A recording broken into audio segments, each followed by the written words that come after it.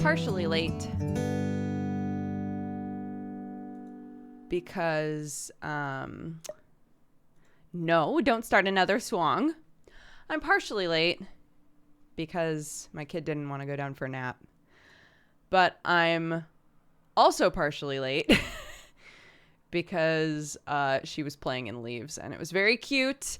And it was really hard for me to be like, we can't play in Leaves right now. Mommy has to work and you need to take a nap. And she was like, but the leaves. And I was like, dude, I know. The leaves are so fun. So it was very cute. Okie dokie, artichoke. Clap, clap, snap, snap. 1, 2, bang. Oh, I should have planned that out a bit better. Wait, hold on, back up. Oh, shit. Oh, fuck. Okay, ready? Okie dokie, artichoke. Clap, clap, snap, snap. 1, 2, bang! It's all right. It still didn't work that well because it's like a fade cut instead of like a hard cut. It would have been better if I just appeared, but what can you do? Clean intro. Thank you very much. Welcome to the stream, everybody. Hello, hello. Welcome, welcome.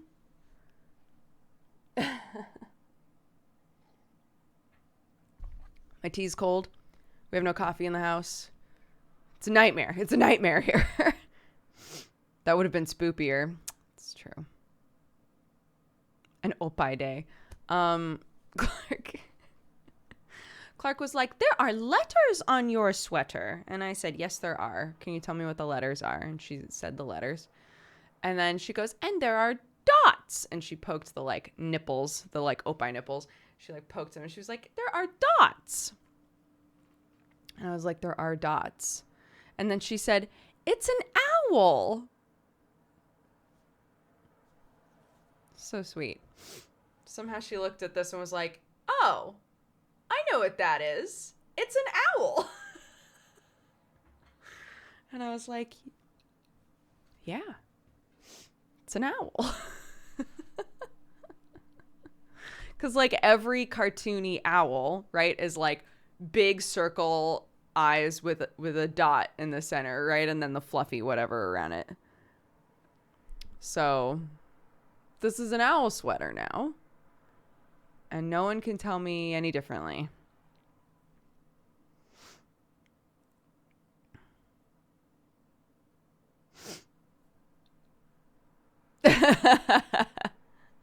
Lying to your child like that. She does know what nipples and boobs are. So I could have said that. I could have been like, actually, they are a minimalist idea of a boob with nipples.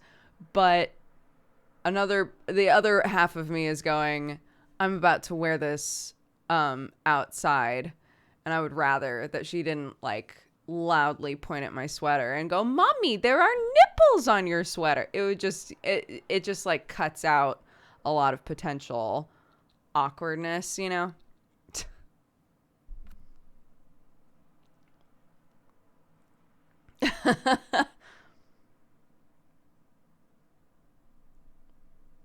It's for the best. It might just be for the best, yeah.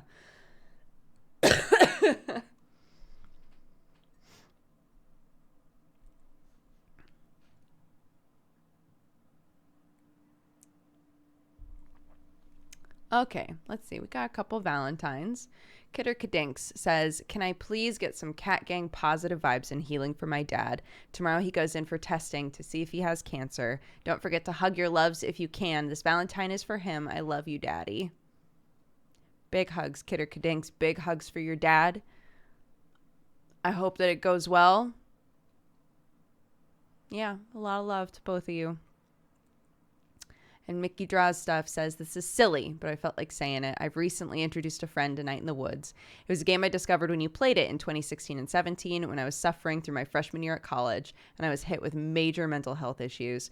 I related really heavily to May, and after watching you played it, I've replayed it a couple of times. It always means a lot to me. I wanted to say thanks for playing that game and introducing me to a character in a game that really helped me through the worst year of my entire life so far.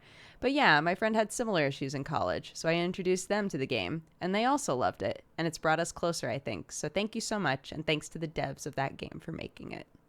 I also love that game. That's a great game. Side note, just in general.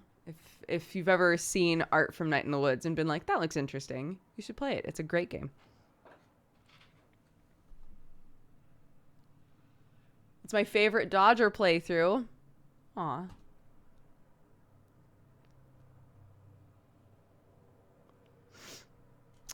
Let's see. Feel a little sleepy today. Huh. Eels, honey. What's your favorite playthrough been? I think that the energy while playing through the evil route of Undertale is like, I've never experienced that before then or since then, really. So that was kind of wild. The bittersweet rooting for you, you know?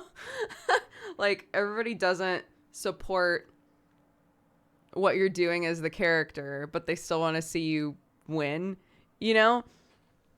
That was wild.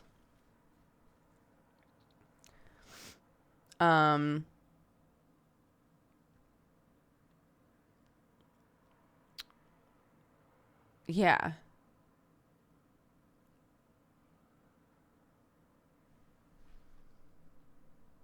Kelly! Hey, girl.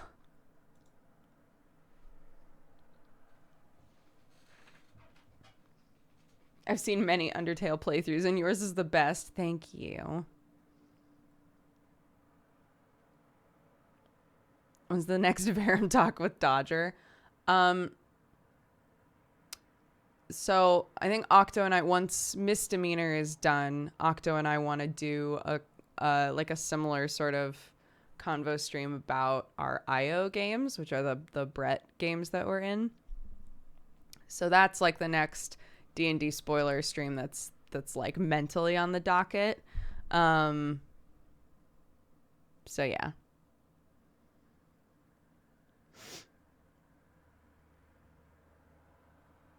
Oh, thank you. Are you ever going to do anime recommendation videos again? I missed those. It introduced me to a ton of things I had never seen before. Yes, we're talking about doing those. So I need to update the schedule a bit. I think I already did some of it, but basically the streams that we're adding now are on Thursdays. So currently the evening streams that I do are like Saturday, Sunday are both D&D nights, right? So God Forged on Joe's channel and Misdemeanor on Brett's channel. And then Tuesday is Final Fantasy 14. And so Thursdays are now study hall stream nights. So I'm working on a project of some description. And then we're saying like potentially Fridays when we have something more we would like to do, like an anime recommendation or a demo day or any of those sorts of things, we can do them on Friday nights. So yes, I do plan on doing more anime recommendation stuff, or like seasonal, you know, here's how I feel about the first couple of episodes of a bunch of shows this season, that sort of stuff.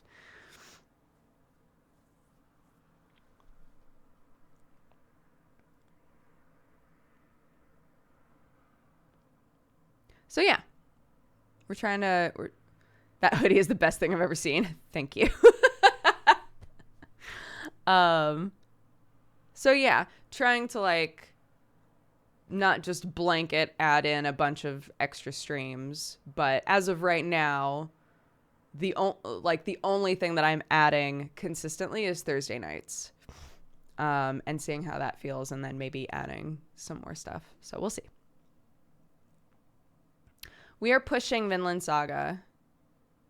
We're pushing Vinland Saga to next week, I think. I think Jericho can't do it tonight, so the next like Vinland Saga watch party thing will be next Monday. It's an owl hoodie, so pretty.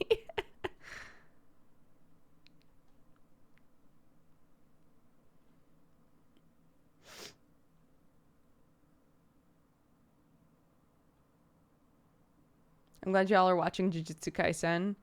Oh my gosh. Well, I read some of the manga during Manga Pod. And then everyone was like, holy shit, the first episode of Jujutsu Kaisen was actually great. And so I said to Sam, honey, there's a new anime this season. I've read some of the manga of it, and the manga was great. We should totally watch it because I think it's up both of our alleys, right? Like, it's the sort of vibe that both of us really enjoy. We should totally watch it. And he was like, okay. And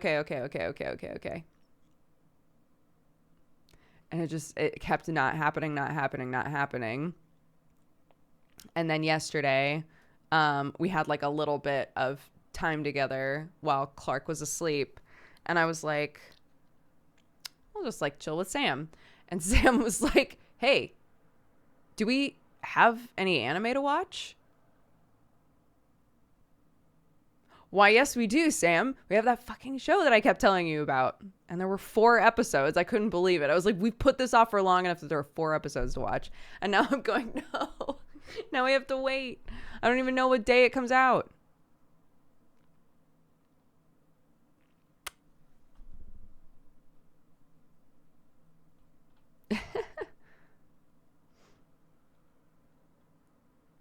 I want Zach to go with me to the camp. Sorry, no spoilers, but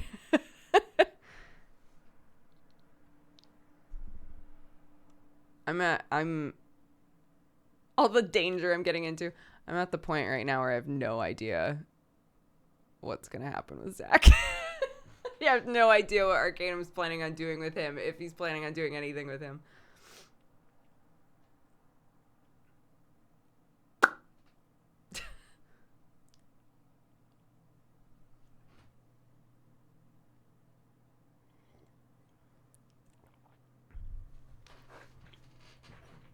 He must be planning something. Well, he, like, there's a specific campaign that he has like strong ties to right now. And I'm like, I wonder if that's going to be a thing or not. We'll see. But I watched the end of Broken Bonds last night, which was very sweet. And the most recent Tearing Veil I finally finished, which was great. I'm so intermittent with Death and Debts. It's really hard to keep up with Death and Debts for me. And Herald's Call, I've watched like half of episode 1 and half of episode 2. I haven't watched either episode in their entirety.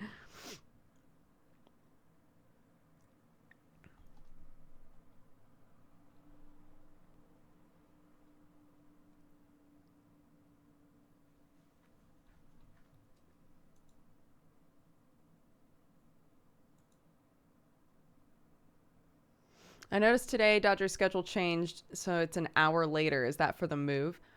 England, well, Europe has had their daylight savings. So we are now, there's a 1 hour disparity currently. Because America hasn't had theirs yet.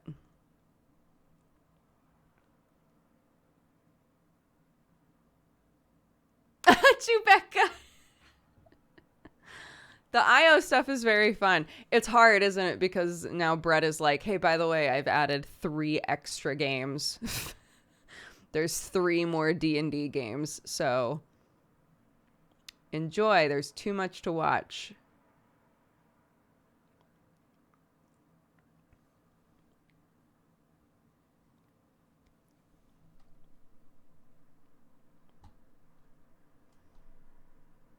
Oh.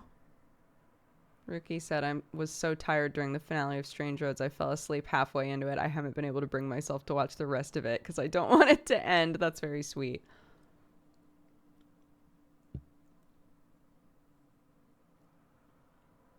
America changes in like 2 weeks, I think. Something like that.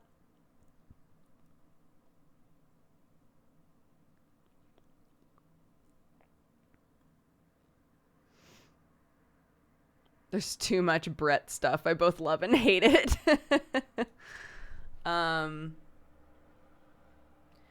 You know, at first, when like Misdemeanor started, there was literally just Arcane Academy and Misdemeanor. So it was easy to be like, guys, you could get in on the ground floor of this shit. There's only 2 shows to watch. And then he added a third. And then Arcane Academy had a full season to watch. And now Misdemeanor basically has a full season to watch. And he's added 3 more games. And now it's like, fuck, there's a lot now, again.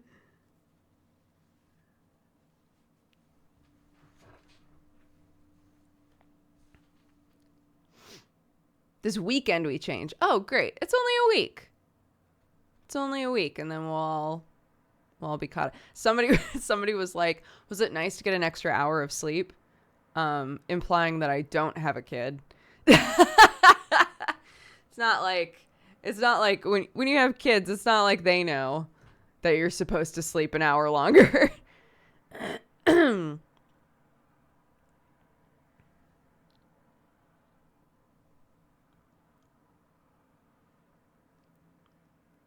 Didn't the West Coast vote to not do that anymore?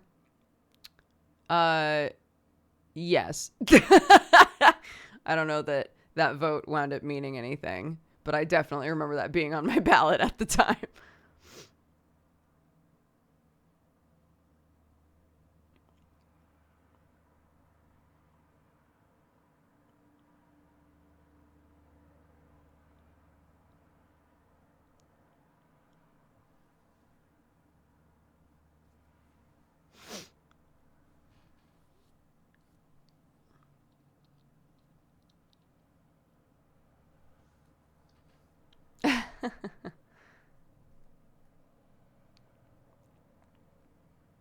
Yes, I have turned in my absentee ballot.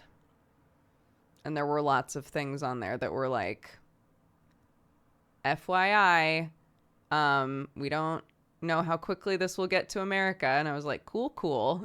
I've done what I can. Basically, like when you say to America, like, hey, I actually live in a different country now. They're like, cool, we'll mail your ballot to where you live.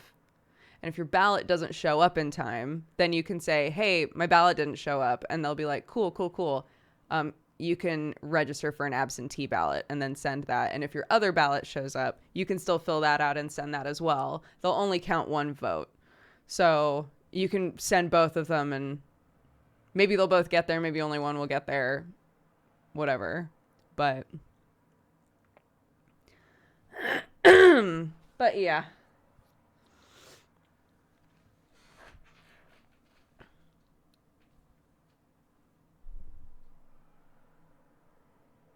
I am now a Oregonian resident as far as the US is concerned. So I voted in Oregon.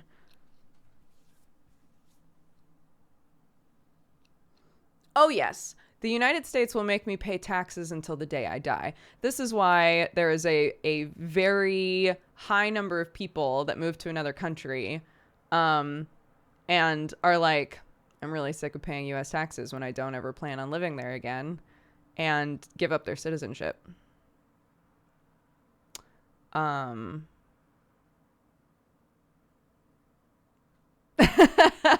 So me, I'm like, I would love to not give up my US citizenship. My family still lives there. I would like to have the ability to go back and forth when I need to, and to stay in the US for a while if I need to like my parents are older. I would like to know that I could go and be with them if I need to for whatever reason. But there might be a point where Sam and I are like, are we ever going to go back to America? Probably not. And I'm really sick of paying taxes there.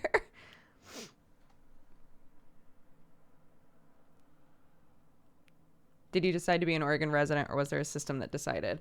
I went through the motions of establishing myself as an Oregon resident. Yes, because again,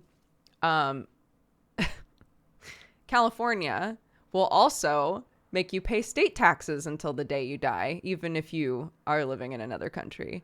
Oregon does not. Oregon is like, you don't live here. You don't got to pay any state taxes. But California will, yeah. So if I had left to move here, and I was still a California resident, I would be paying federal taxes and state taxes forever in perpetuity. It's very annoying. So yeah, double check if you're planning on moving to another state. Double check, or not to another state, to another country. Double check like how your state works when it comes to taxes.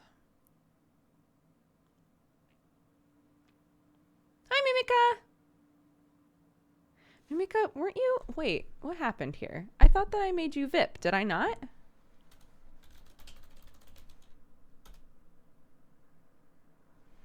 Did I never VIP Mimika? Mimika? I'm sorry. There you go. You have it now. Wow, I'm sorry. I thought I did. I've been stuck in slow mode for forever. No, I'm sorry. I'm sorry.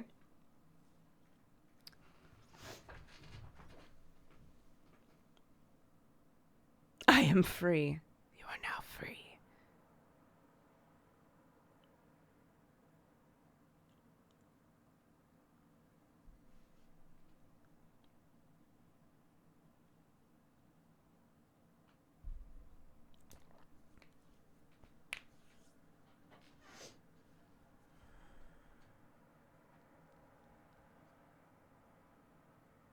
I did not have COVID officially. I'm still a little sniffly. And my body is trying to like hack up the phlegm. So if I sound gross today, that's why. But yeah, we're in the...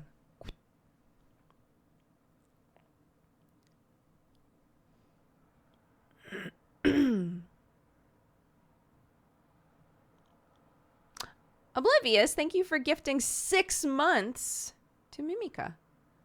That's very sweet. I think someone also, yeah, you also gifted 6 months to Kelly.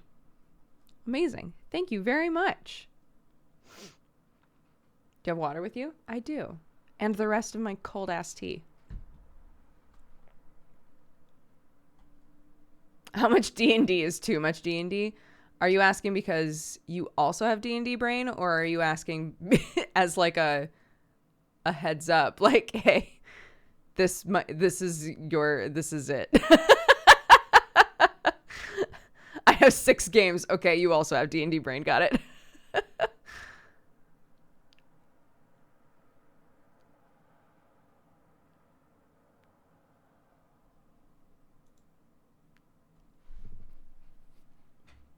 Have you seen the new Nox art? I have, because I watched Broken Bonds last night. Yes, your new art is dope as hell.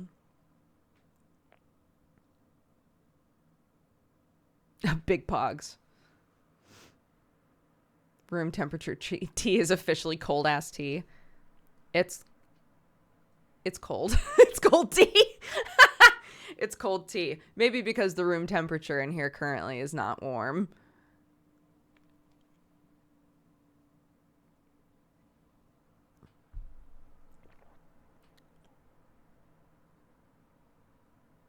I heard Sam and Benji are in an all-goblin D&D campaign together. Sam and Benji? If they are, that's news to me. Jesse and Krendor are in an all-goblin campaign with Bree and Tomato. I think, is the group. I haven't watched that game yet, but I'm sure it's a nightmare. I'm sure it's a beautiful nightmare. Nice hoodie. Thank you. Wow, this hoodie is really doing it for you guys. That's an IO game. Yeah, so that's on Brett Ultimus's channel. I'm drinking milk. I was going to say we're basically drinking the same thing, which is a lie. They are both cold and probably in drinking apparati, but my fiance just came in and asked, are there boobs on Dodger's shirt? There are. Or if you're my daughter, it's an owl. She believes that this is an owl.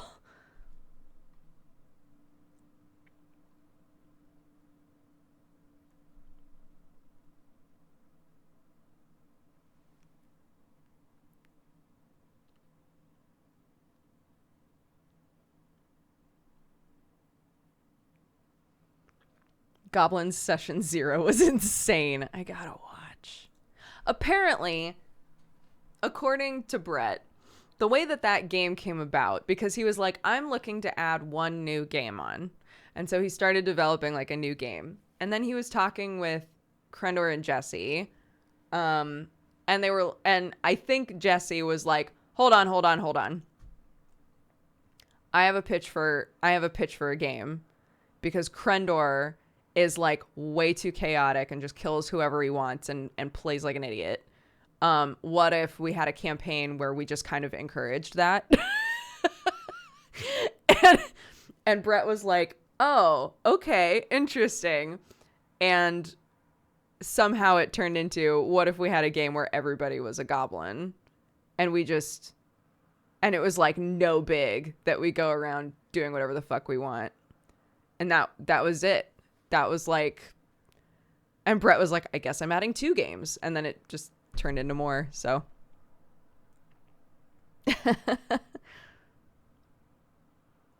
oh, Benji is in that one. There you go. Not heard of or seen Tomato before? Oh my god. Tomato is also just pure chaos, boy.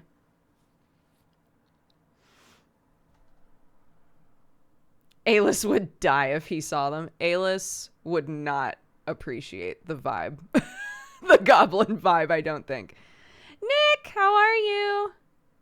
Good to see you. And Danny. Oh my gosh. So many cutie pies in my chat right now. What is the goblin show? I missed the name. I think it's literally called Goblins. Hold on.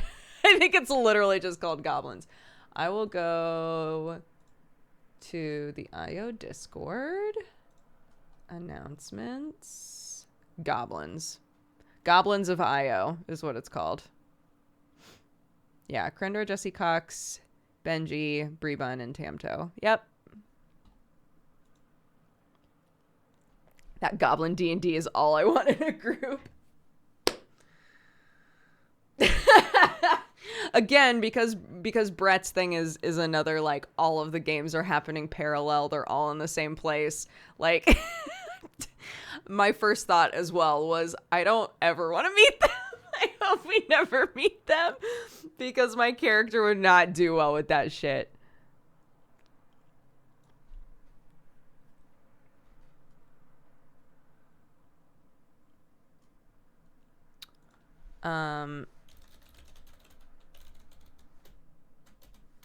I think it's youtube.com/worldofio. I think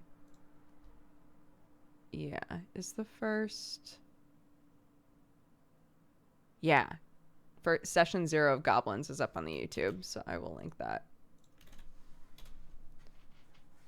So the game that I'm in on this channel is called Misdemeanor. So if you scroll down, the first playlist is Arcane Academy. So that's the one with Kryken and Bree and Joe Fudge in them. And then Misdemeanor is me and Dookie Shed, Super Shigi, and Gerard, the completionist. All King has Gmart and Octopimp and them, and then Goblins of IO is the next one down. and that's only got a session 0 so far, but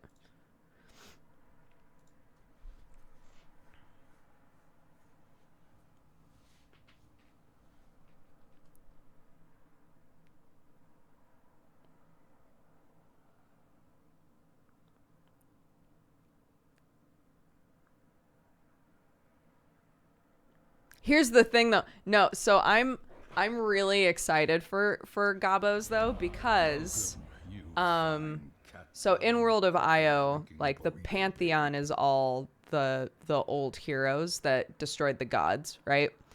So the Pantheon is entirely made up of our characters from the offline games that killed the gods in our offline games. So my character, Wazy, was a hobgoblin, and so her Pantheon is the matriarch. And she's become like the patron for all goblins. So Brett was like, there might be a lot of Wazy shit going on in the goblins game. And I'm like, oh, baby, I want to see it. Because they've definitely fucked with her vibe. Because, you know, that's just how like realistically Pantheon and religious stuff goes, right? Is like, maybe this was the intention, but we've skewed it in a different direction. I want to know what goblins think Wazy was all about. Like, I want to know. I gotta know.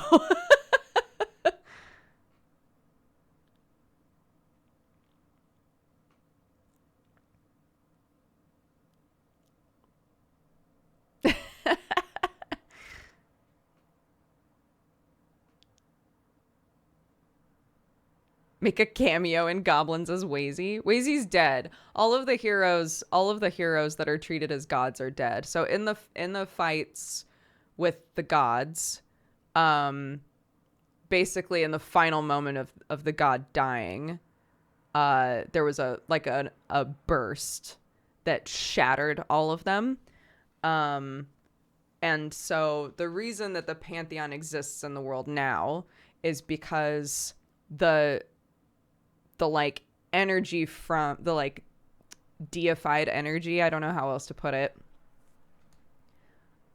created a situation where the memories and experiences of everyone who was there have like been sort of planted into the minds of people in the world. So suddenly people would have like anything from like a strong pull towards something to like an actual vision of one of the heroes' lives. And so from there, the Pantheon sort of formed as people started to realize like, oh, we've experienced the same person essentially.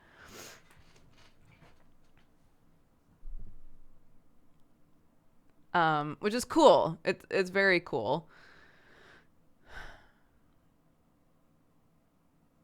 This is Brett. This is the Brett world.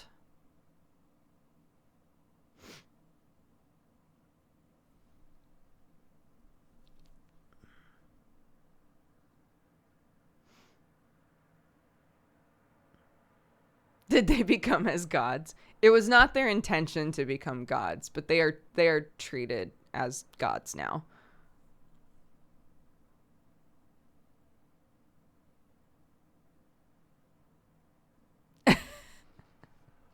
I have so much to say about my good elf boy. Not even the other players know.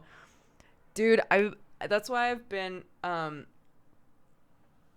in Arcadum's Discord. I was talking with people about like how some of the players will post like a full backstory of their character. Like Moon posted his and Vigor posted his for like their Tearing Veil characters, and I was like, oh, interesting. I never would have thought to like post Zach's backstory anywhere. And people were like, oh, you should totally do it. And I started writing a thing, and I like it's been fun to write it, and at the same time I'm like, but Zach has like purposefully not talked about a lot of this. And I feel like I shouldn't post that. Like, it's good for me to write it out, But Zach is like not, he's not forthright about anything on purpose.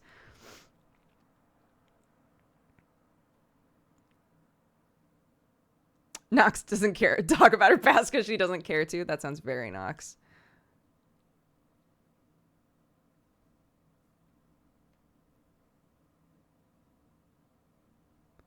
Oh, I love the idea of gods coming from player characters. I have a homebrew world that I'm building. I'm hoping as my kid gets older, he will want to play D&D, and the first session he plays, the characters from it will become the pantheon, or at least the basis for it. That's so cute. I love that.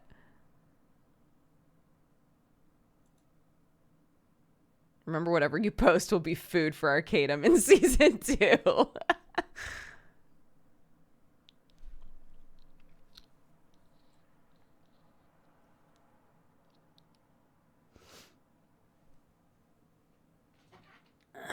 I've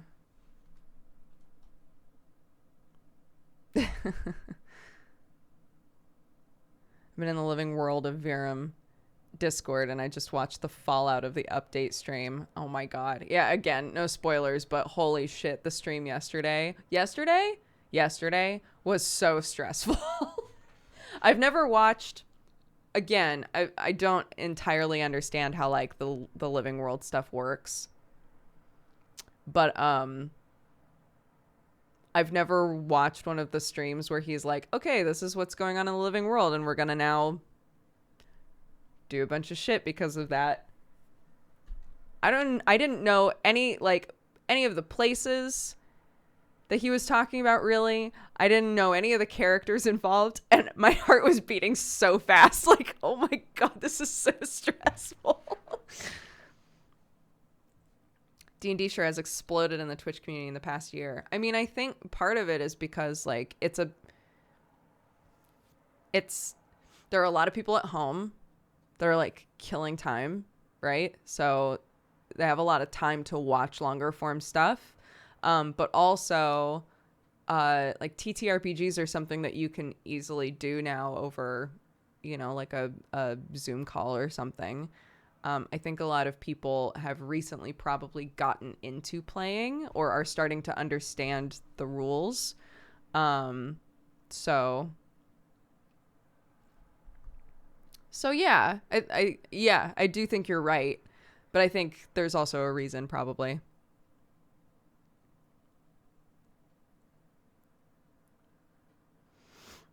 My partner has been talking about your D&D campaigns and I'm so confused. I've made too many characters since quarantine started. Are you playing any of them, or do you just love to compulsively make characters?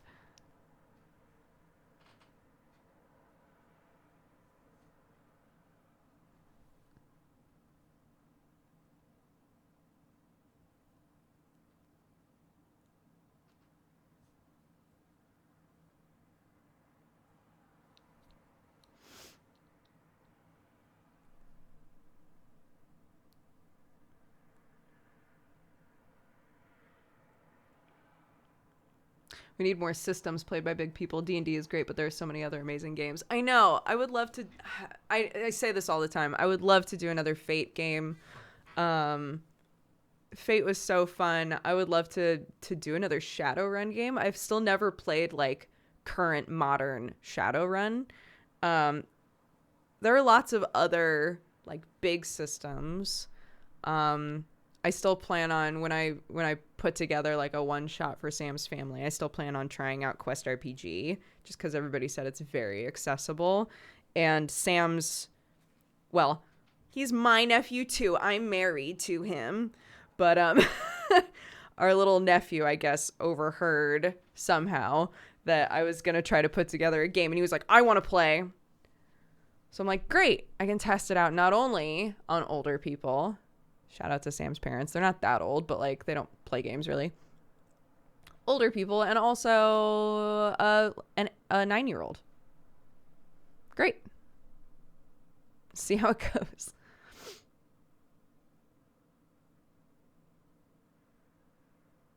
You can't just call people old, Dodger. Okay, look.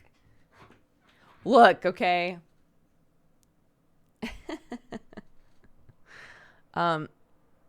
I've also never played a system that was really, well, what was the system we played where was that Warhammer 40? Was that 40K Universe when I was like a hunter of some kind? Oh my god, I can't remember a single fucking thing about that game.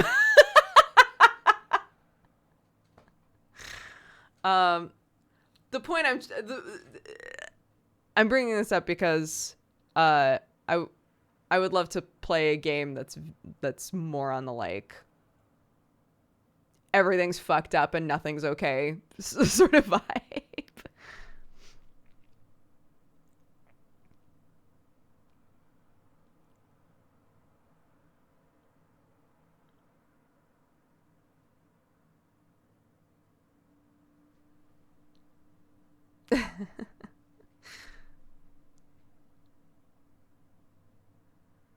Into the Motherlands just started. It's a custom world and stuff if folks want to check that out. Awesome. Do you ever play Call of Cthulhu? I've played Call of Cthulhu video games.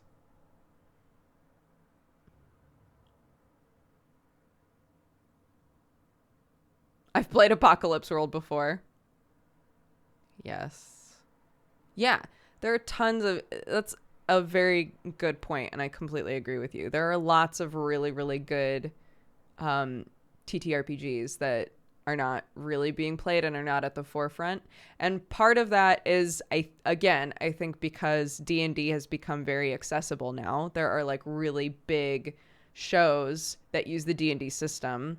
And now a person who finally like grasps the rule set can go to another D&D game and not be lost.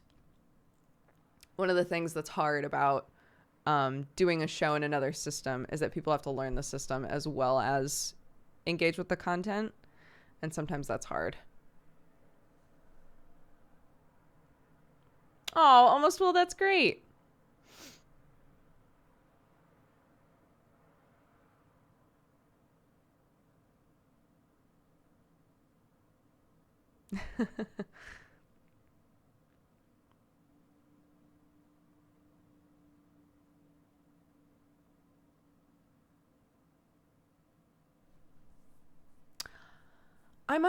It's hard to talk about that. Somebody asked how Zach would react to what was going on. I don't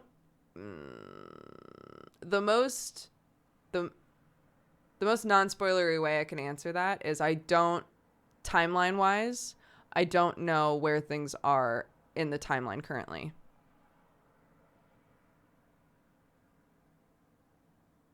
Because a couple of things have happened recently.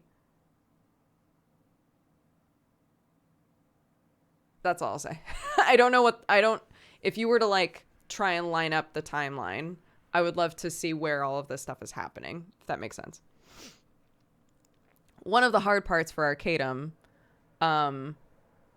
if you've ever heard him talk about the timeline, or if somebody like me has ever mentioned the timeline, you're like, I don't know what you're talking about. Basically, he's like he has this huge world, right? And he's trying to run all of these games in them, but they're not, as much as he can try to keep them all in parallel, it doesn't necessarily always work that way. So occasionally in his games, you'll hear him be like, I really need to like this needs to catch up, or I need all of this stuff to get back to neutral, as close to neutral as possible, so that they can then proceed again. Because some stuff happens like off to the side, and it's hard to tell like when it's happening, you know?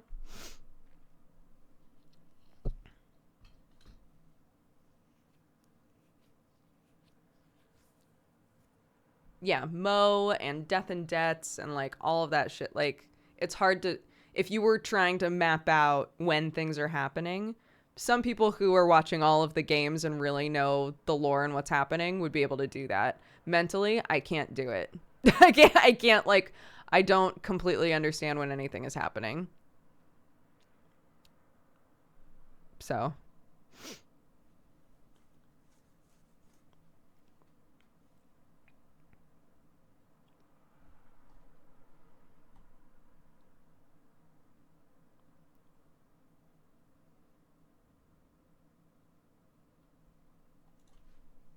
Oh, my eye.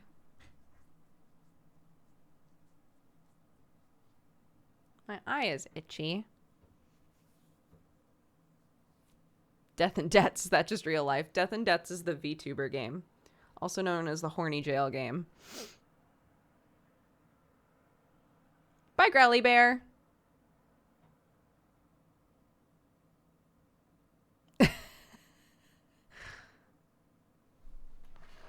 It's her violet eye. Zach's violet eye is the left one. Haha! Gotcha!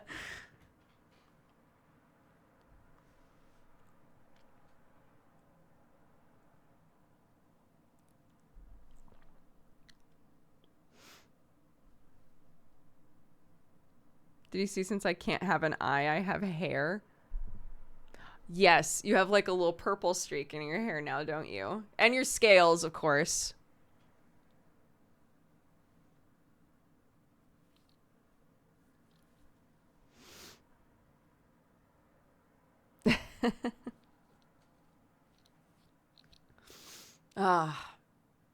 Yeah.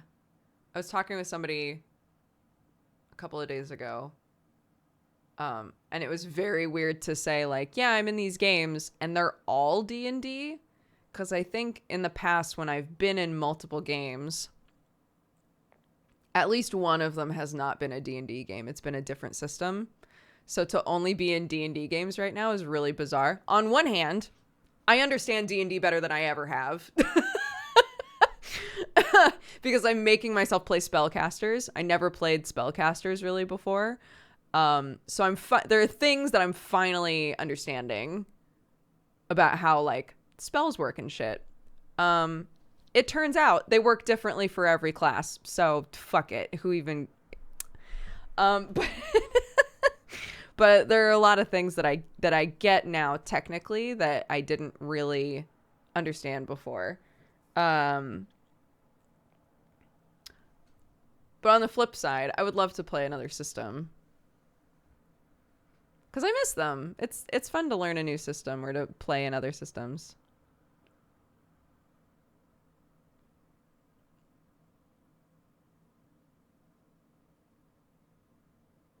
Yeah, apparently warlocks always cast everything at maximum level because they have no fucking chill. And sorcerers have sorcery points with a bunch of different ways that they can use that shit. And wizards can technically, I guess, learn everything with the right books around. It's wild. It's wild. Every spellcaster is totally different. Sorcery points are amazing. They are. My character in Misdemeanor, Alis, is a sorcerer. And I've been like, honestly, this system, I can get behind this. I actually like this a lot.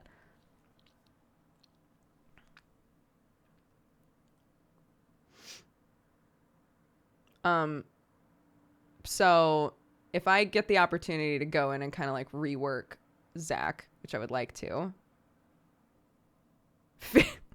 figuring out how to keep him from dying by just being slapped once would be so great. That would just be so good. Anytime anybody else in an Arcadum game, anytime they like go down with one hit, somebody makes a meme with all of us poor kids in the other games that just go down by somebody going.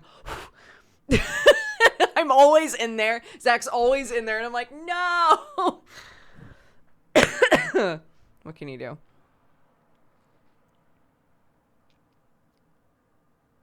Yeah, the fucking first time meme with everybody in nooses. Zach's always there.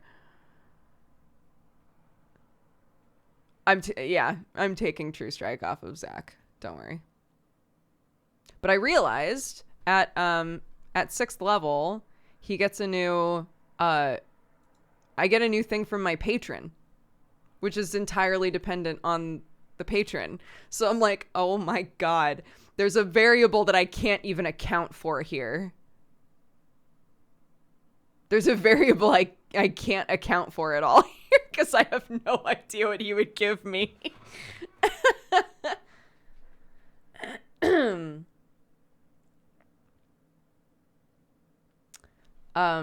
He is packed with a chain. He has 3 fiends, and his patron is a fiend. At 7th level, I think I get a new invocation. So I've been looking at the invocations. But the hard part is I still need to know everything that the boys can do. Because I would love to be able to utilize them better, but I don't know what all they can do. So, and at the same time, I'm like, I shouldn't build myself around them because they are not familiars. They cannot be resummoned. So I need to be careful about that as well. If I lost all of them, then it would be pointless. But just like for utility's sake, knowing exactly what they can do.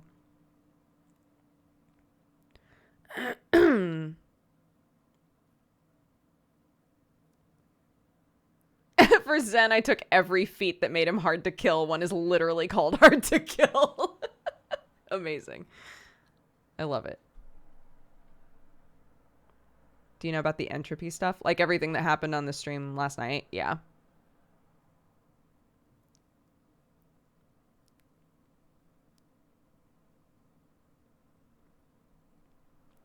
If you want a power game, you can always take a level dip of fighter for armor and shield. I thought about doing some of that. But do you know specifically what it did? I know. I'm going to message you. I'm just going to message you really quick. If I can find you. Where are you?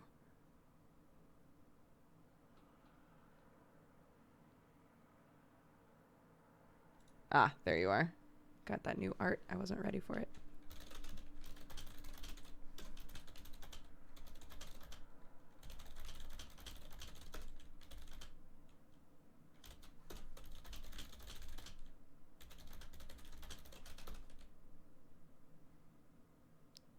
Just smile. Everything's fine.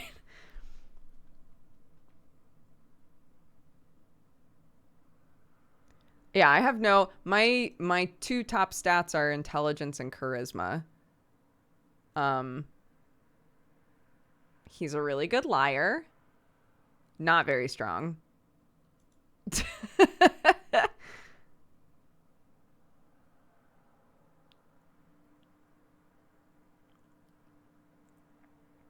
I'm here sweating.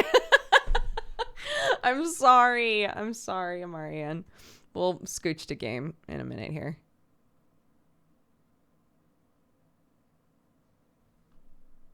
No spoilsies. No spoilsies.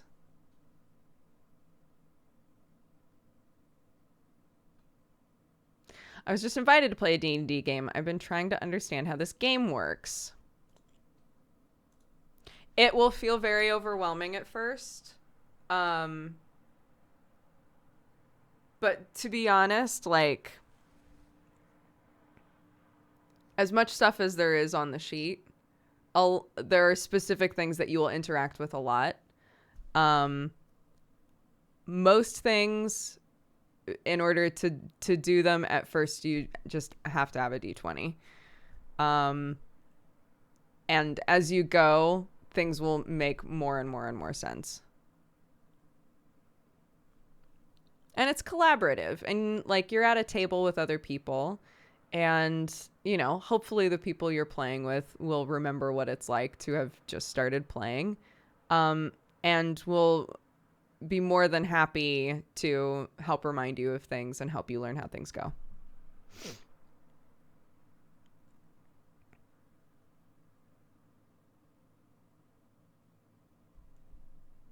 Do you have any DM advice? Oh gosh. Yeah, like you said, I've only DM'd on stream a couple of times. I've DM'd in general 4 times now, I think. If it's funny. I think everybody's different. What I kept being told by every DM I know was don't overplan. Don't overplan, because at the end of the day, no matter how much planning you do, the players are going to think of something that you did not think of, and you're going to have to just roll with it, right?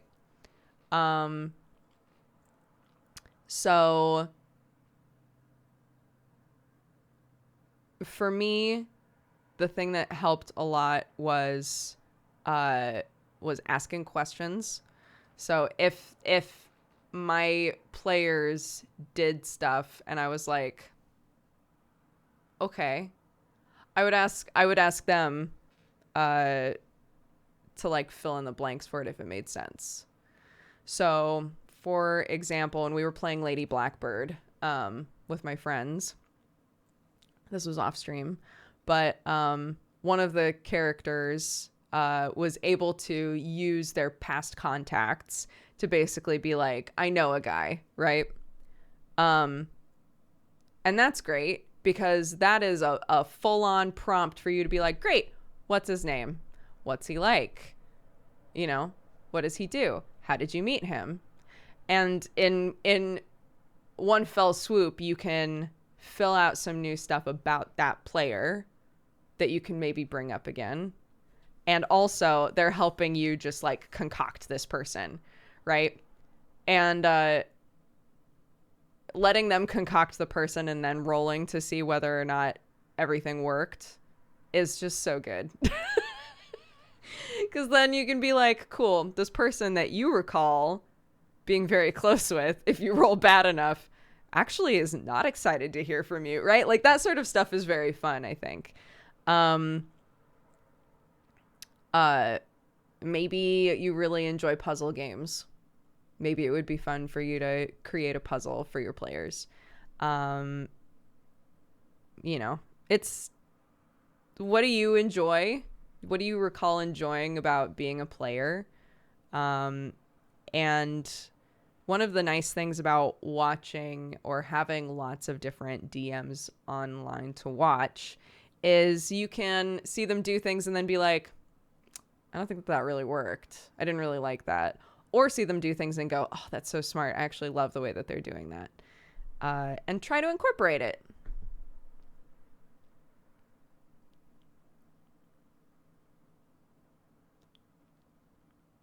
Absolutely. All together, DM and players, all of you are trying to tell a story. You are not a bad DM for playing the role of the enemy, but it is a different vibe when a DM is actively against the players versus rooting for the players.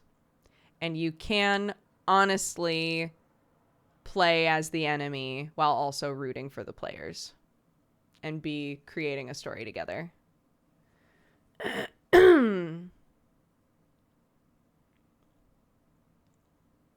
Also, I've really appreciated, in recent memory, I've had a lot of DMs reach out off to the side and say, hey, just out of curiosity, feel free to tell me if there's anything that you would find troubling to be involved in a game. So like anything that is triggering for you, anything that is just like a hard no in terms of like being involved in the story. Communication with your players. Again, this is supposed to be creating a story together, and it's also supposed to be fun. And, you know, ahead of time, finding out like, okay, these sorts of story elements I'm not going to involve is a good thing, right?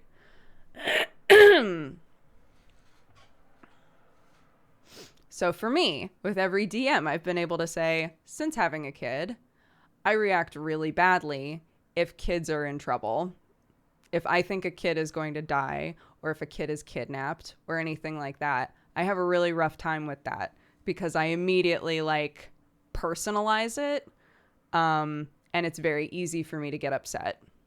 So I would rather that no children are ever hurt or killed in a game that I'm playing. And every DM has been like, that is super understandable. Noted. And you don't have to explain yourself, right? You don't have to explain why. But yeah.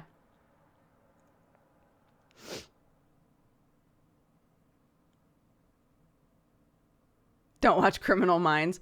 Oh my God. I remember when we had just brought Clark home, Sam's mom was staying with us.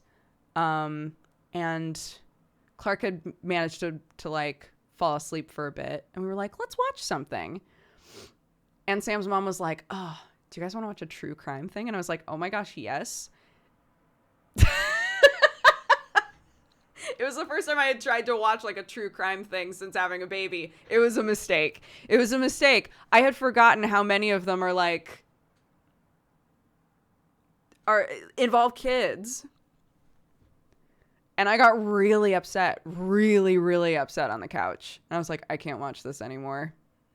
I can't watch this. It did not take long.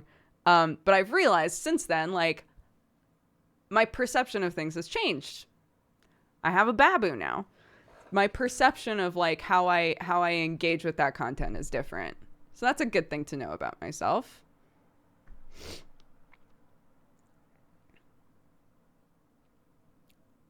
But yeah, have a conversation like that with your players. And there are lots of different ways to do it as well. If you're at an actual table, you can literally, some people will literally have like cards, like everybody has a card. And if something happens in a story and a person is like, I'm having a reaction to this, they can literally hold up the card and you can be like, okay, let's take a break and let's rewind. And maybe we'll do that differently.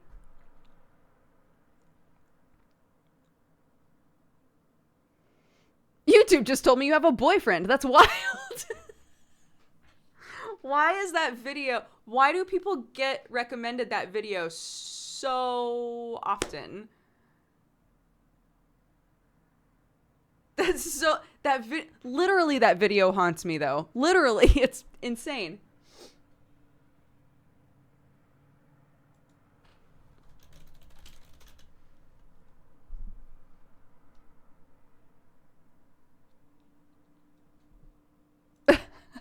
A blessed video.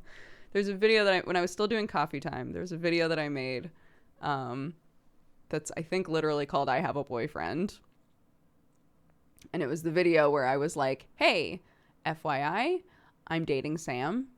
We're together and I love him and it's wonderful. And hey, everybody who's been harassing us because they knew it and we hadn't said it out loud yet and turned it into a big fucking horrible ordeal. Thanks so much for that.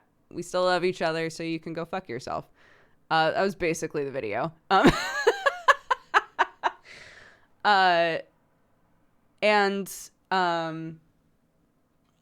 Yeah. So people to this day get recommended that video all the time. I don't know why.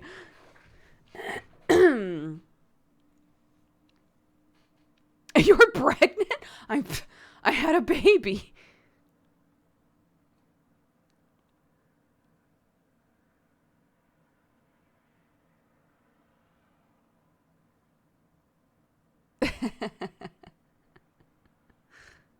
I watched it it was fresh and I still get recommended. Doesn't YouTube know you watched it already? Doesn't YouTube know you already watched it? I've never watched it. I'm sorry. That is super okay. That's totally fine. Spoiler, I have a boyfriend that I then married.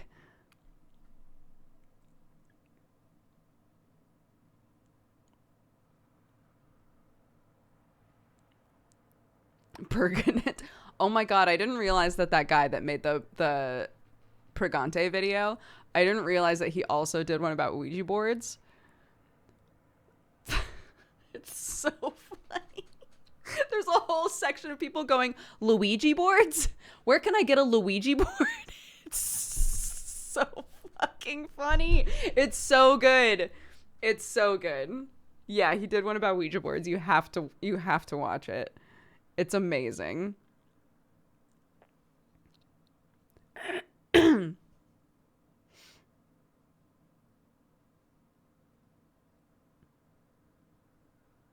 Be right back. Time to pitch one. A Luigi board? It would be good.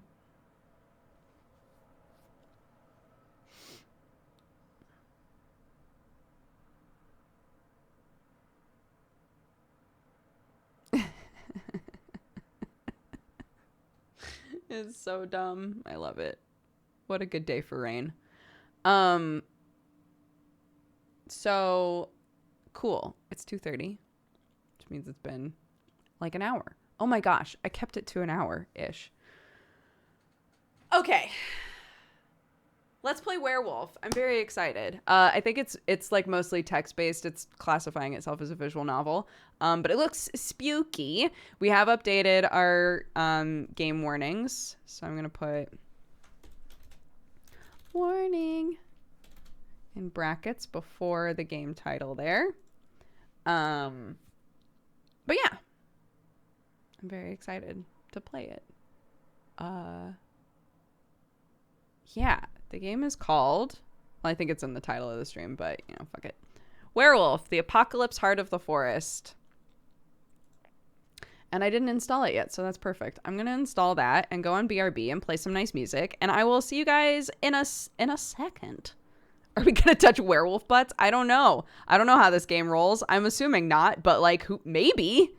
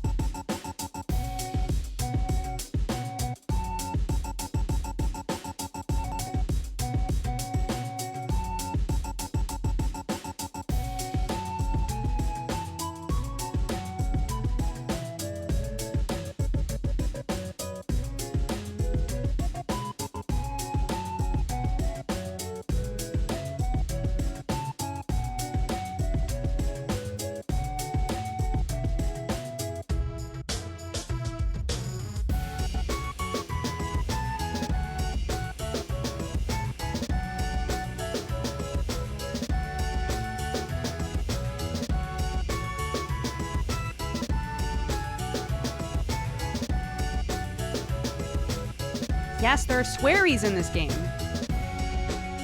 I heated up some chili because it was in the fridge and I'm hungry. Hello. There are swearies, yes. Swearables. Back to work for me. Have fun with the stream. Thank you, Deacon. Have a good day. Any of y'all who are taking off once we start playing, I understand and I hope you're doing good.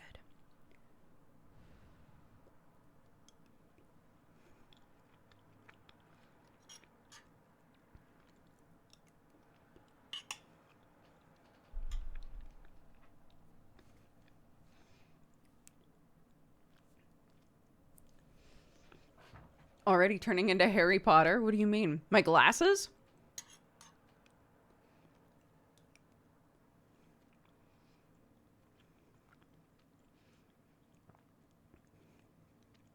They are beans.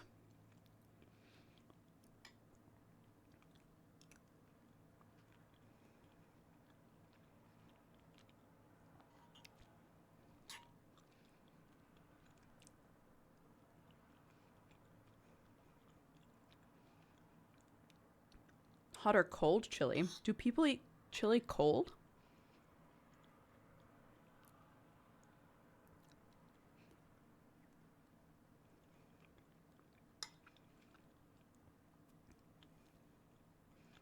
It's a shame the swear counter isn't still up.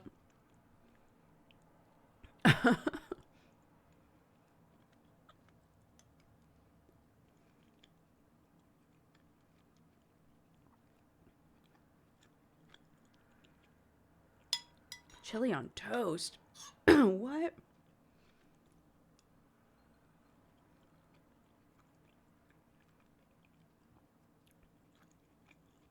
Am I doing chili for breakfast now too? Look. You can have chili anytime you want. If you feel like having chili, make some chili, my dude.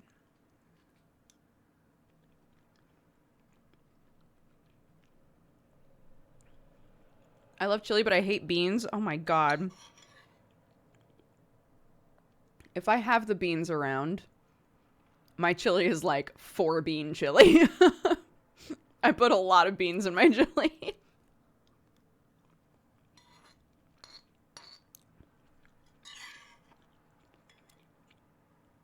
I like really chunky chili.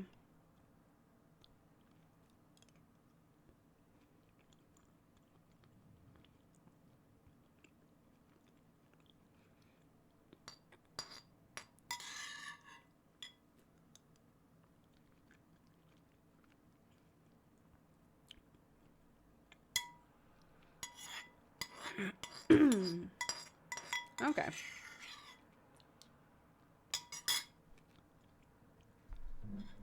That went fast. That spoon is too big. It is too big. I would just like to point out that's a normal size spoon. It's just that I'm a fucking child. But when I eat with those spoons, I do think to myself, this is way too big for me.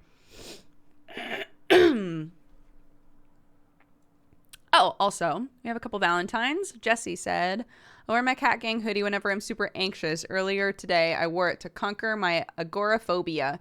Something about the meow meow mother lover makes it too funny to take seriously. So shout out to anyone else with anxiety. You can do this. You can do it. Big hugs, Jesse. And I'm glad that your hoodie makes you feel that way. That's very sweet. And Funya Rinpa says, hello, y'all. I passed my first uni test. Can I get a yeehaw? Yeehaw! Also, I love you, chat. You're cuties.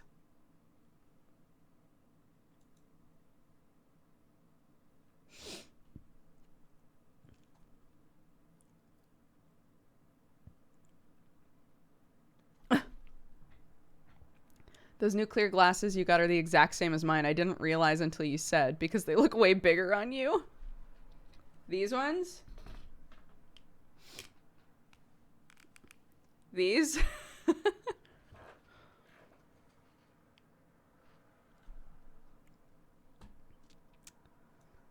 Yeah.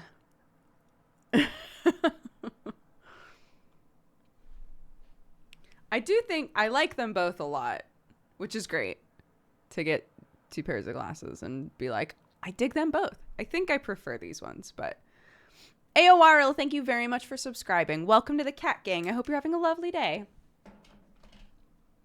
Was the chili spicy? No, my husband still can't handle spicy food because of his intestines. I've been told there are a few potential jump scares in the game. Jump scares, really? In a visual novel. Interesting. Okay. Jump scares.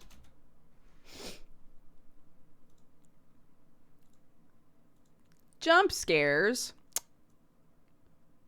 I didn't sign up for that. That wasn't in the list. I didn't sign up for that shit. Jump scares in my visual novel? The letter would like to know your location. Okay. Fun Bun has redeemed the cheers. So if you have a drink, please grab it. This is your opportunity. And then we'll all do a little cheers together before we start.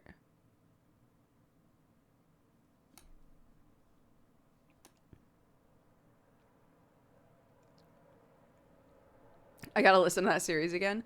There are a couple of visual novels I've set off to the side as like, I definitely want to play this, but I want to play it with Jesse. And I just forget to ever actually do it.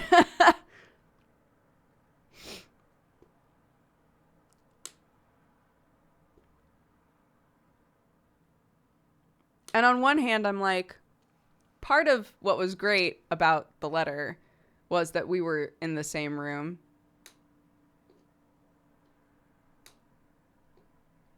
And so I'm like, maybe I should just wait. And one day he'll visit and I'll be like, guess what? We're playing a visual novel. I trapped you. The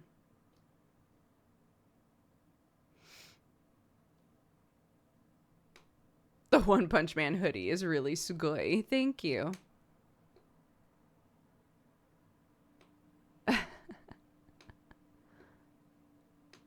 No big lie, I do not miss being in school.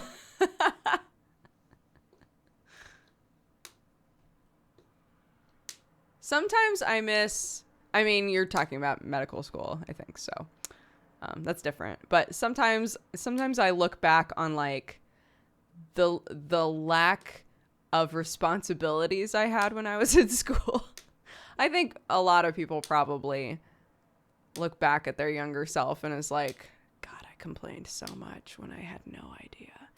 But in a lot of ways, for a lot of people as well, the second you're out of school, you're like, oh, I could finally breathe and be myself. So, you know, there are positives and negatives. I would not go back to school. I do not want to go back to school. Like I wouldn't want to go back in time and be like middle school me.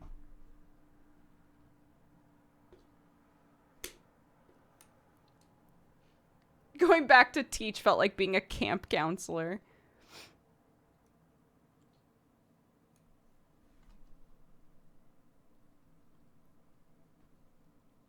Do you need glasses just for computer and reading? Do you have to wear them all day? The circular ones look awesome on you. Oh, thank you very much. I'm able to get around just fine without wearing them. It is recommended that I wear them all the time, but I am mostly nearsighted. If I take them off, I can tell that I'm not seeing things in the room as clearly as I should. But they are not reading glasses. I can read just fine without them. It's, yeah, it's just like, probably should be wearing them all the time, but I don't necessarily have to. I'm trying to get used to wearing them all the time because my eyes are definitely getting worse as I get older. So...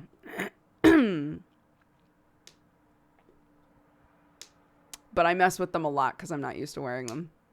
And I have little tics that drive people crazy. The second I put on glasses, I'm like, anyway, so, and then I said, like, and I scrunch my nose a lot to, like, adjust them. I do a lot of, like, this stuff.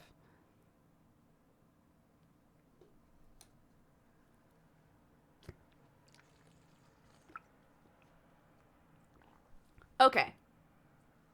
let's do a cheers. Grab a drink or don't. However you would like to participate in this cheers is totally up to you. I can't see you. So, like, exude whatever vibe you want. But, yeah. Thank you all so much for being here. We're going to play a spooky visual novel, I guess. Apparently it's like 5 or 6 hours, I believe, something like that. I don't think that it's super long unless I am thinking of a different thing that I looked at. But yeah, I wanted to play spooky stuff for this week, as long as they were the level of spooky that I will actually get through and not be like, no, I'm out, I'm done, I'm done. So we'll see. It should be fun, I hope. And yeah, if you're having a great day, I'm so delighted. Thank you for being here. I hope you can spread some of that joy. And if you're having a bad day, I'm so delighted that you're here. I hope we can improve your day. I hope you can soak up some of the joy. And let's just have a great stream together. Okay? 3, 2, 1, cheers. Hey, thanks for letting me talk about D&D literally every day. Because I know a bunch of you have no idea what the fuck I'm talking about or what is going on with it or have no interest in D&D. I appreciate you being here so much. Just being like, she's talking about D&D again. I'll make a sandwich. I'm just sweating about the spoilers. I know, Emma, I'm sorry. I keep pushing the envelope about like how much I say. And I know that it encourages spoilers, so I'm very sorry to my mods.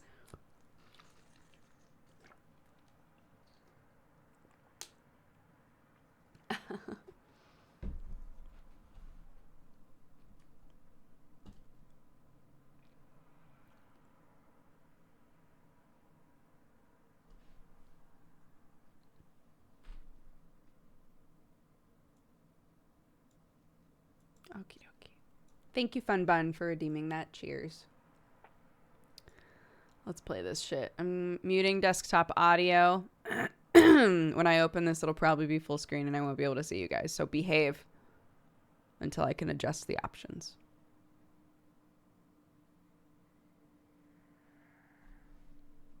I'm so glad that I muted that. That was a horrifying sequence of noises that I just heard. Options.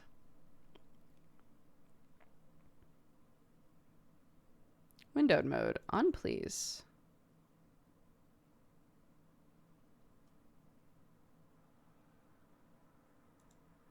Interesting.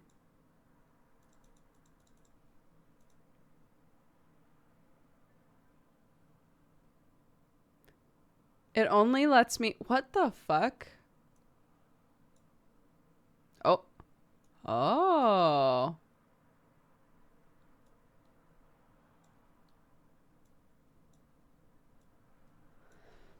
This is so weird. Okay. Basically, it has a windowed mode toggle. When windowed mode is on, it asks for resolution, but you can't change it. And then if God, the sounds. If windowed mode is off, you can't change the resolution anymore, but you can like drag to change the window size. Bizarre.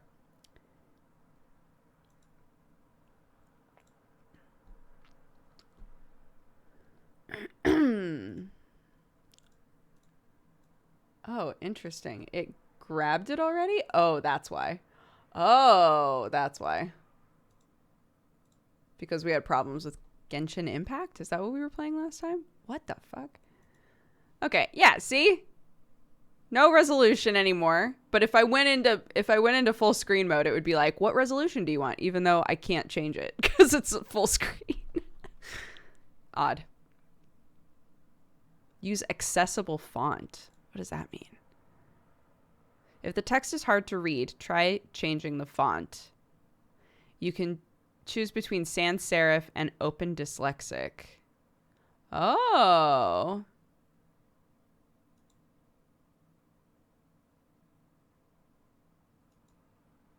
Interesting.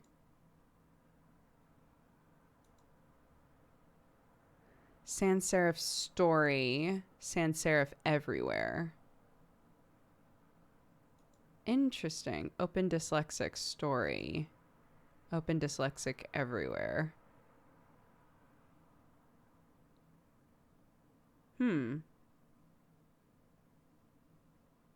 I mean, it's definitely more readable.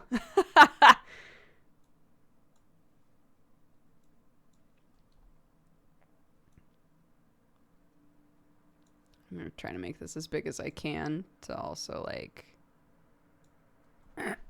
Okay.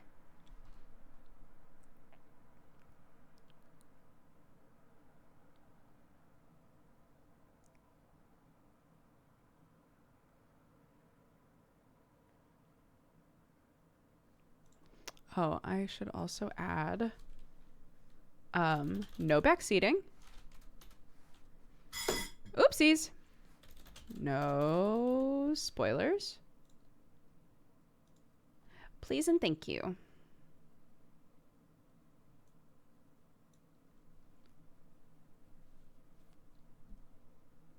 Yeah, I didn't know there were fonts that were supposed to like help with dyslexia either. Oddly enough, like this is easier for me to read than this.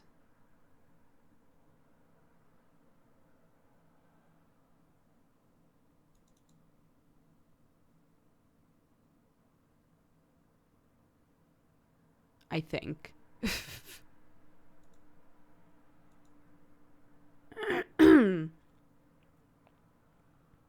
It's so the characters don't look as similar. Oh. Oh, that's very interesting. Well, I don't know if this isn't saying that there's any like voice volume. There's ambient volume and music volume. So I'm assuming I'm going to have to read it. So I'm going to put it as sans serif to make it easier on me as I'm reading it. But now we know there's a dyslexia option inside of this game, which is very cool.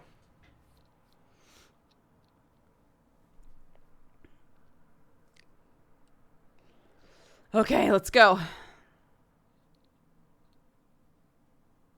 Oh. You can't hear anything.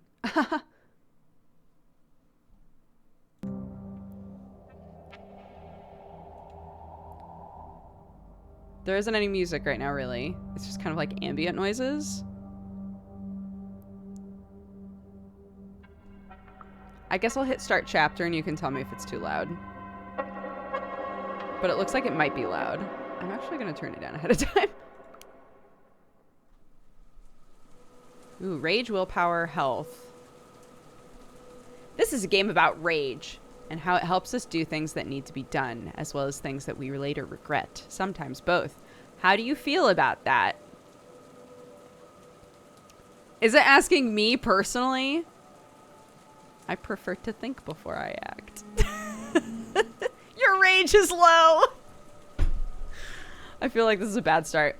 So you're the observant and cunning type. That's okay. There's no right path here. Just your decisions and their consequences. Let's just follow the path and see where it takes us.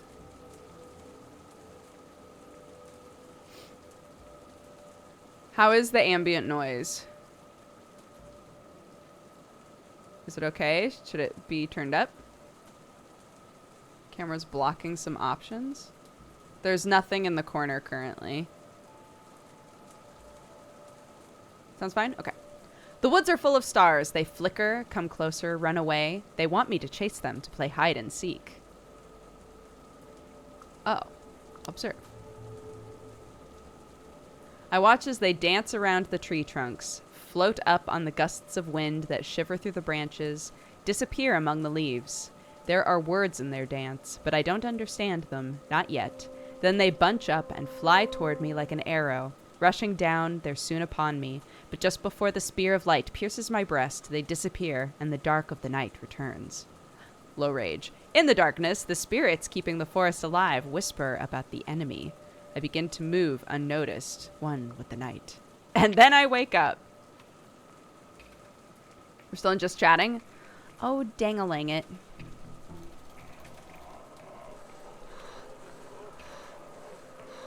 There we go. Okay, I will move myself here then. What is that? Oop, what's happening here?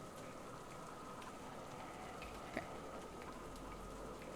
Confused, I open my eyes. The forest around me is thick, dark, and reeks of decay to such an extent that it's hard to breathe. I recognize this forest. Why am I here? The smell fascinates me. Decay doesn't sound like a fascinating smell. That sounds like a leaf smell. Why am I here? My head is spinning. Why am I here? There must be a reason. The tree trunks, wrapped tightly in dark-leaved ivy, are covered in ripples of lichen, where the vines haven't taken hold. The thorny, leafless bushes at their base are overrun with nettles. The fungi radiate with a ghoulish, sickly green light. Dark, sponge-like mushrooms cling to the fallen trees. Something is rotten. I can't shake the feeling something died nearby. I look down and see my hands covered in a dark substance. I'm naked. A sticky, glistening film of liquid is clinging to my skin. I can feel it on my face, in my hair. Blood. I'm awake now. Nature is never quiet. The leaves rustle in the wind. Small creatures scuttle in the undergrowth. There is a whisper. I don't understand what it means, but the word resonates in my head. Garrow. Like in One Punch Man. Who said that? There's a severed head in front of me. Some choices are hard to make, and they strain your willpower. There's a severed head in front of me.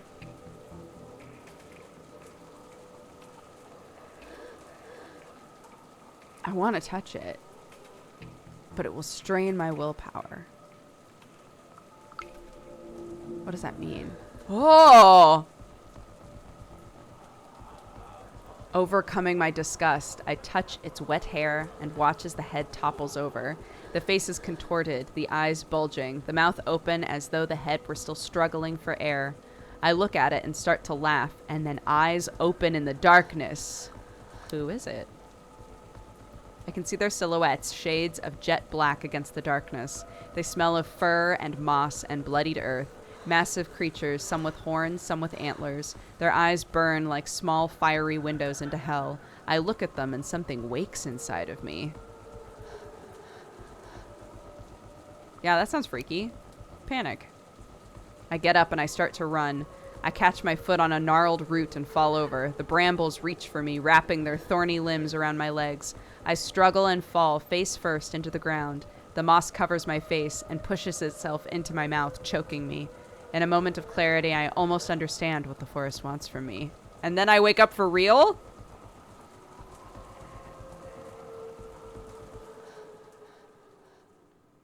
Guys, we aren't dating the werewolves. We are the werewolves. Maya, wake up. I opened my eyes. My neck was stiff.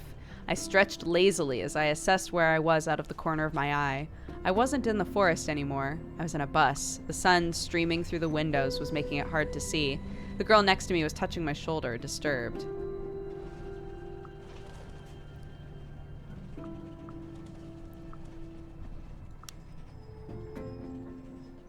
It's all right. I squeezed her hand to comfort her. She looked at me concerned. You had a bad dream. The memory of the wet earth clogging my mouth was still there. I fought the urge to retch. I looked outside. I was glad I wasn't alone. I mean, both? Yeah, I'm glad I'm not alone. I'm glad I have my friend Anya here with me.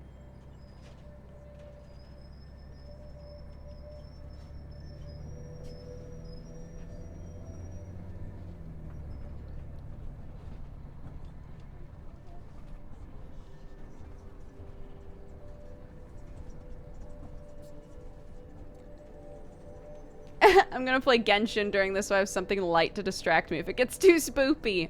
Understandable. Also, Patch, thank you very much for subscribing. Welcome to the Cat Gang. Thank you for coming with me, I said. The girl next to me smiled. I think we're almost there. Her name was Anya. We met a couple of weeks earlier on orientation day. She was from Norway, a tall, broad-shouldered, calm person who wore her long hair in braids. Somehow, I had managed to talk her into this crazy field trip across the land of my ancestors. We were there to study medicine, or she seemed excited because we're friends.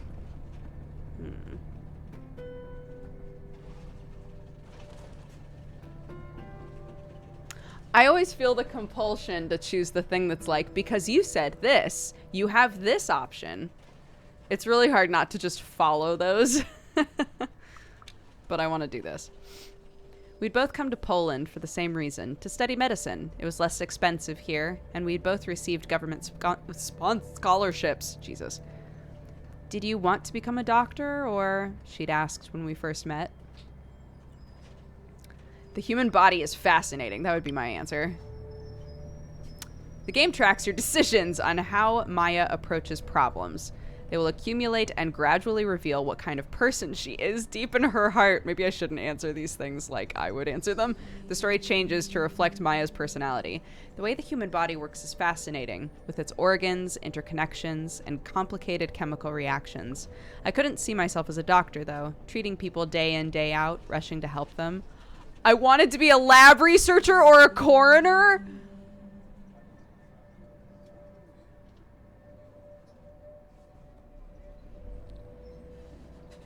For anyone who hasn't watched me for a while, I wanted to be a coroner. I'm feeling very seen.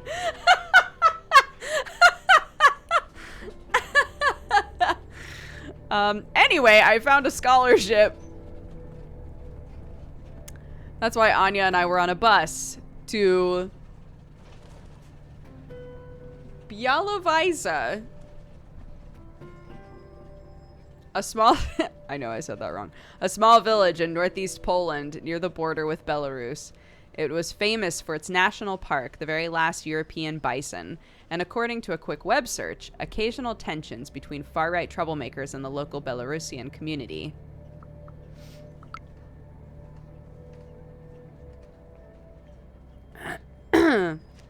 Anya reached into her backpack and took out 2 apples.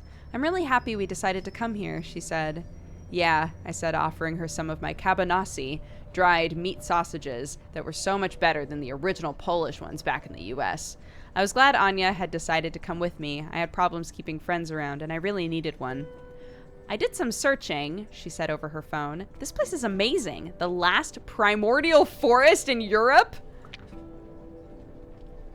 Our summer language course was starting in a few weeks. I had managed to talk Anya into skipping the tours of concentration camps and old churches and visiting the Bialowice National Park with me instead. So far it's beautiful, she said, her eyes smiling. But why are we here again? Why were we there? The most honest answer would have been because I've been dreaming about the forest since I can remember.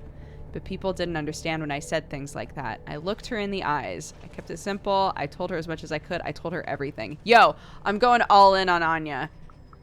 You are my best friend in the world. I'll tell you everything. I'm a werewolf. Oh no, I have no willpower. I've always had these dreams where I'm in this forest and it speaks to me, I said hesitantly. I'm not sure why. I feel like I'm supposed to be here. Only my grandfather understood the dreams. Respect the forest, he would say, and pay attention to your dreams. It was all I got from that part of my family before my mom took me, ran away, and cut off all contact with my dad. I regretted saying anything. I waited for her to respond. Oh, wait. Some people need to percolate, you know? Anya was silent. Wow, that's intense. She looked at me with what seemed like respect. I wouldn't dare tell anyone a story like that. Anya is loyal. I think it's great you come from such a magical place, she smiled. The last ancient forest in Europe, thousands of years old. I wasn't sure if I was fond of that magic, but it was hard to ignore, and that was precisely why I needed to do something, anything about my future, that damn forest, and my weird-ass family. I wasn't there by mistake. I'd planned this trip for months with a clear goal in mind. Face the forest, learn the truth about my roots, or figure out my destiny. Face the forest. I'm dreaming about this forest, right? It's like when somebody's like, I think this place is haunted. It's like, if I go there and a ghost doesn't nip my nose, I'll feel a bit better about it. It's like, I've been dreaming about this forest forever. Maybe if I go there and nothing weird happens, I can move on.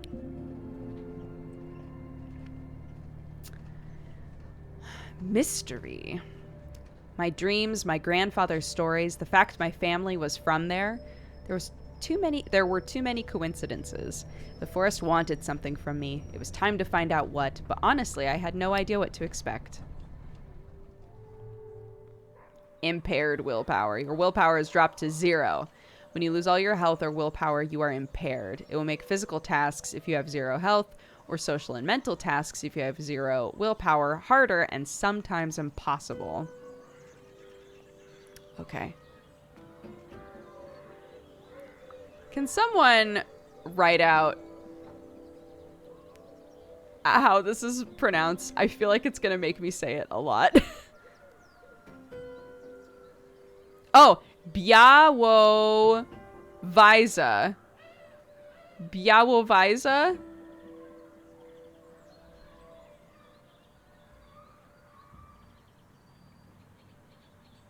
How was that?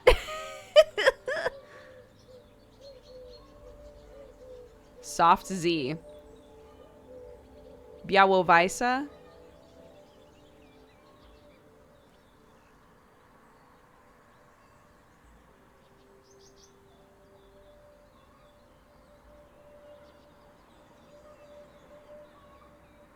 You have to pronounce the H?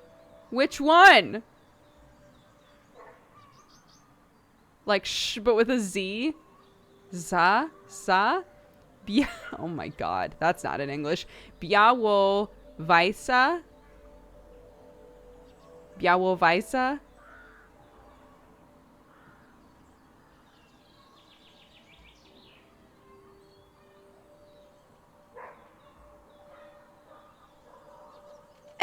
Z reads like TS? Biawo Visa? Oh my god.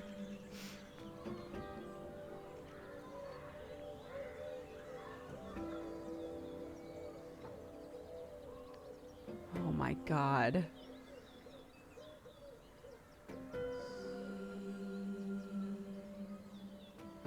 Today I've learned overall Americans don't have a soft Z.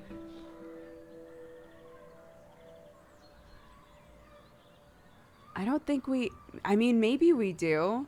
And I just can't think of one right now. Like the G in Mirage. But I don't know what that sounds like for a Z. In my head, it's an S then.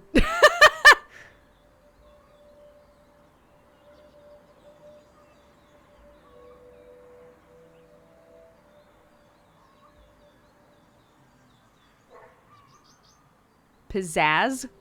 Definitely not. That's a bunch of Z's. Pizzazz?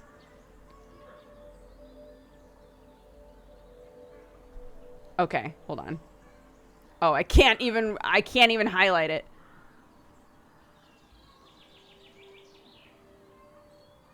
Like in zhuzhing? I do know zhuzhing. I know that word. Is that the sound you mean? Wait. Biawo Vija?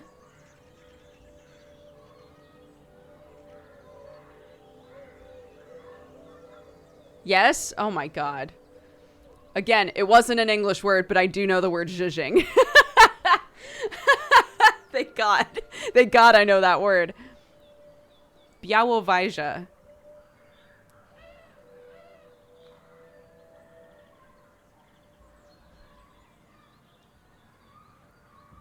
The VYE is... Oh no, is that wrong too? How do I do the VYE?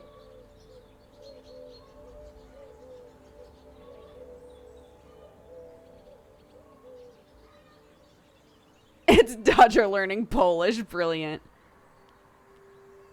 Via.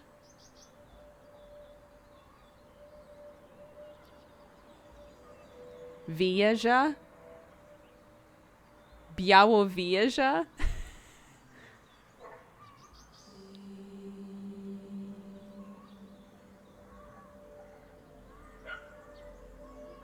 Oh my god. Oh my god.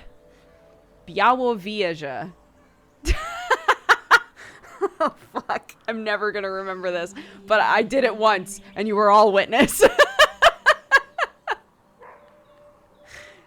Thank you very much, teachers. Slavs of chat unite. Wow, that is not how I would think to pronounce that word. Wow. Białowieża. Białowieża looked like an overexposed photo of a village with the contrast turned all the way up. It was a hot, sleepy day on a hot, sleepy street, and everything, the old trees, the yellowed grass, the weathered wooden houses, the fences, seemed almost normal. Everything except the shadows. They were sharp, as though they were freshly printed with the darkest of inks. And they moved? For a second, I could have sworn they moved, and then I realized it was a black cat walking down the sidewalk. When it saw me, it stopped in its tracks. Forget it, I'm just playing as myself now. I tried to pet it. Here, kitty kitty, I said, squatting and reaching toward the cat. It rammed me affectionately with its head and started rubbing against my legs, totally ignoring the outstretched hand. Hey, Maya, Anya said, looking at me surprised. Didn't you say your friend would be waiting for us? He wasn't there, and the cat was still staring at me. Let's go. Anya put on her backpack. I'm tired, and I really need to find a toilet. I didn't know what to do. I was too tired and distracted to think clearly. My friend was nowhere in sight. So that's my willpower. I decided I didn't need him. The meeting was too important. But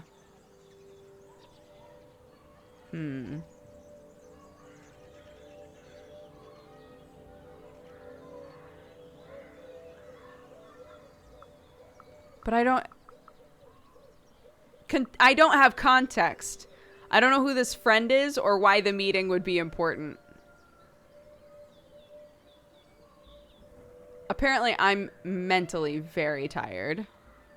And Anya needs a toilet. So, we're fine. I grabbed my backpack and started walking. I'll manage on my own. Thanks for nothing, I muttered under my breath.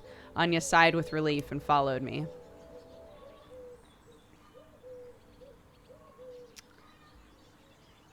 Białowieża.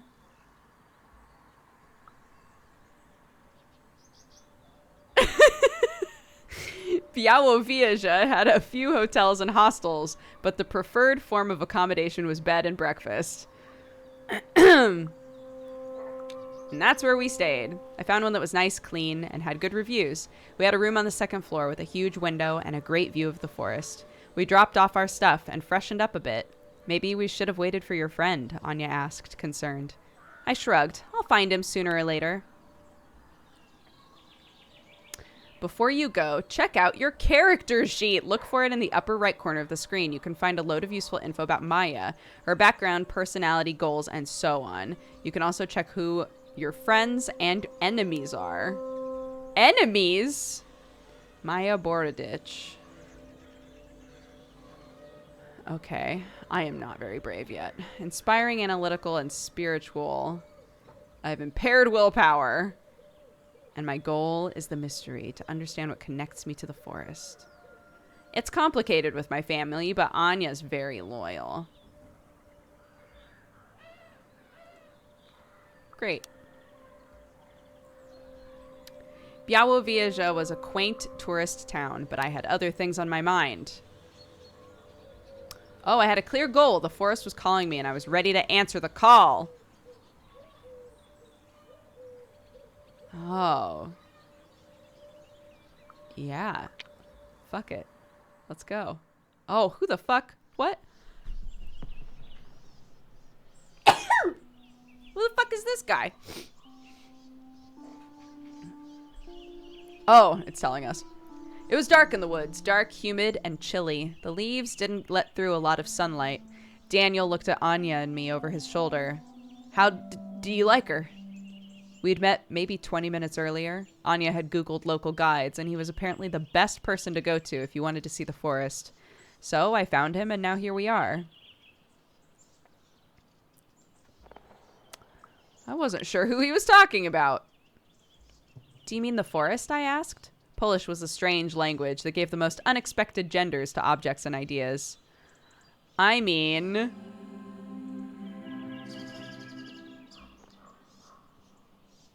this word. Teachers, assemble! It pronounces it later in the paragraph. Okay. The word sounded like the wind rustling in the leaves. Pushcha!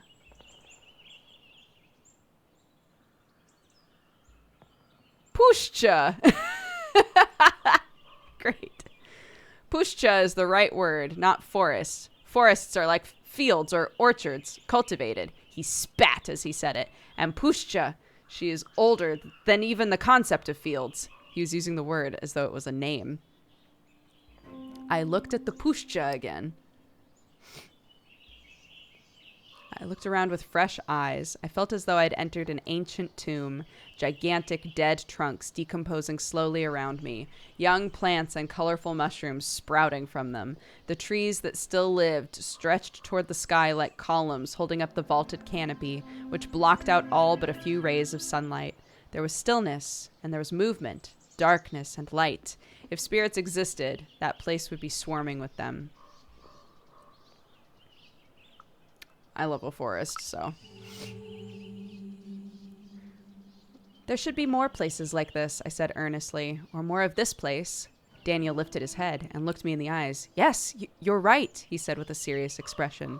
He was a strange guy, slender but muscular, not the CrossFit type, more the kind of strength you get from working all day long in the open. His skin was weather-beaten and bronzed by the sun, like tanned leather, and he moved in a deliberate way. But his fingers were slim and delicate, and his eyes were the strangest shade of yellow-green. And then I remembered why I was there.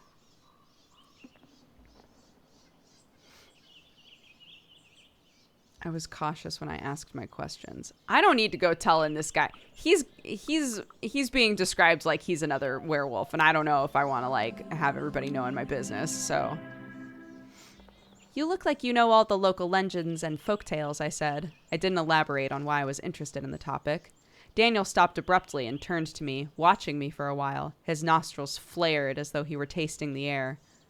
I don't share them with strangers, he said, and then hesitated. But for some reason, Pushcha doesn't think you're a stranger.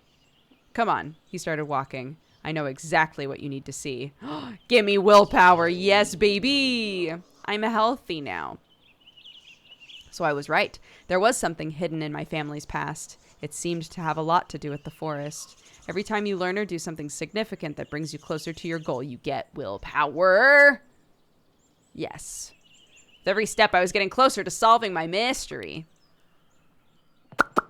Yes, if you would like to speculate or talk about what you think is going on in the story, etc. Wolves Den! Jesus. We have a Discord channel that's literally a spoiler channel. You can talk about whatever you want in there. We have to choose a path, he said. There's the old wolf den, or I could show you the barrows first, or a clearing that some folks call a place of power. A place of power. Interesting. Okay. Okay, guys.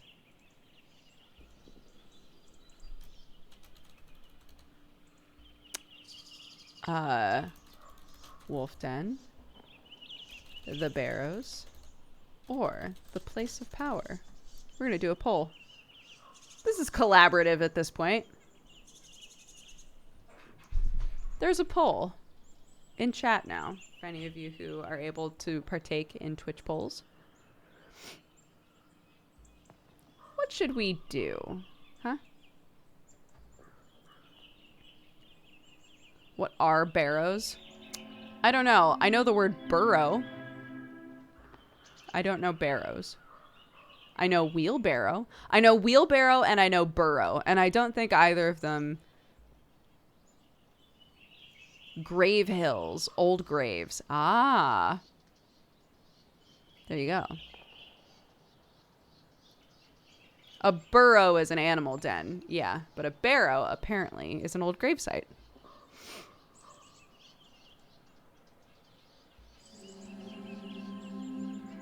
All right. Y'all want to go to the place of power, it looks like.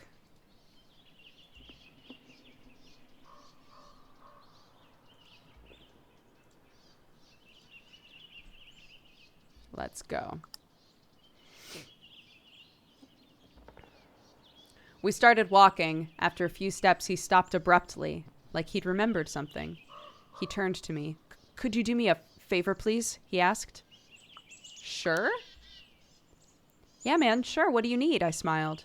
He ran his hand through the moss on a dead tree trunk, smelled his fingers, and reached into his pocket. He took out a stone. An amulet? That's what I would wonder. Is like, does this... It could just be a stone, but it might have, like, meaning to him. A personal amulet of his, maybe? I felt my hair stand on end, and my nostrils widen for some reason. The smell of the forest grew stronger. I would like you to take this stone, he held out his open hand, and throw it in the direction you think we should go. Sure. Okay. Okay, I said, reaching for the stone. I took it and closed my hand around it. Be careful, whispered Anya. I was curious. It was warm, and I felt grounded when I squeezed it. I closed my eyes and thought about the place of power, trying to imagine that place. I thought about energy emanating from the ground, filling me from the top of my head. I could see myself standing barefoot on the moss, surrounded by trees. I threw the stone. I felt my hand rising entirely on its own and throwing the stone as far as I could. When I opened my eyes, there was a path where the stone had fallen that I hadn't noticed before. Okay, let's go. What happened there? I just got an achievement called Prodigal Daughter. You were accepted, he answered with a faint smile before he turned to head deeper into the forest. Interesting. It started with the hair on the backs of my hands raising. The air around me seemed brighter. Oh, there are owls. There are wolf heads. I just noticed. The leaves and the tree trunks turned yellow. My skin started to prickle. I realized I couldn't hear anything except for a low buzzing that was filling my ears. I couldn't think. Words appeared and disappeared in my head faster than I could notice them. I had to do something. Snap out of it.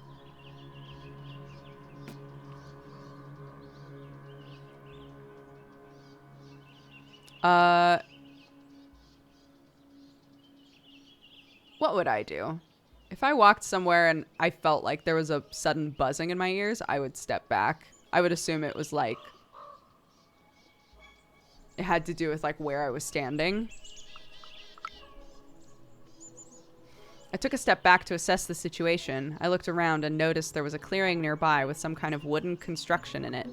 There was also a shadow, a silhouette of a person moving slowly and deliberately. Okay. The clearing was a plateau between huge boulders. There were double-trunked trees between the rocks and an angular wooden construction that stuck out of the ground like a sore thumb. There was a bike leaning on it. More importantly, there was a man. He was moving in the most beautiful, harmonious way I had ever seen. I looked at him for a moment, at the way his muscles danced under his tanned skin, trying to trace his movements. Before every grand gesture, every stretch, and every push, there was a micro-movement, an impulse from his core. I could feel it was deeper. The energy that had been filling me earlier took form. It was flowing in rhythm with his steps, with the flow of his hands. The words came out of my mouth seemingly without my knowing. I wouldn't assume it was him. I would assume it was the place. What is wrong with this place? I shouted, frustrated. He stopped and looked at me. It's in pain, he said calmly. He stretched his hand toward me. I'm Corn Colonel, he said with a German accent. Shouldn't you be on the logging site? Daniel asked him after I introduced myself. I don't know how to do a German accent. I needed to center myself, he answered. The others are still there. They're cutting down trees. Logging? Here? I couldn't believe my ears. He smiled bitterly. Yes, logging. Here. That's why I needed to calm down. This place is special, Daniel said. Some people call it a place of power, as I told you. And they have good reason to, Corn Colonel added. Look around you. So I looked. It was a clearing filled with light. I could see Colonel's traces. I know that it's not pronounced Colonel. In case anybody is upset. A beautiful pattern on the ground. There was one thing that caught my attention more than anything else.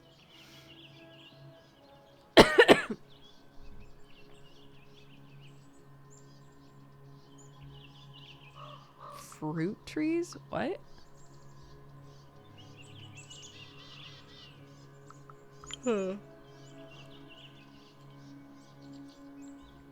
It kinda is. I mean, isn't it like Cornell probably? Or Cornell?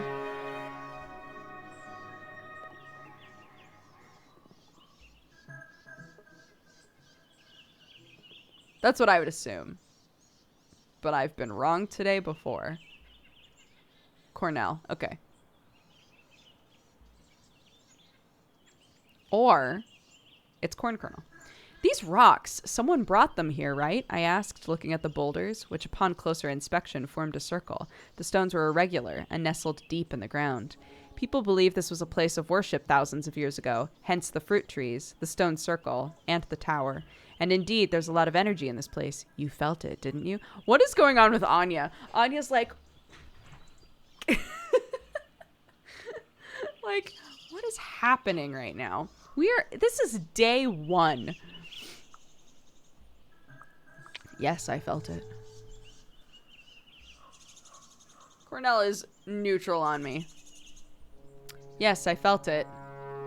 The Pushcha is wounded and in pain. It calls out in rage to anyone who can hear it.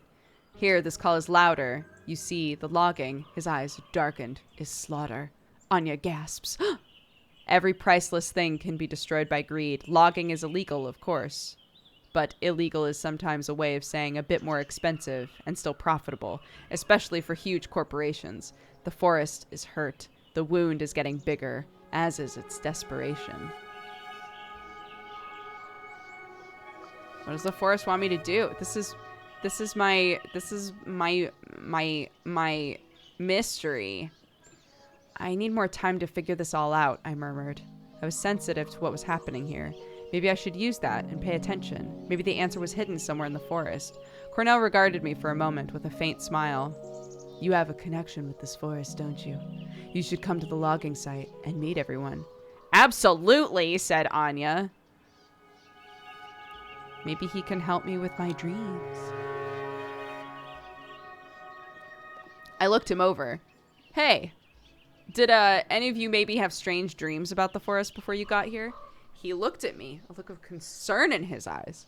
As I said, you seem to be connected to the forest and very sensitive to the things that are happening here. Pay attention to your dreams, especially tonight. This place is known to communicate in that way. He jumped suddenly and looked at the wooden tower and the bike. Dischwalb is getting restless, he said.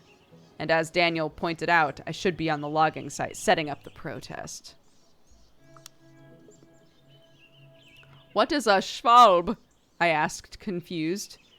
He named his bike Swallow, Daniel explained. He loves it very much, Cornell grinned. Oh, I do. Nice meeting you, Maya.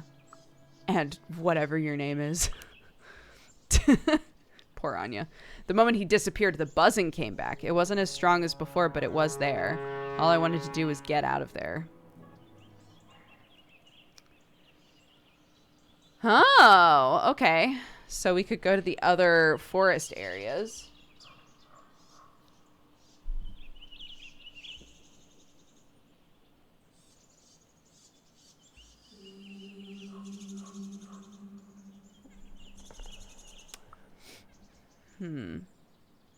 I want to want to go to the wolves' den. First thing I noticed when we stopped was a pine tree. A pine tree I knew? I remembered it, small, twisted, and crooked, with roots sticking out of the side of the hill on which it grew. I knew it was wise. Every bend of every branch held hidden knowledge that was waiting to be discovered. Months before that, when I'd decided to come to Poland, I dreamed of that tree. I was sure of it, just like I was sure that under its roots I would find a burrow, and a few feet away another one, like two dark eyes gazing at me as I approached. Daniel passed me and approached the tree. He pressed his cheek against the trunk. "Hello," he said quietly. "Hello again?" "Hello again," I said quietly. Daniel looked at me with surprise, but did not comment. "This is the den," announced Daniel. "It's abandoned, of course, but still worth seeing." "Why is it abandoned?" "What happened?" I asked. "Humans happened," Daniel sighed. He sat under the tree, leaning his back against it. It was a hot spring morning when they found this den. No one knows who the men were, even though it was only one human generation ago. There were 6 cubs here under the roots of this tree. He'd stopped stuttering and seemed to enjoy telling the story. I enjoyed listening. And I enjoyed listening to it. There was something calming in his voice, and the way he talked, his slow gestures and wistful eyes made me feel as though I was with the cubs on that hot spring morning. "I don't think they wanted to hurt the wolves," he continued. "They probably thought they'd been abandoned. That's why they took the cubs with them. Humans have this instinct that makes you try to befriend everything, especially if it's dangerous."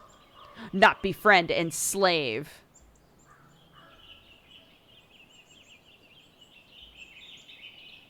I mean, yeah, we are definitely like that.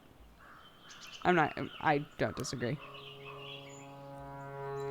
"When you put it that way," I answered, unsure. "I'm not saying it always works out, but the intention is good. And I believe the men who kidnapped the wolves wanted to do something kind," he continued. "Anyway, they took them. Out of the 6, 2 lived to see the cold summer that year. The wolf mother used to come to the farm they were at and howl. People went gray if they heard her." I knew that howl. Suddenly I heard the howl. I knew exactly how it sounded, and I felt despair and longing gnawing at my soul. I remembered how the cubs had reacted.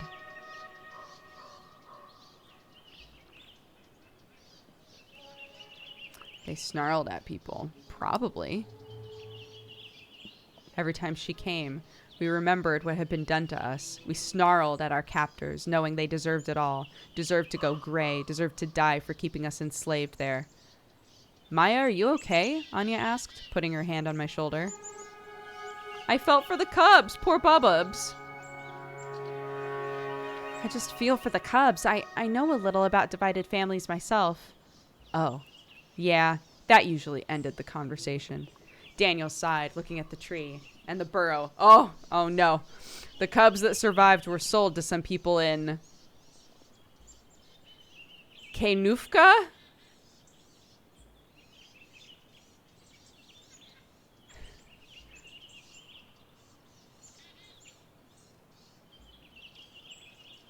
Kenufka? The K is silent? Then why do they put it there? Kenufka? Is it like one of those H's where you can tell something's probably still there, but you pretend it's not? Kenufka?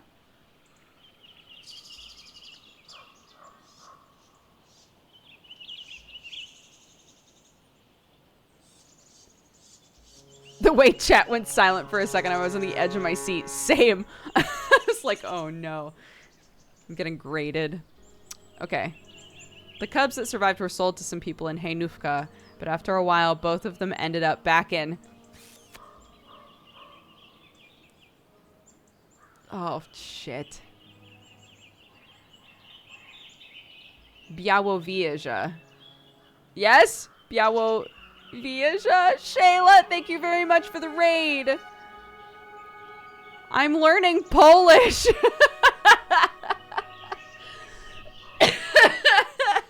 Welcome, guys. If you just came over on a raid, hello, hello. We're playing a visual novel about werewolves.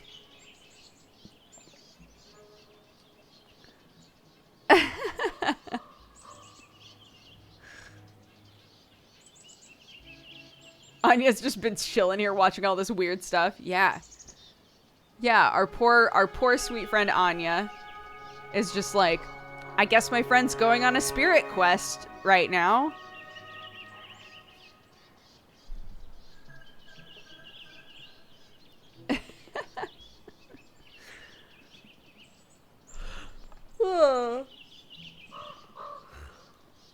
Chad is just so horny for the werewolf butt. I don't think we're gonna touch a werewolf butt in this game. But who knows? Who knows?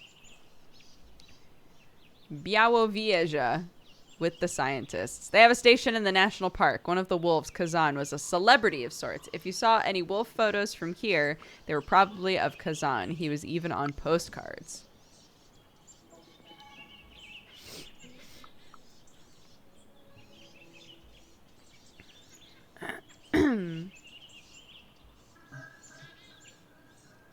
Kept thinking about the mother. Wonder what happened to the mother. There's something missing from this story. I also felt like she was more important than the story made her out to be. What kind of wolf was she, after all? That's a good observation.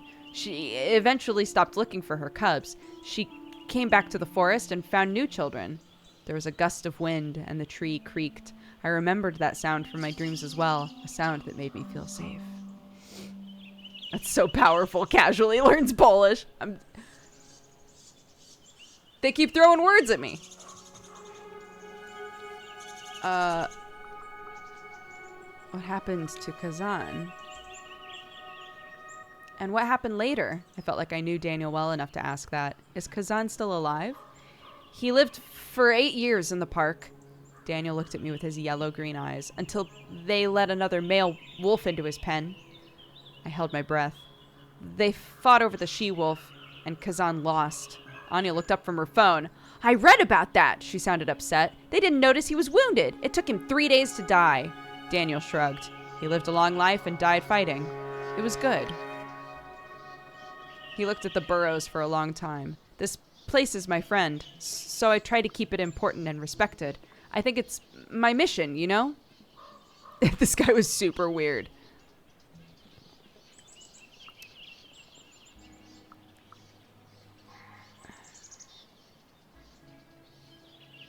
I mean, both. Hi, Joe. How are you, dude? I mean, he is weird. He is weird. But we're also having dreams every night about being a wolf and killing people.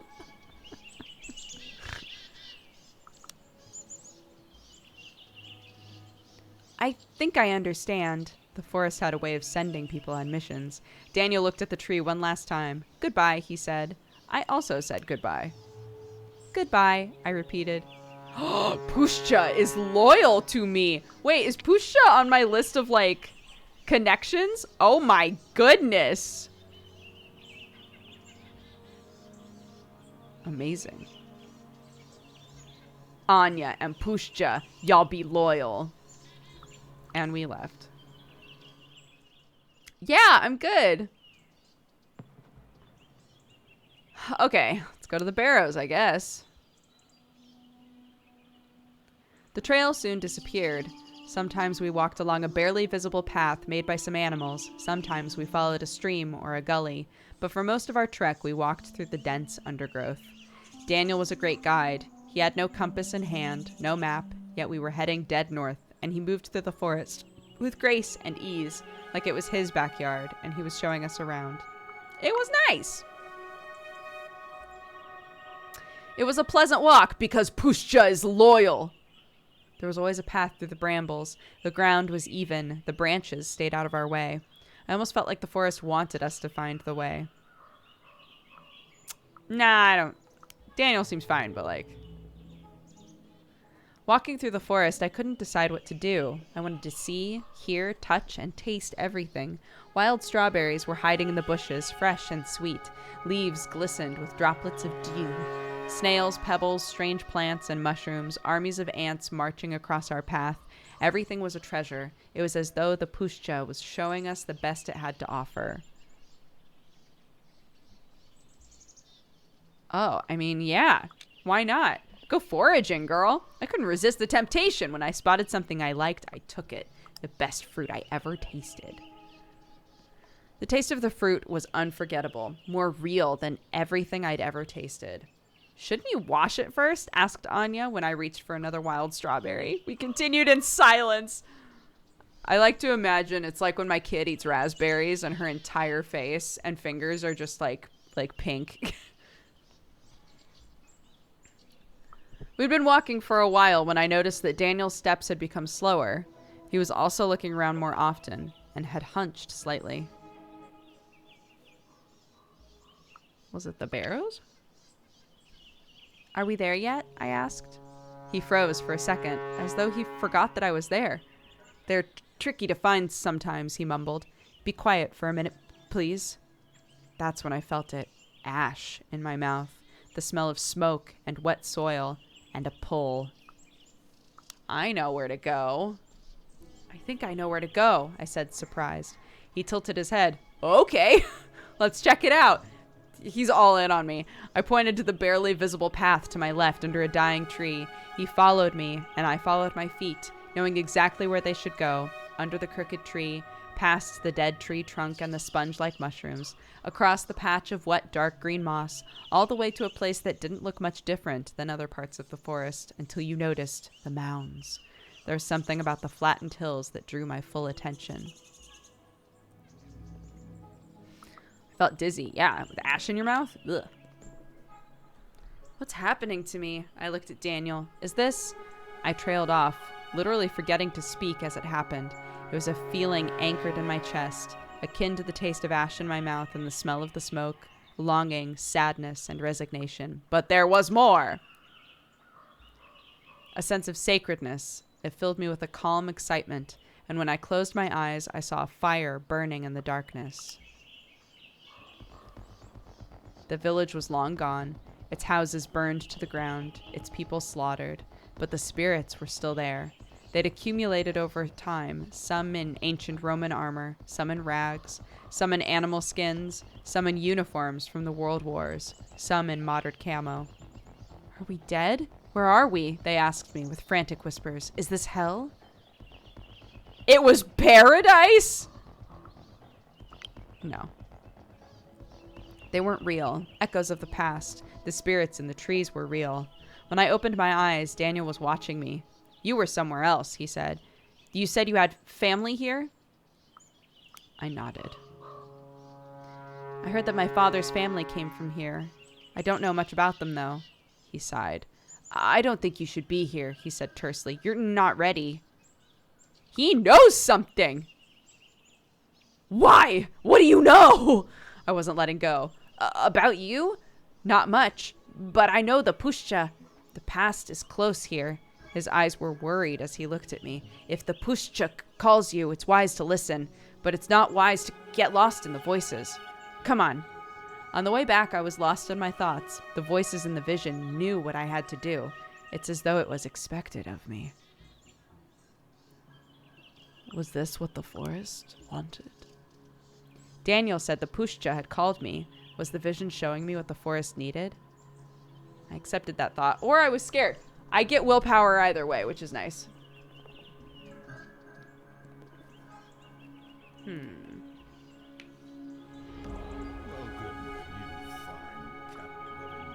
Yeah, I mean, all this is terrifying. I was scared. The forest showed me visions of blood and fire. I trembled. A bigger picture was starting to come to light, and I wasn't sure if I liked what I saw. The puszcza wanted my magic. The walk back was uneventful. Marshall to go, thank you very much for subscribing. Welcome to the Cat Gang. And we made our way back.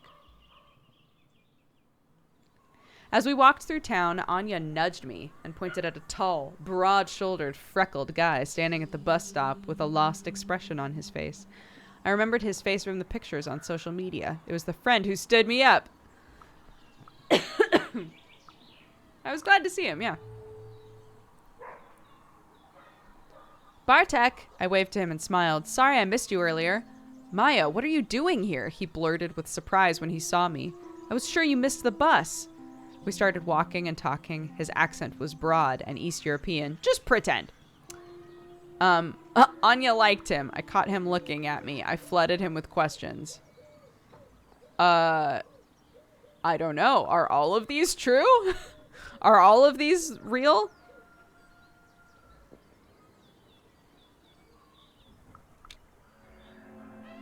Anya took an immediate liking to him. I could tell.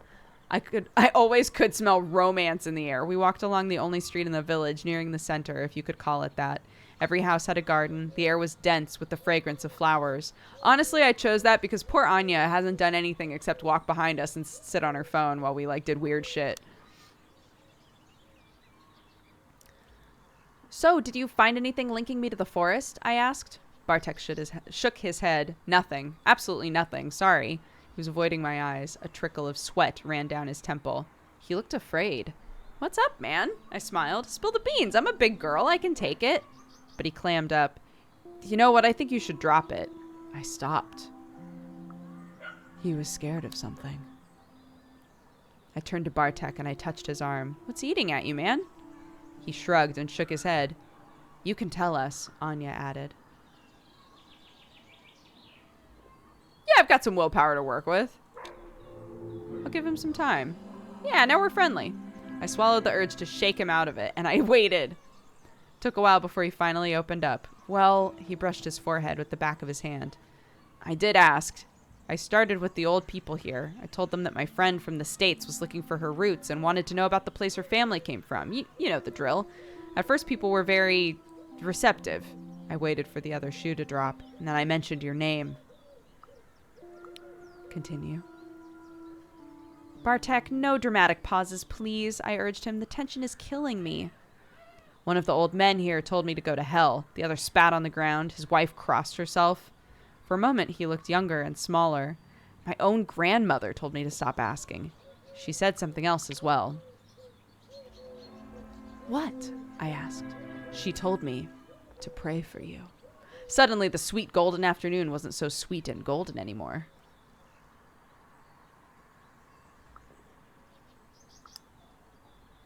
Who am I? I looked at Bartek, and I saw that the stories he'd heard had clearly strained something between us. He was afraid of me. Who was I? We walked in silence, but my mind was in overdrive. People didn't want to talk. It could only mean one thing. That I was on the right track. More willpower, baby. My pulse quickened, and I tensed up like a hound that smelled blood. I was on the right track. It was a long day. A lot had happened, and I was really tired. It was good to meet you in person, I said, but I need to be going. All this traveling and walking through the forest. It was exhausting, I smiled. Sure, where are you staying? Turned out we were going the same way. Of course. So we went back to the Bamboo. Anya looks cool, man. The B&B was quaint. I left Anya and Bartek outside. They were lost in conversation and didn't even notice I was gone. When I got out of the shower, Anya was back, smiling and flustered. What a day, she smiled. So, what do you think? I made a quick mental inventory of everything that happened that day. They were cutting down the forest. Place of power made an impression. Daniel was weird. I was moved by the story of the wolves. I was freaked out by the vision at the barrows. Yeah, I feel like that's what I would. Everything else was like, oh, the forest. I feel such a connection.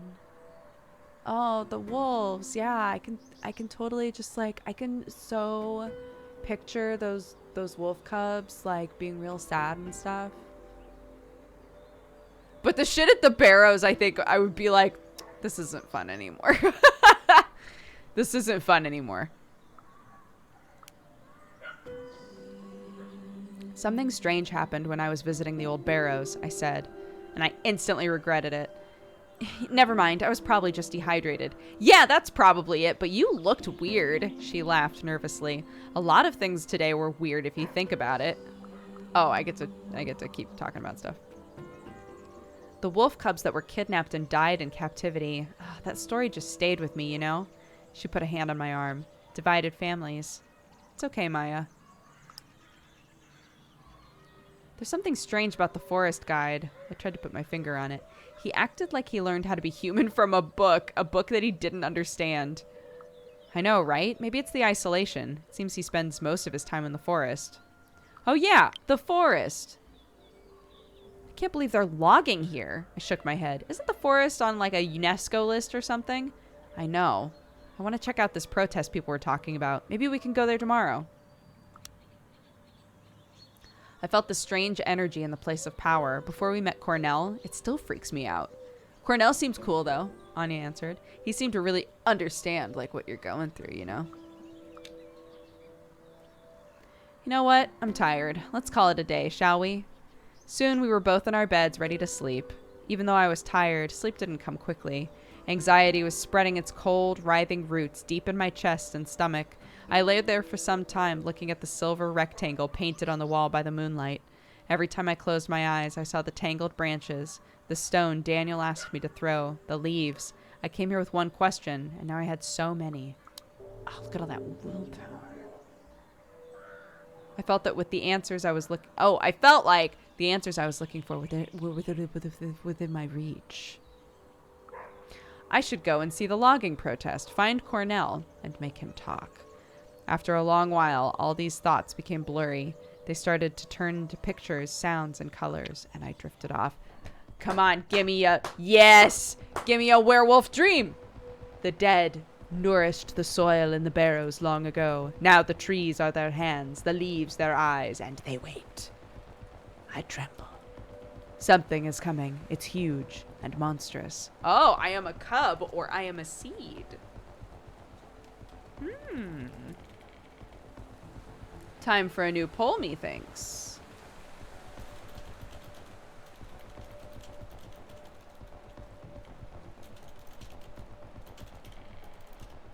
What am I?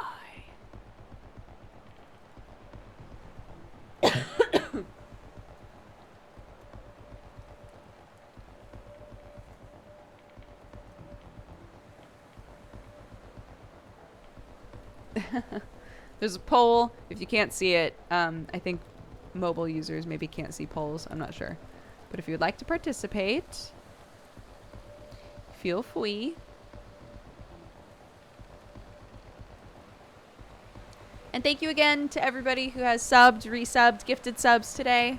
I appreciate it. I read all of those off at the end of the stream.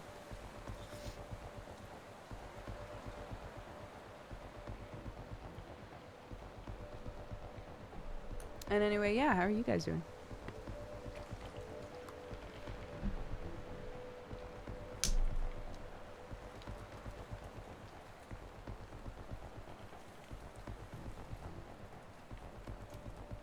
Cubbies represent. I'm gonna make sure my family's awake. Be right back. Keep deciding what you want to do.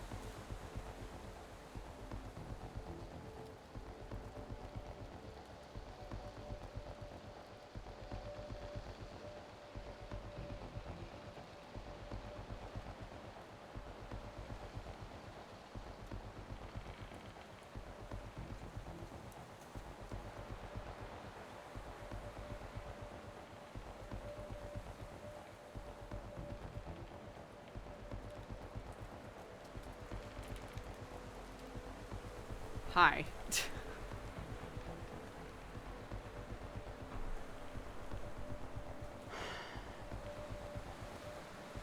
View results.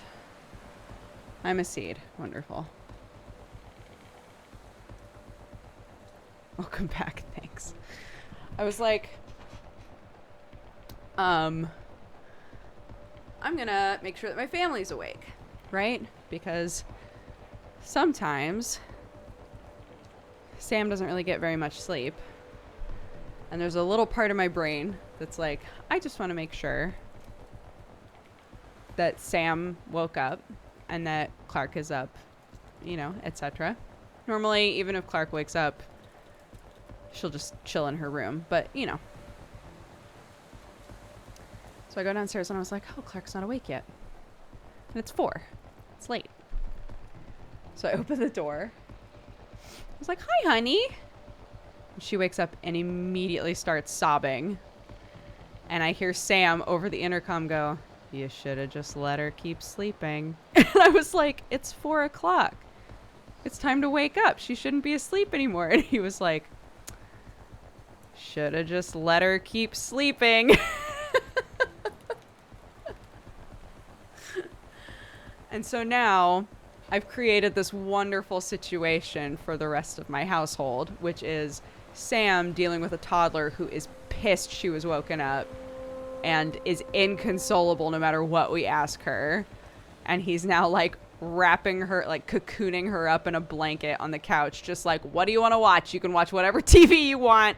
I'll make you whatever sandwich you want. Like, what do you need? And I had to be like, well, I love you both. And I'm going back to my stream, I guess.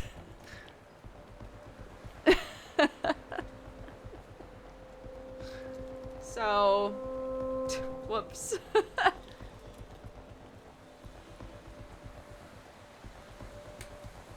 I'm definitely the parent out of the two of us that's like, this is when she goes to bed, this is when she has her nap, this is when she wakes up, right? And Sam's much more like, if she fell asleep and hasn't woken up yet, she obviously needs more sleep. Which I think both of us are correct, right? If she's still sleeping, then yeah, she probably is very tired. But at the same time, I'm like, and she's gonna wake up and in a few hours, like it's 4 o'clock. She's gonna wake up 5, 6, 7, 8. 4 hours later, she'll be in bed for the night, right? If you let her sleep much longer, like she's barely gonna be awake for the afternoon, evening.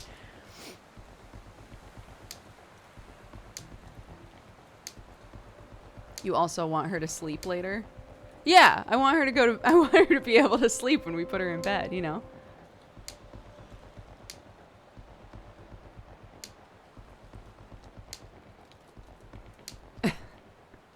And she's honestly, again, it's not like she complains. Like even if she can't sleep right away, she just chills in her room and looks at her books and whatever else until sleep takes her. But still, like if we're gonna do the whole like wind down thing and all that bedtime stuff, I would love it if it got her into a zone where she was like, cool, I can now sleep, instead of, cool, well, I'm still wide awake, so I'll be up for like 2 hours singing to myself and reading my Peppa book 8 times and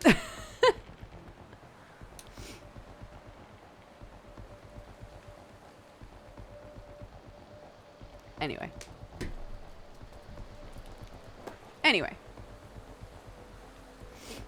How old is Clark now? 2.5.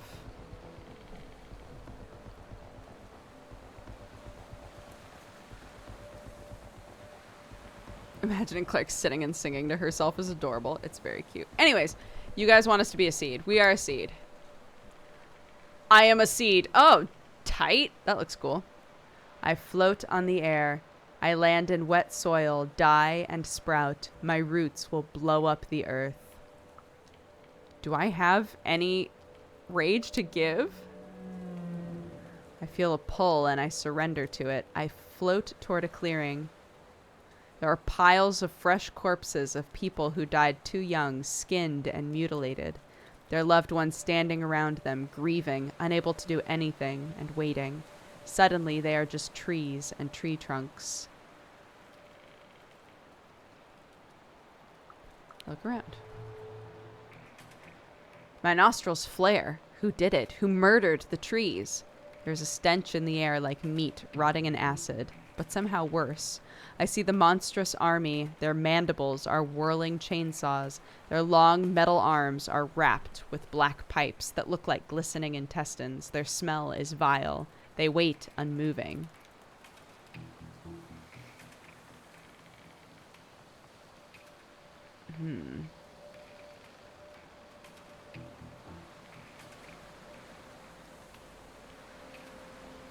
Right. So this is the like the machinery that's destroying the forest. I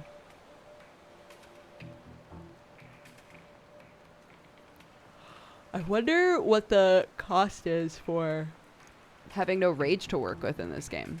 But it's not like I've used it, but when I had no willpower, it literally took choices away from me, like all choices.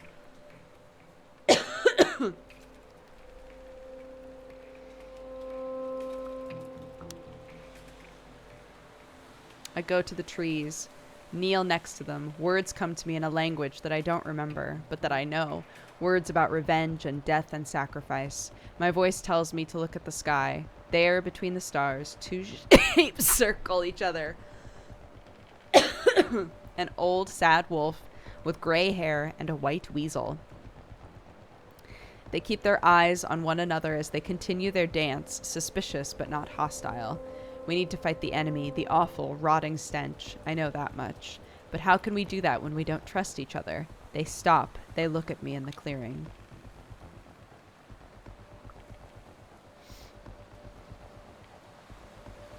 I give them my blessing. Ooh, yeah! I spill my blood and bless them with words I do not recognize, but that I understand. They come down to me. Their voice is the voice of Pushcha.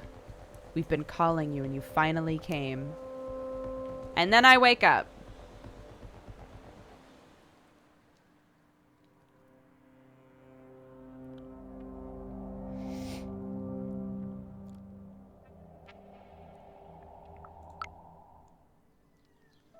The next morning was full of sunshine and birdsong. I could smell the heat of the afternoon building, those long honey-like hours in late June when the earth isn't tired of its own warmth yet.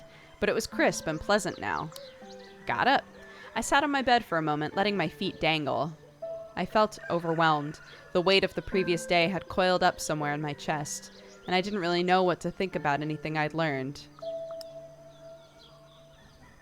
Then I remembered the dream, the clearing, the animals in the night sky waiting for me. I took a shower, ate something without really paying attention, and went out. Anya joined me. We were halfway through the forest when Bartek caught up with us. You were right, Anya. The protest is important.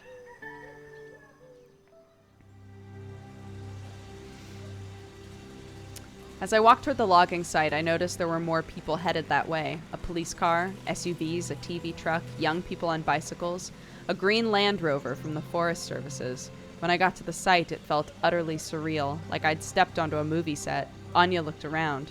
So what's the plan?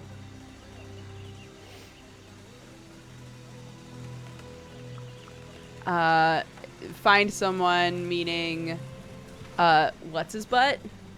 German butt? That guy?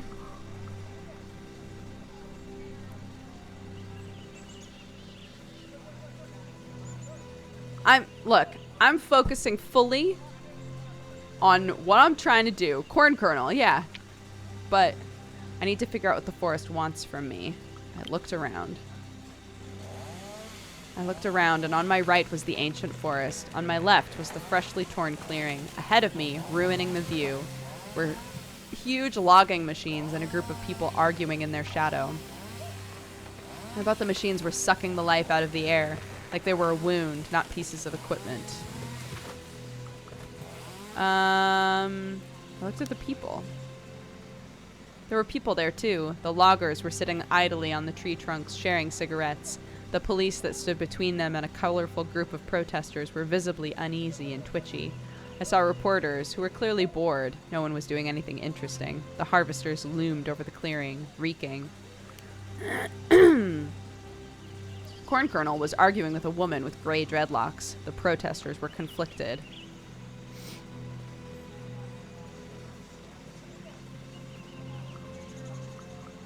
Advice?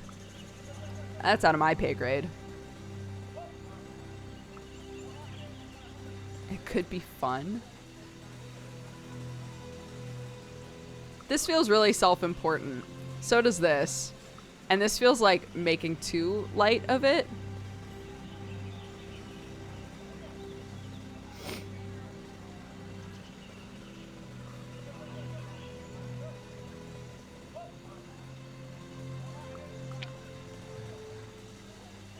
They were foolish, losing sight of the big picture. Someone should tell them that. It might as well be me. One of the police officers, young and nervous, said something I didn't fully understand.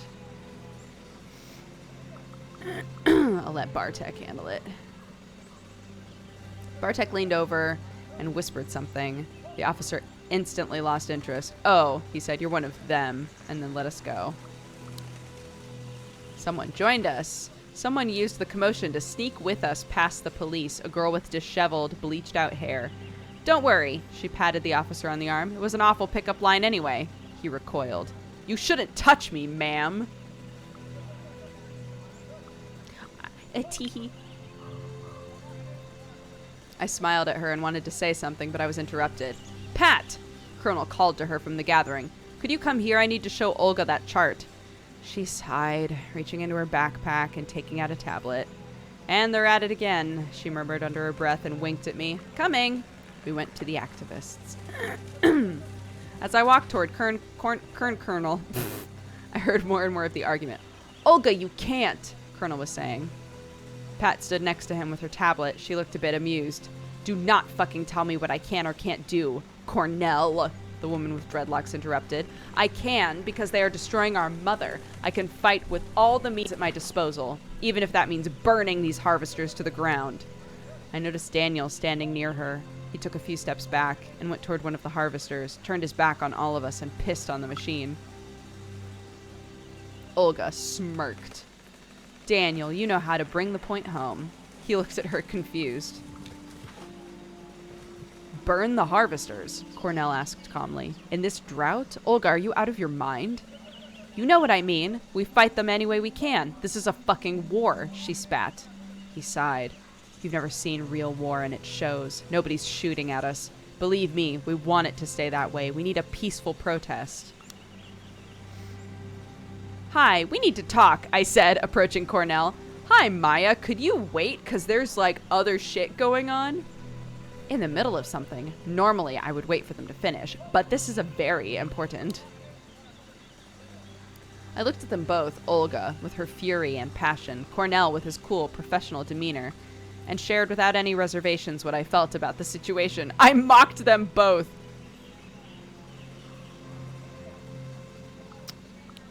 Yeah.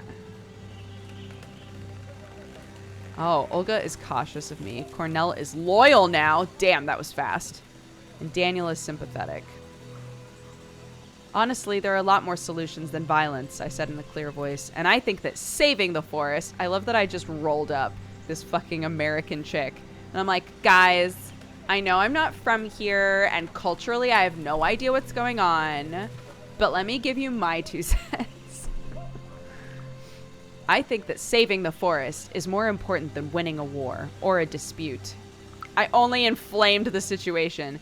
The argument attracted more and more people. Someone old shook their head and moved forward. They had deep wrinkles, a narrow mouth, and the unisex grace of a tired, heroin-preserved rock man. I dug their style. They had shoulder-length, disheveled hair, a clean shave, eyes highlighted with eyeliner. Bright blue nails, heavy army boots, a red skirt, and a tank top completed the look. Pins, lots of pins, all kinds of LGBTQA plus flags, anarchist, pacifist symbols. I think some German band stripes. I observed them. Olga, darling, you know I love you, but Cornell really knows what he's doing, so please trust me on that one. They talked to Olga, but kept glancing at me, as if to check out how I reacted. Fuck off, Kim. You didn't even trust me enough to come out here on your own when I asked you to. There was a woman at Olga's side. Next to Olga, there was a woman. She was the most beautiful person I had ever seen. I couldn't take my eyes away from her. She had a perfect hourglass figure, long braids, the most stunning cheekbones. Her eyes, slightly slanted, were a weird shade of blue, deep, almost purple. She had a peculiar accent. Of course, everybody in this game has a specific or peculiar accent. I guess it's been specific with some people and not with others. Kim, you wanted to teach me about violence? She looked them straight in the eye. About fighting oppression? Just because your boss went to, what, one mission in Afghanistan? Her Polish was peculiar, mellow. Cornell winced. Lisa, leave Kim alone. He didn't know what to say, and the whole discussion would be derailed. But I didn't let that happen. Maybe it was for the best. I feel like there's no way for everybody to agree. It would be unrealistic if I could be like, guys, let's think about this. Life is too short, etc.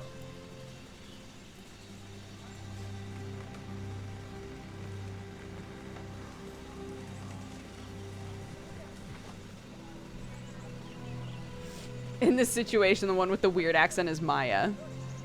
Right? Olga is neutral on me. Hey guys, the forest, I said. The logging, the protest. Olga unclenched her fists. Cornell looked back at her and chuckled. You almost punched me. The way that I said that just now was the way that Clark would say a thing. Obviously not you almost punched me. She's never said that or had a reason to. But this conversation was over, at least for the time being. Cornell, together with his cronies, walked toward the reporters while Olga went back to the group of people standing in the shadow of an old oak tree. I looked at the puszcha. The clearing full of felled trees was like a gaping, bleeding wound in the chest of a friend. I had to do something. I looked at my friends. We have to stop this logging. Yeah. Listen to Olga, said Anya. What they're doing is unforgivable. We gotta fight. It's a very complicated situation, Bartek looked thoughtful.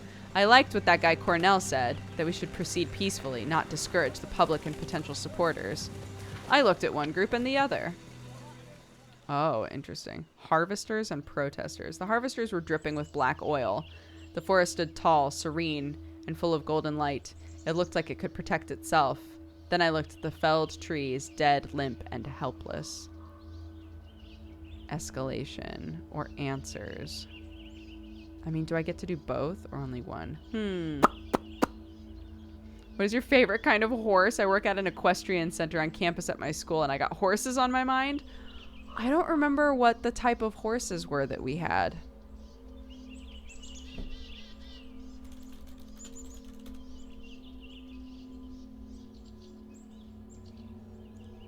I think we had Arabians.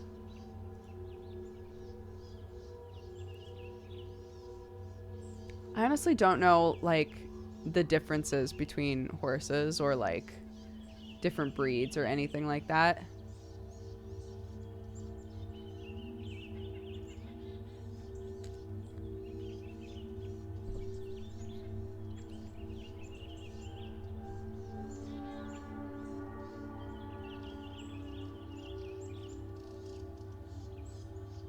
I don't either, but I like to see them. Great. In the limelight, Cornell owed me explanations. Wait for me, I shouted, and I ran after him. Hello, Maya, he said. I see you haven't come alone. He reached out his hand. He was right in the discussion with Olga. I told him about my dream. Yeah, because we were talking about dreams earlier. I paid attention to my dreams, just like you said I should, I told him. I dreamed about this. I gestured at the felled trees. He leaned toward me in a hushed voice and said, you must tell me about it. His eyes were an uncanny shade of gray. Kind of a bad boy. But there was more to him. Again, these feel like the same sentence. Bye, Amarian. Thank you.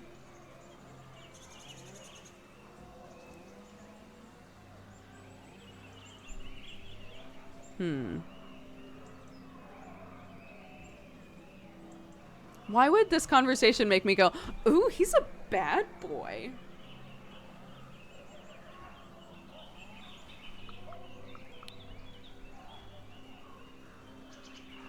But there was more to him than his pretty bad boy attitude. I wasn't sure what it was, but I felt it. He knew that I knew. Cornell looked me in the eyes. I know what you dreamed about. When the forest is under attack, it reaches out and picks someone. This time, it picked you. The Pushcha reached out to me because she was in danger. I looked at him, skeptical, but he seemed to believe it. We have the same goal. He looked back at me. Will you help me? Before I could answer, I heard a commotion and turned around. The reporters were coming our way. Their cameras were switched off and pointed at the ground.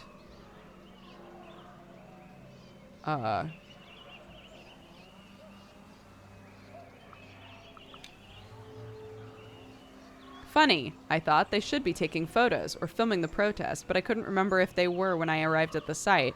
So? Asked Cornell. There was a hint of impatience in his voice.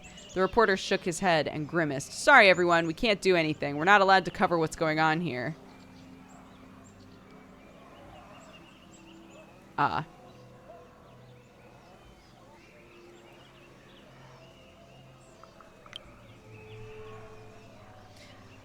Then it hit me. The police weren't there to protect the protesters or the press.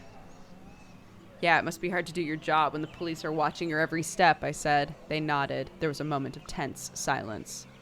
And then it all came together. I understood the dream. That was the moment I was destined to intervene. The protest was too quiet. They needed inspiration. I had to make the reporters understand. We could still use the reporters.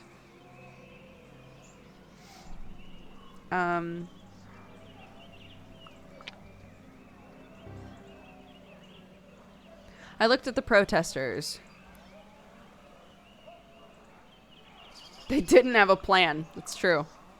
They were a ragtag bunch thrown together by circumstance without a real plan or a clear purpose. I looked around and put my hands in my pockets and wandered toward the journalists. I asked for a cigarette. The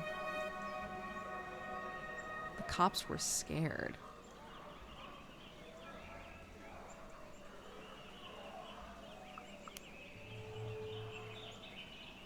Hey everyone, I said, could one of you bum me a cigarette by any chance? There were 4 packs offered, twice as many lighters. I took a Marlboro, lit it, and flashed my biggest, broadest smile. Unspectacular as it was, I managed to connect, and I act on it. Does it always look like this? I asked. I mean, is it an everyday situation that you can't report? No, answered one of them. He was tall, in his 30s. There were a few glances toward him, almost a flash of warning. It was too late! Oh no. Why were they in...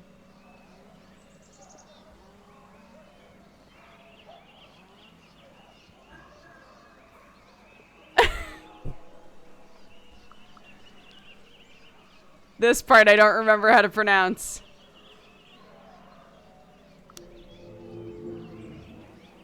Why are you here at all? I asked, and then it hit me. You were sent here to find some dirt on the activists, to get something that would compromise the protests. They looked at one another, unsure of what to say. I heard shouts as Olga and her protesters clashed with the police. The cameramen grabbed their gear and ran toward the action. Remember, we want the aggressive ones, shouted one of the reporters. I could see the logo of the national TV station on his camera. Fuck, Cornell swore and threw his thermal cup to the ground. It bounced, spilling hot coffee. Someone grabbed me by my shoulder. I turned and saw Kim. This is when you exit the scene. They turned me around and gently but firmly pushed me away. We'll be in touch, they whispered.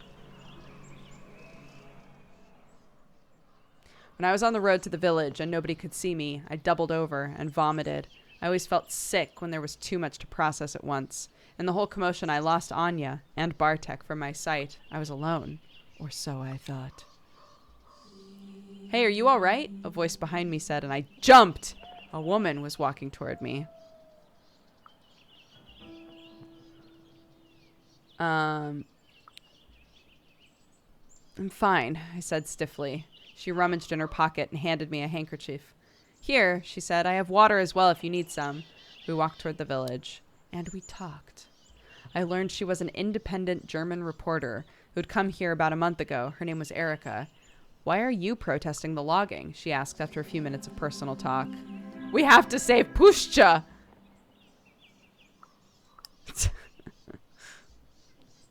I think the Pushcha is unique. When I saw how many trees they've cut in just one afternoon, it broke my heart, I said, still shaken by the sheer number of the fallen trees. I have to do whatever I can to save the forest. I looked at her. Why are you asking? She had renewed interest. Ho ho. Do you know why they're cutting down the trees? She asked. Because you do know that logging is done by a government company, the state forests. But why? Why are they doing this? I wasn't sure if I understood. Shouldn't the state forest take care that the forest was healthy? Erica reached for her notebook. It all started with spruce bark beetles. Erica looked into her notes and started explaining the whole situation. That year, the beetle infestation was of catastrophic proportions. The foresters decided the only way to stop it and save the rest of the forest was to cut down as many infested trees as fast as possible. Was the logging legal? Was cutting down the trees necessary? Is cutting down the trees the only way to stop the infestation? I asked. The foresters state it's the only way, she said. Some biologists argue they are cutting wrong trees and doing it too late to change anything. Is the logging legal? I wanted to know. Opinions differ, but such massive logging in a UNESCO-listed area might be illegal, Erica answered. Maybe if they removed the dead trees, the infestation wouldn't spread. I tried to find a solution. They might do that, but dead trees are what make the forest unique, Erica smiled. There are 20 times more species living on a dead spruce tree than an alive one. Couldn't they just leave the Pushcha alone? Let nature take its course, I asked. That's one of the options, Erica admitted, but there's a drought. No one's sure if the forest would survive on its own. It was a complex situation, but that didn't mean that I should step back. I felt that Erica was deliberately playing the devil's advocate.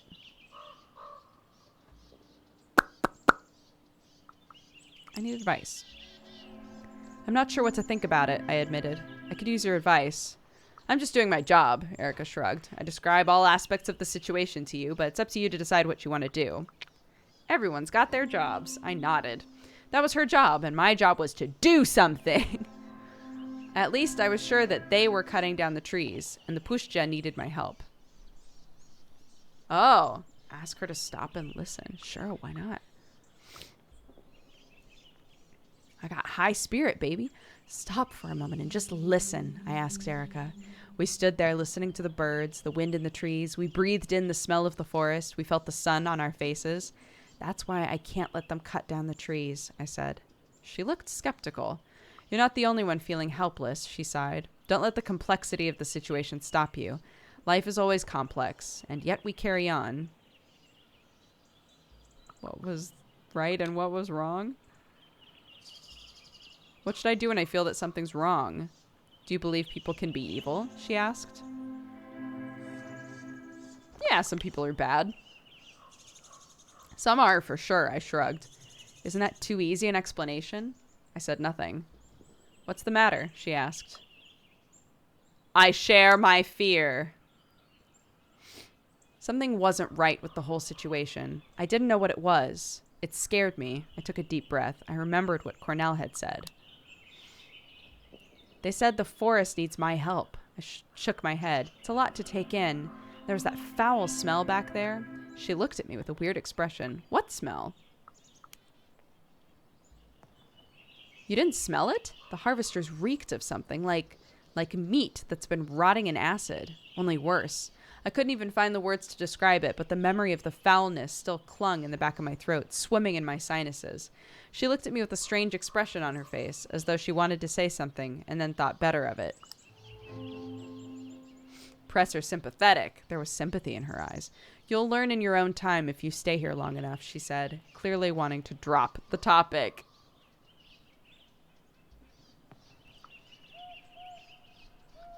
It's interesting. It feels like either somebody can be like loyal to you or they can pity you, essentially. Like you can't have both. Because I think Daniel was loyal to us and then became sympathetic.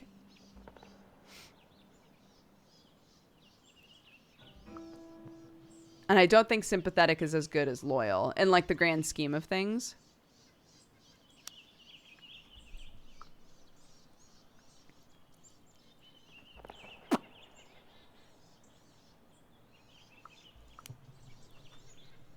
What do you mean? I asked, getting irritated. I just told you. You'll learn in time or not at all, which would frankly be better. Anyway, got a jet! As I watched her leave, I thought whatever connected me to the forest had surely manifested itself that day. So I guess I made progress. I'd jumped into the middle of a very tense situation, and at the very least upset the status quo. I hoped I hadn't made things worse. Time to regroup. When I opened the door, I found Anya and Bartek sitting on Anya's bed. They were a little flustered, nonchalantly trying to look like I hadn't interrupted anything. We lost sight of you, Bartek said. I'm glad you made it back in one piece. How was your day? Anya asked. I shrugged. Another day in Białowieża. Białowieża. Fuck! Białowieża. They need to make me say it more often. Białowieża. We sat in silence. You know, there's more to see here than Białowieża, Bartek said to me. You should visit...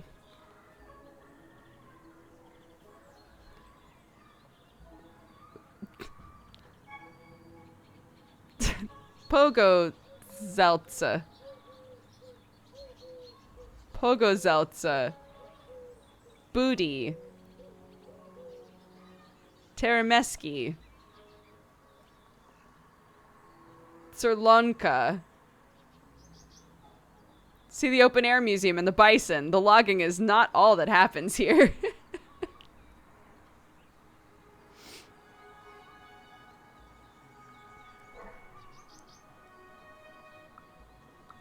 Couldn't see everything. It'd be great if I could see everything, but I can't, I shrugged. I want to focus on the logging, even if I'm missing something else. How's the search for your roots going? Asked Bartek, clearly wanting to change the topic. I shared what I learned. They say that when the forest is in need, it reaches out to people, I said. For some reason, this time it's reaching out to me. Wow, Anya looked impressed. Honestly, not sure what to think, but if you need something, let me know. I was tired. I sat there looking through the window. The day had been full on, and I was exhausted. I didn't notice when I fell asleep. Here we go, baby! Back in the dream world! It's quiet now. I know deep inside something isn't right. I would sneak. I sneak. I'm sneaking through the forest to the logging site. It's getting dark. The light seeps away as though there are millions of tiny punch holes in the sky through which it can escape. Then the darkness starts to pour in. I know what I will see, do I?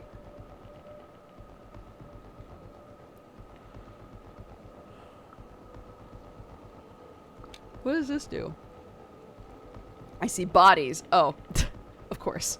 I see bodies strewn across the ground, bloodied, maimed, their limbs torn from destroyed torsos. I can see some of them are still alive, struggling for air, still trying to live. They're trees, fallen trees, still alive, struggling for air. There's the stench. I see movement in the darkness, but I'm not alone. I see movement in the darkness. I see shapes. moving. They have long skeletal arms. They're wrapped in glistening black intestines. Each arm has a wide, gaping mandible full of whirring blades. They snap at me blindly. It's interesting, because before I was like, it sounds like they're describing an insect, but I think it's supposed to be like not naturalizing. That's not the right word. I think that it means the logging machinery, but we're like equating it to a creature, right? And now we know that the reason they're doing the logging is because of an insect, right? So now I'm like, I don't know which one this is. I can feel the forest by my side. Some of my new friends have horns. Some have antlers. Their eyes shine in the darkness, and they are ready. They are furious. I can feel their anger merge with mine. I howl ancient oaths. I invoke the moon. I spill blood. The spirits of the forest move, and I am with them, biting off heads, tearing off limbs. Surely my rage goes up with this. We are a nightmare come true, and then I wake up. Aw, come on. I gasped and bolted upright. I was alone. The sun was setting. In the deep red light, the room looked like it was bathed in blood. My pillow and duvet were on the ground. I was sweating bullets. I looked at my legs. When did they become hairy? I could have sworn that I shaved them that morning.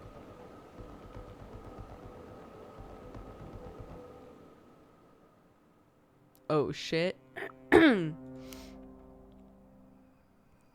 I thought about going back to sleep, but I couldn't. Since I'd arrived in the village, I felt like I was falling down a rabbit hole, or rather a wolf's den. My dreams were getting more and more vivid, and I was scared. I needed to talk with someone I trusted.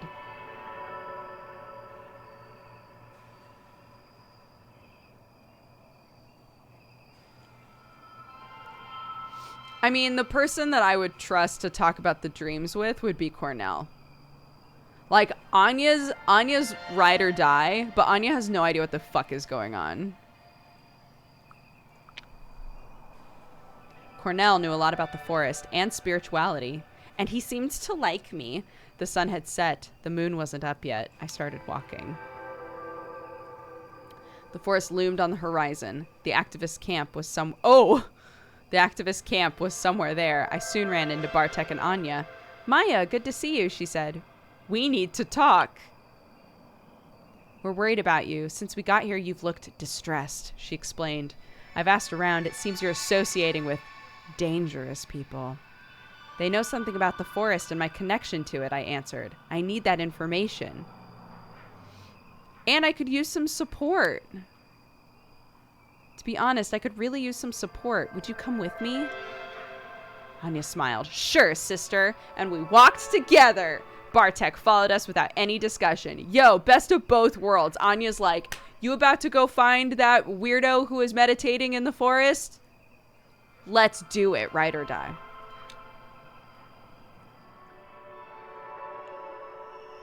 The camp had a different tell me, who's the first person that like just right off the tip of your tongue? Who does this look like to you?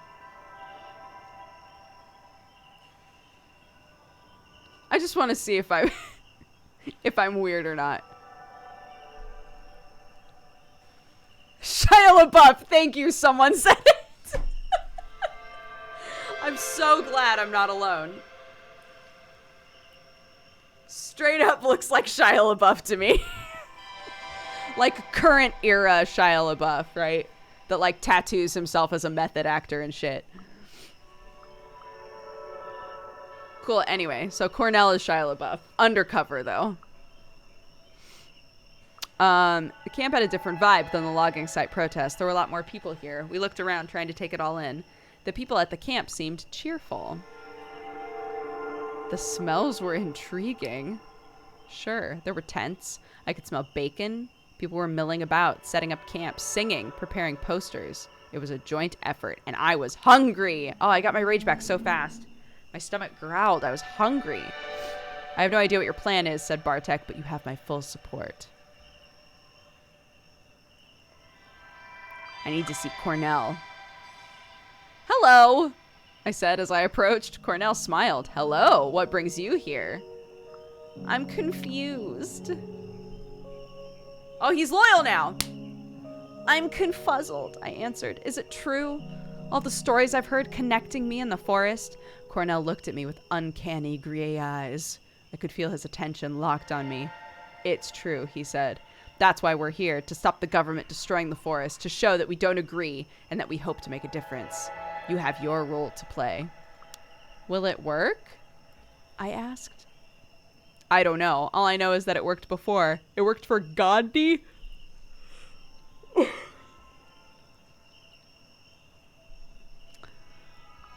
It worked for Gandhi.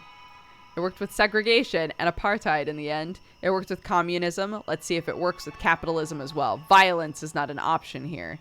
He smiled, and I think you know quite well, anger doesn't really get shit done. I smiled back. Being around him made me feel more relaxed. And also more confused. I know. You can count on me, I answered. The forest needed my help. I couldn't be just an observer anymore. We may have a little citizen protest going on tonight, Cornell said. But I'll need your support if we want to convince the others.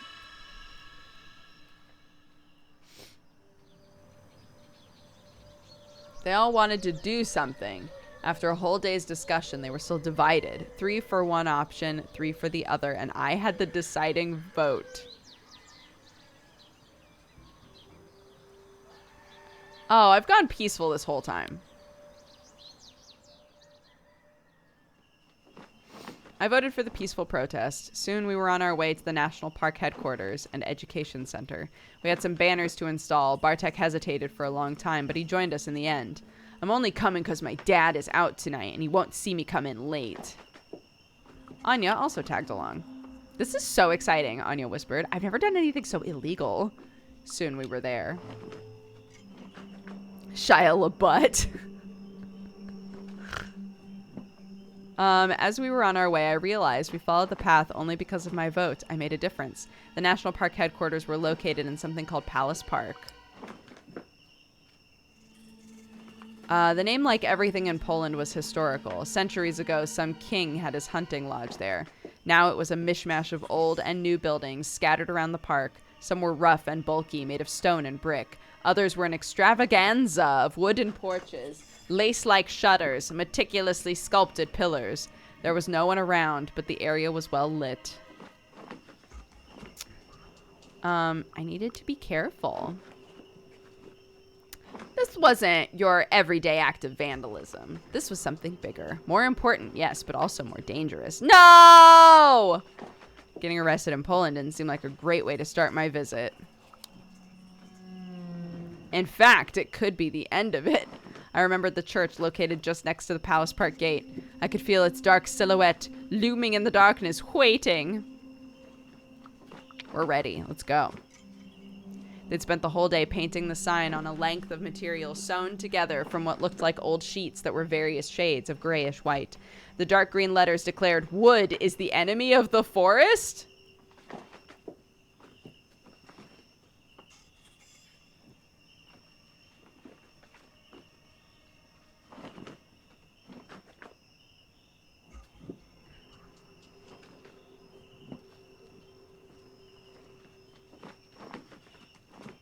What?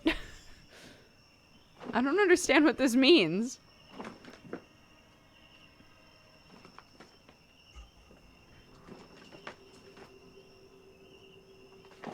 Oh, you think they mean like wood as in the harvested tree wood.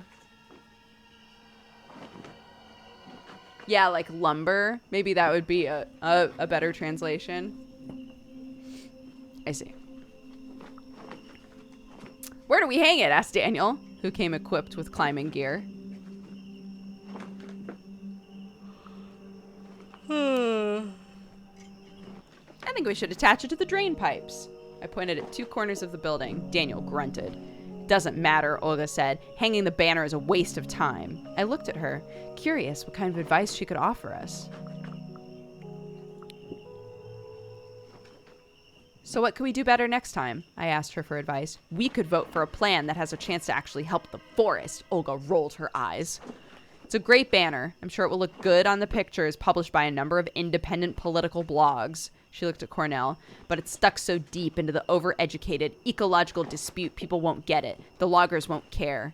Cornell just shook his head and gestured Daniel to continue. I wait patiently. Soon the sign was up, screaming our message to all of Białowice. Białowice. Cornell looked at me. Maya, what do you think?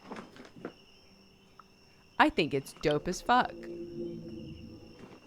I didn't really get the slogan, but I played it cool. Oh, it's glorious. I'm glad you think so, he grinned. I love the wording. Humans let the forest grow so they can take wood from it, but that isn't the purpose of the forest. It's translated that way on purpose. We got there eventually. Finally, we pulled the banner up. My father will have a stroke when he sees this. Bartek let out a repressed laugh. It's an important message. Anya looked up with fire in her eyes. The world must know. I looked at the sign flying high over the park, and I was proud of our work.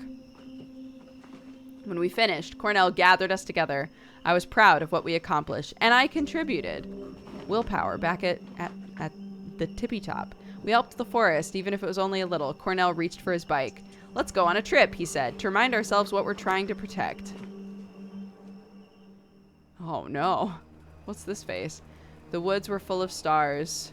Gunshots in the woods? Pushcha is loyal. We cycled in silence, enjoying the company of the forest as it enjoyed ours. After some time, the place of power opened up before us. The boulders looked relaxed. A soft breeze rustled in the trees, welcoming us. Bartek was tense. I want to get a little rage back. We should have stayed home, whispered Bartek, and the whisper carried in the air. This is not a good night to be out here. His nervousness was getting to me. The energy was still there. I knew it, but it couldn't reach me, not if I didn't allow it. I was ready to act.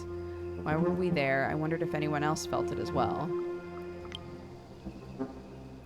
Do you guys feel that? I looked at my companions. Before anyone could answer, a loud sound tore through the silence. A gunshot. Oh my god. I don't know why I didn't expect them to do an actual gunshot sound. Anya gasped, looking around, wide-eyed and terrified. My heart is beating really fast from that. That was very spooky.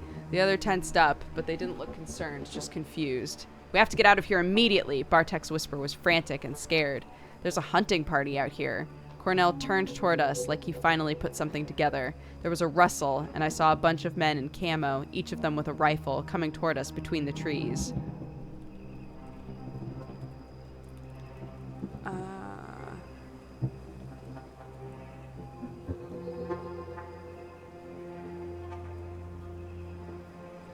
I observed them. I watched their angry steps and listened to the murmured curses. Something was strangely familiar. The man at the front looked exactly like an older version of Bartek. He weighed us up for a moment and focused on Cornell. This area is closed for the night, the huntsman said in Polish. There was contempt in his voice. There's a hunt going on. Y'all are trespassing. Y'all? In Polish?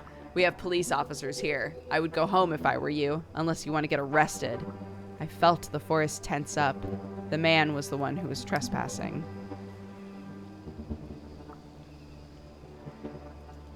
I turned to the forest for advice. Yo, I'm so damn spiritual.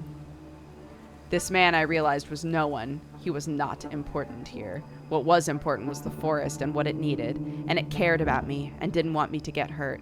There would be other nights and other people to fight. Right then, I felt that it wanted me to leave. Oh, damn. Oh, my God. I ran, the air in my lungs boiling. I ran? I just fucking left Anya and Bartek, like, it's fine, go make out somewhere in the dark, goodbye! Just booked it? I ran, the air in my lungs boiling, my skin slick with sweat, the darkness thick around me. Anya and Bartek were running just behind me, or so I hoped. Yeah, I didn't even know. We left the shouts and gunshots long behind us, but we couldn't stop. Something was chasing. 2 silhouettes, one lean, the other bulky. I saw them in the corner of my eye as they leaped forward. At first I thought they were people. As they leaped, they got longer. Longer, smaller. I couldn't see clearly. It was dark. Sweat was blinding me, and they were hiding behind the trees. I heard howling and growling, and then I saw there were wolves. I faced them. I stopped in the middle of the path and turned to face the animals. I couldn't explain why, but I knew it was the right thing to do. "What are you doing?" whispered Anya, terrified. Bartek grabbed her wrist and pulled her off the path. I looked at the wolves, and they looked at me. And then I. "You're looking for me?" I asked, hoping that my nonchalance would confuse them. The wolves dispersed, and then something happened. Something I couldn't see clearly. 2 people stepped out of the bushes, and I knew both of them. Olga and Cornell. We knew that they were wolves because they were described as having cool eyes. Cornell? Wait, she has the right to know. Cornell grabbed Olga's arm. "One of us is going to bite you," she said matter-of-factly. "And then you will die," Cornell added, "one way or another. The forest needs it." I closed my eyes. There was a series of wet cracks, skin breaking, torn from within by muscles that suddenly grew, bones rapidly getting longer, fur, teeth, and claws. When I dared to look, I saw 2 8-foot-tall monsters standing in front of me on the narrow path. I knew it! I knew it. Everything clicked. I fucking knew it. And then there was only pain. The pain was unbearable. Nothing in my life had prepared me for this. I started laughing. Blinded by the blood in my eyes and the searing pain in my shoulder and chest, I could only laugh. This wasn't what I'd expected from this trip. You spent so much time planning, only to see your life crash and burn. All I could do was laugh. But I knew how serious it was. Well, I'm dead.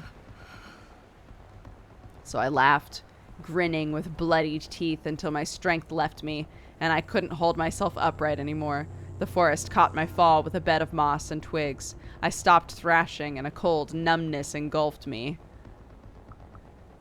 I tried to get up. I punched the earth, trying to get feeling in my hands. I grit my teeth and tried to get up. I collapsed again. I felt so cold.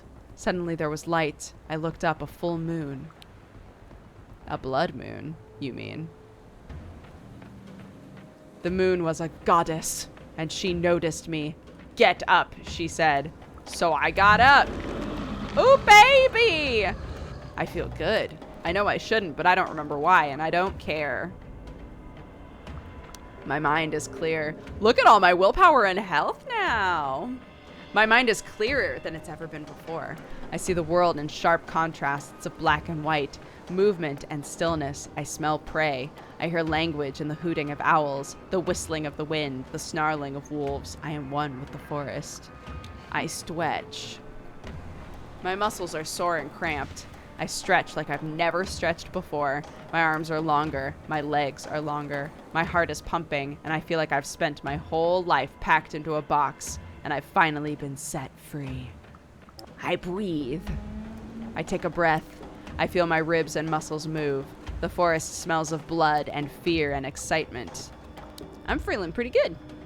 I laugh happily. Others' laughter joins me. We laugh and sing to the moon. Something stings me. What? There's a small, malformed creature pointing a stick at me. The stick blazes with fire, and there's another sting. Oh, something's shooting me. The creature is no threat. Its presence is annoying. Its smell almost sends me reeling, and I don't like being pricked. Oh shit, how do we do our first kill, chat? I stick my hand in it. Makes me think very Kali Ma. Rip the head off.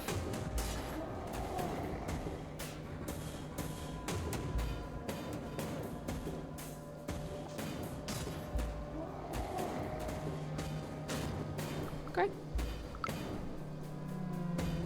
I reach out lazily and rip its head off its shoulders. Blood blooms from its neck like a beautiful flower. I throw the head to the moon. My ears prick and I hear more creatures running blindly through the bushes. I feel better. My leg no longer stings. I feel better than ever before. Hunt! I smell prey and I hunt. They do not see me as I move silently through the undergrowth. Balanced. The creatures are running away, their backs turned to me. I watch them and learn how they move. Suddenly, one of them turns my way and we lock glances.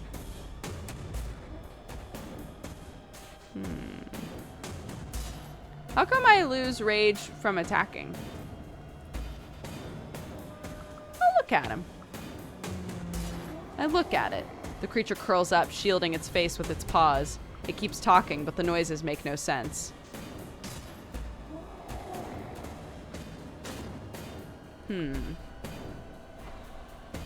Because you're tired.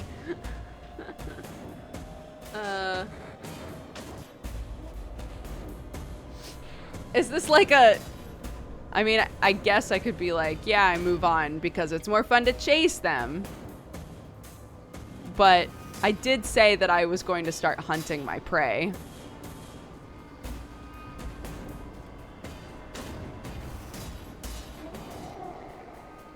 So it annoys me. I swat it with my hand and it shuts up. Piercing light burns my eyes. The creatures surround me. They seem to work like a pack. They are dangerous. I strike them one by one. I fight them all. I fight them all. With a roar, I attack them as they stumble, trying to understand what's happening. There are sharp noises, sudden flashes. The air smells of fire and singed hair. It hoits. They hurt me. I bite and punch and roar. A new smell. The wind brings a new smell. The air tastes of fur and musk and blood. Shapes move among the trees, but they are no creatures. They are people like me. Suddenly, I'm surrounded by them. I think I know them. They seem familiar. It's like I met them in the past, but they were hidden. They close in. What do they want? I wait. I relax and wait for them. Unflinching, they approach me and sniff the air. Their smells are overwhelmingly familiar. Once the people had sounds attached to them. Now I realize the sounds were not their true names. Run with us, they say. I howl with joy. Awoo! We howl, and everything that hears us trembles with fear. Then we run through the forest and through the night. I get lost in the moment and pay no attention to the others. I am alone in the heart of the forest. I look up and see no moon, only clouds and tangled branches. Something changes. Oh no, I'm a person again. Something changed, and I realized how tired I was. I stumble.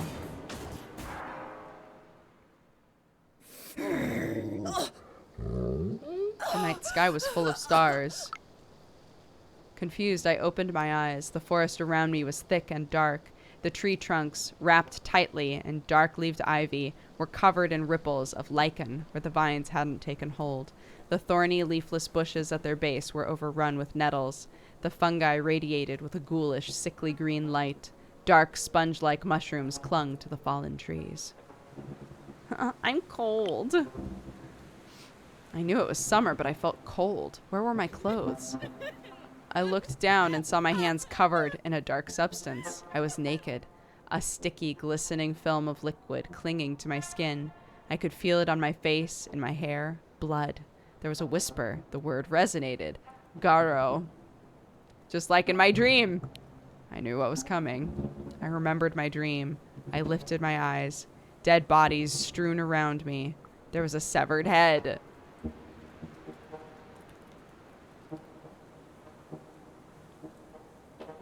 This is what I did in the dream. I touched it. Overcoming my disgust, I touched the wet hair and watched as the head toppled over. The face was contorted, eyes bulging, the mouth open as though the head was still struggling for air. I recognized the face. Oh no! Oh no!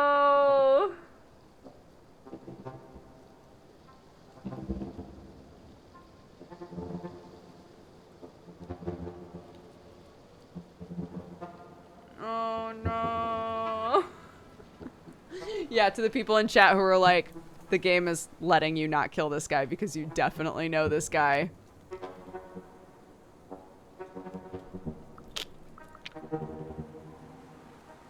I recognized that face. One of the hunters, the one that had tried to stop me.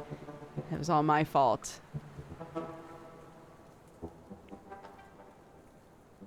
Yeah, I would probably scream. IRL.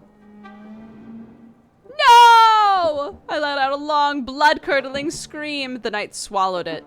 The bushes rustled, and a moment later I saw Cornell coming out from between the trees. He looked at me, at the head, at my face. He came closer and squatted beside me. This is what we were trying to tell you. His gray eyes smiled. You're a werewolf. I looked at him and I blinked, and everything faded to black. Shia LaBeouf, please, answer my questions. Lost in the woods.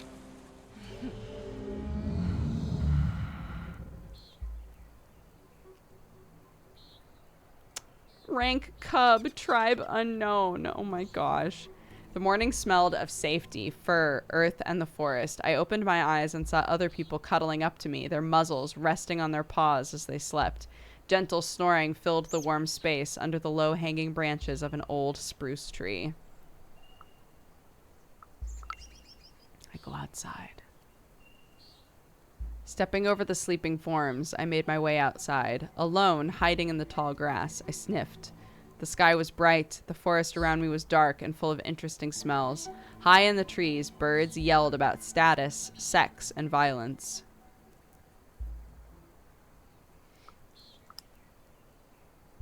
Memories start coming back. Something opened in my mind. Memories flooded back. The run through the night, the bite, the dream about being a werewolf. A creature stirred in the bushes, a tall, dark silhouette, a strangely familiar smell. I tense.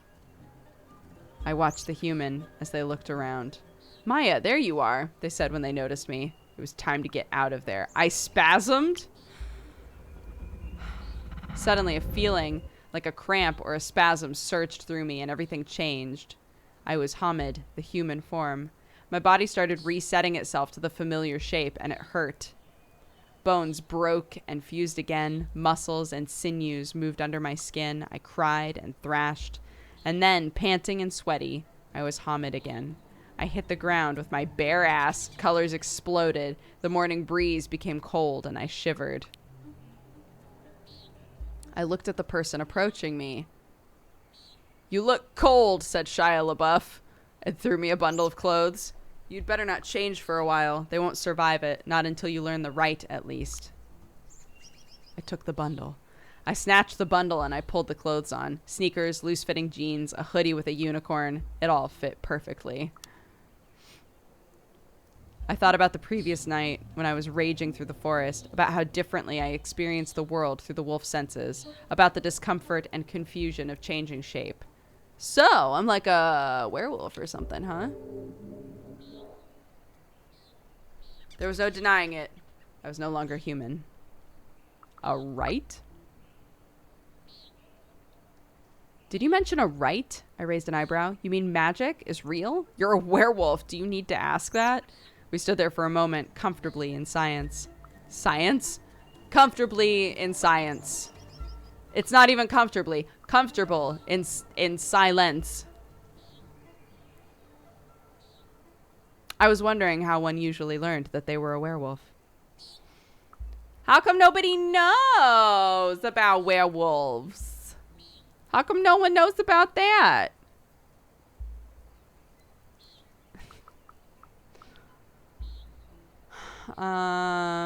Sure. Cornell, Shia LaBeouf, what's going on with you?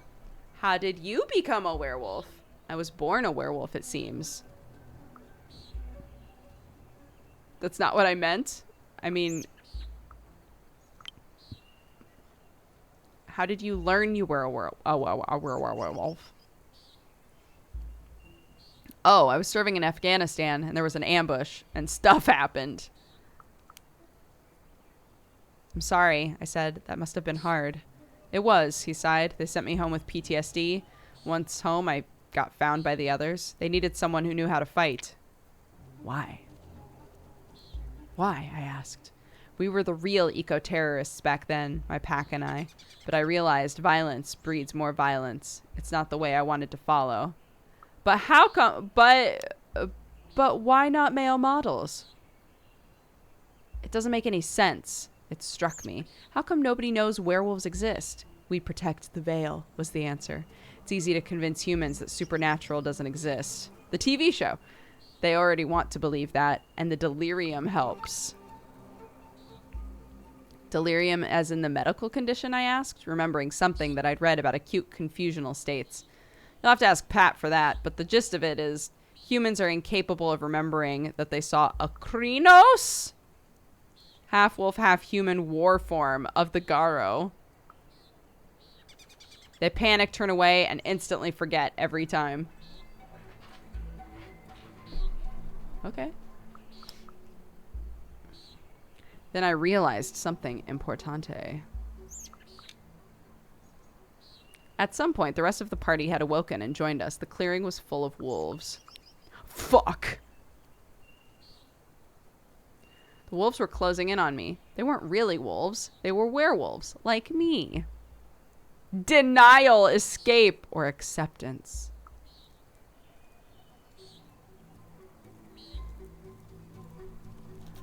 Oh no, wolves.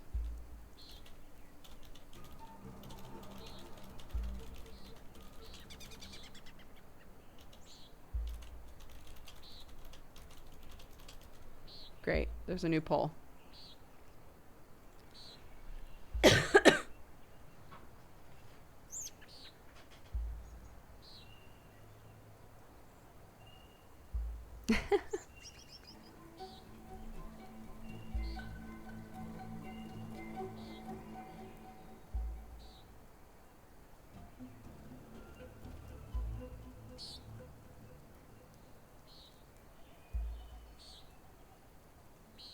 Oh my god.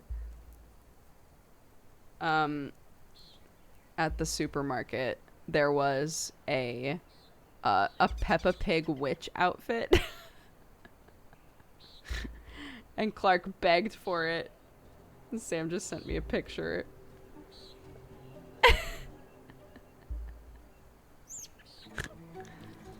Oh, goodness.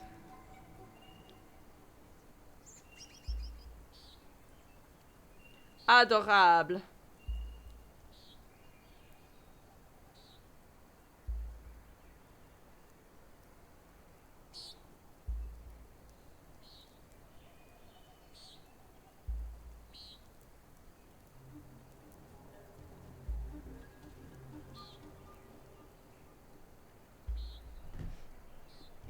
Oh, very cute. Very cute. All right, where are we looking? We are Wolf. Wolf is us. Okay, sounds good. Accept. The headless body was heavy. They said that as my first kill, it was my burden. It was my duty to take it to the barrows. Oh, we take the bodies of the people we killed to the barrows, so we're just constantly, like, adding to that miasma of weirdness over there?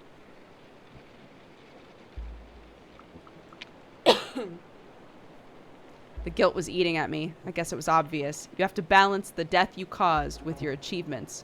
Cornell looked me in the eyes. It is the path of the Garo. The term werewolves use for themselves. Okay. He accompanied me, carrying the severed head in a bag. The others stayed behind, covering the tracks. I tried to just focus on walking, I guess. I didn't want to talk or think, for that matter. Not about the person I was carrying or trying to carry. It was just a thing, and I needed to transport it from A to B, and that was it. The body's so heavy, though. The burden was too much to bear. I was tired and hurt, and I couldn't do it anymore. I looked at the body, and I really wanted to say something, but I choked on my words. I curled up into a ball with my arms around my head. I couldn't. I can't, I said. And then it was the only thing I could say, louder and louder, until it became a shriek. I can't, I can't, I can't, I can't! Cornell sighed and kneeled beside me. You are a werewolf, Gaia's soldier. There's nothing you can't do. Get up. We have a world to save, and you have an obligation to this forest. You right, Shia LaBeouf. took a deep breath. He was right. I was here for a reason, and I had things to do. Oh, I changed. Choose your form. Ooh, Glabro? Strong enough to lift heavy things without breaking a sweat. War form, a ruthless killing machine. Hispo, monstrous wolf, smart, fast, heavy, and scary. A wolf form, a majestic animal with all its advantages and limitations. It looks great on camera. Okay. Actual werewolf Shia LaBeouf. Okay. I will turn into Glabro. Oh, interesting. The pain was stronger than I ever imagined. I felt my muscles spasm as they rearranged. My jaw cracked, my mouth filled with blood. I clenched my fists and claws drove into my palms. I screamed. When I rose, panting and sweaty, I was more than human. I was Glabro, wolfish, strong, and scary. It hurt. The change hurt more than I expected. The world shifted. Not much, but enough. I felt my teeth get sharper, my muscles stronger. I picked up the body. It was lighter, and we went on. As we made our way through the forest, I realized we weren't alone. Somehow, I knew what I'd seen before I even saw it. A white weasel and a gray wolf. Ah, my companion smiled. I see you've noticed our patrons. I remember them from my dream. We know each other, I said, remembering my dream. We sort of met the other night. The two animals stopped in front of me in the middle of the path. We came here to teach the cub, said the wolf. She smelled of ash and tears. What? A talking wolf?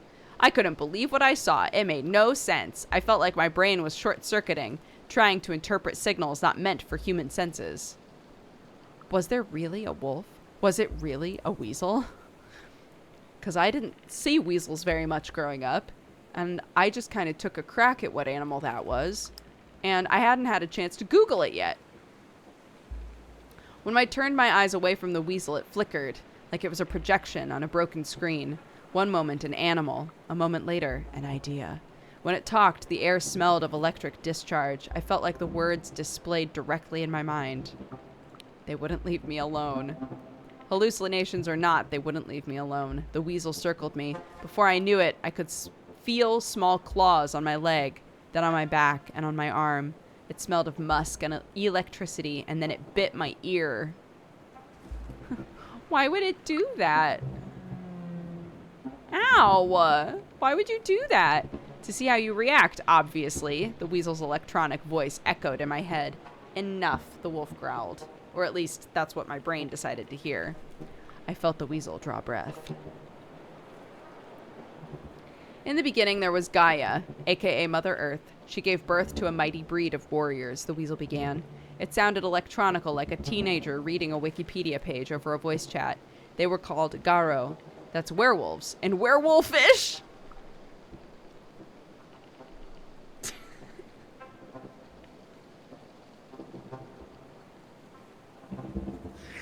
I have to say, so far in this game, most of the time, if we're goofing, we're just goofing because it's fun to goof, right? But overall, the game has done like a really good job of like staying in the same tone, I think. This is the first time that I've felt like I'm reading a young adult novel.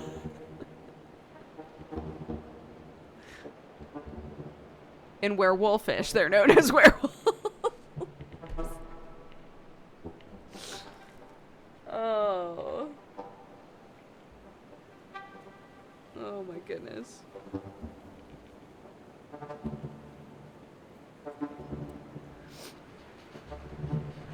Their sole purpose was to protect Gaia, and they failed, wailed the wolf. I looked at the wolf. There was danger everywhere, shrugged the wolf. When time began, Gaia released 3 primal forces upon the earth. The weaver, the wild, and the worm. The wild was the untamed force of life and creation. The cold, ruthless weaver gave structure, and the worm destroyed what needed to be destroyed, creating balance. I assume we're creatures of the wild.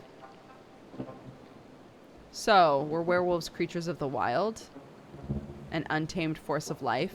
They were Gaia's children, the wolf snarled. Born to herd and contain humans. Okay. And then what?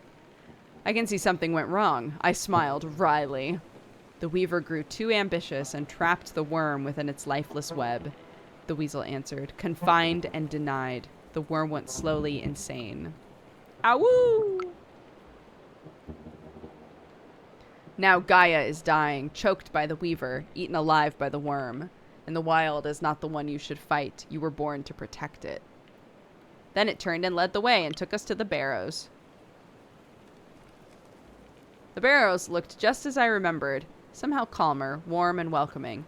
Cornell kneeled near one of the mounds, put his hand on it, and whispered a few words.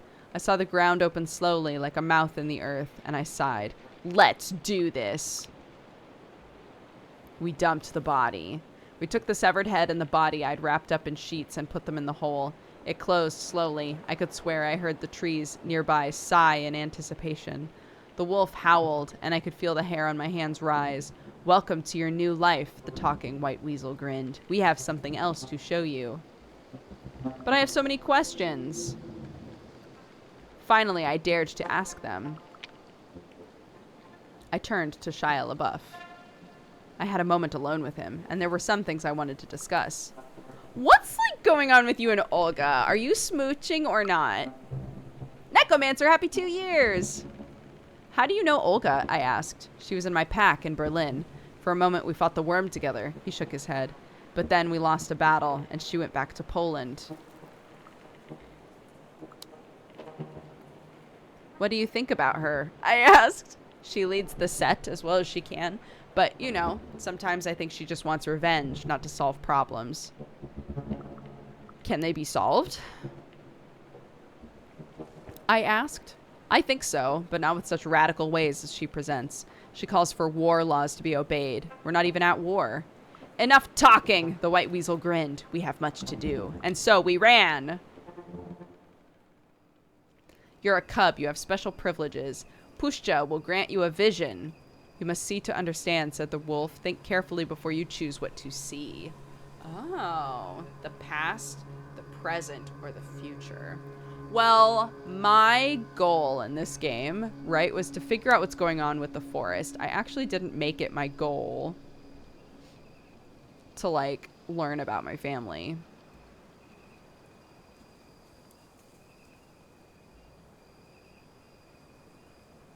Understand what connects you to the forest.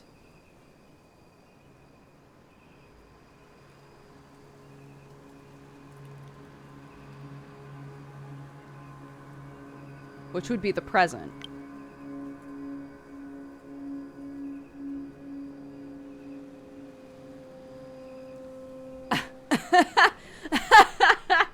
Which one is going to tell us whether or not Shia LaBeouf is boning Olga?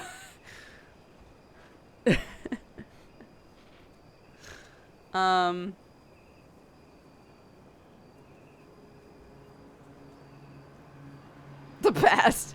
That would be the past, you're right.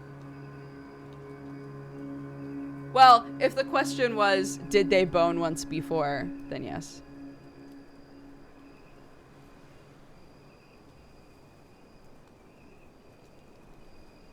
I never tweeted that I was live. Shame! Ding ding! Shame! Ding ding! Are you gonna play the whole thing today? I have no idea. It's 5:30 right now, so I have half an hour. Hold on. Let me double check the store page again. I'm trying to remember how long it looks like most people played this game. 4 hours, 5 hours, 4 hours, 7 hours, 7 hours, 5 hours, 3 hours, 3 hours, 4 hours. I feel like 4 hours is probably around like a normal time to get an ending, maybe. How's the stream gone? Chat. I throw it to you. Every time I've walked away, meaning to only be gone for a second, I've been gone forever. So there's that. Please don't hold that against me. My child is very tetchy right now. Mine was 3 hours, but I knew all the terms. Gotcha. I'm going to choose the present. That's right. You don't get to help me choose that one. It was hard to find the den. I knew where it was. Pushcha is loyal. I felt the Pushcha playing with me, twisting paths, blocking my way with bushes and dead trees, suddenly opening a new path that was straight and full of sunshine. I pushed on, determined. Since the change, I had become acutely aware of how my body worked. I remembered what humans were good at. Running. Stubborn, relentless, long-distance running. Not as fast as a deer, not as nimble as a wolf, but steady and without rest. And so I ran. And then I was there. An old den hidden in the roots of a crooked pine. I crouched down. I crouched and looked into the hole. A sudden gust of wind brought with it almost imperceptible smells of wolf cubs. I lay down under the tree and closed my eyes. I could feel the sun. On my fur? On my face. Sure, that makes more sense. The wind rustled through the leaves, and the air smelled of sweet dew and greenery. I breathe it in. It fills me with peace and warmth. Oh. And we woke in a surreal nightmare. I close my eyes and extend my hands and feel my fingers dip into the thickness of the grass that covers the earth. I hear a whisper. I am the grass, it whispers. I cover everything. A bird flies over the forest. The trees move their branches like green undulating waves over an endless ocean. I see sickness. Yeah, all the buggies, right? I see trees eaten by bugs, desiccated and die. Oh, I see hunters. Humans come and feed the animals only to shoot them. I see humans destroying the forest. The forest tries to heal itself, but nobody notices the sickness. Humans turn the forest into a desert. I can feel the forest breathing, long, deep inhales and exhales, and I can feel every living creature breathing together with it. Look again, they say. It will change nothing, says the ash gray wolf. You must act. I look. So I look again. I see trees. I see the trees that are eaten by bugs. I see foresters cleaning the festering wounds in the forest to help it heal itself. I see humans. I see a man sitting motionless against a tree trunk and a squirrel walking down to him, curious. I've seen enough, I say. We are all connected, trees, animals, humans, Garo, but to survive you must define and defend your borders. I feel like I'm part of the forest. I am the forest, the world says to me. Let me work. I get it now. The Pushcha needs protection from the sickness.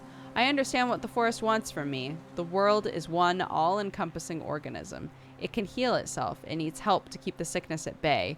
A man opens his hand. You know what's interesting here? Again, going back to like what I defined as my original quest, is that you could totally play this game and entirely focus on your family and probably have played a completely different game.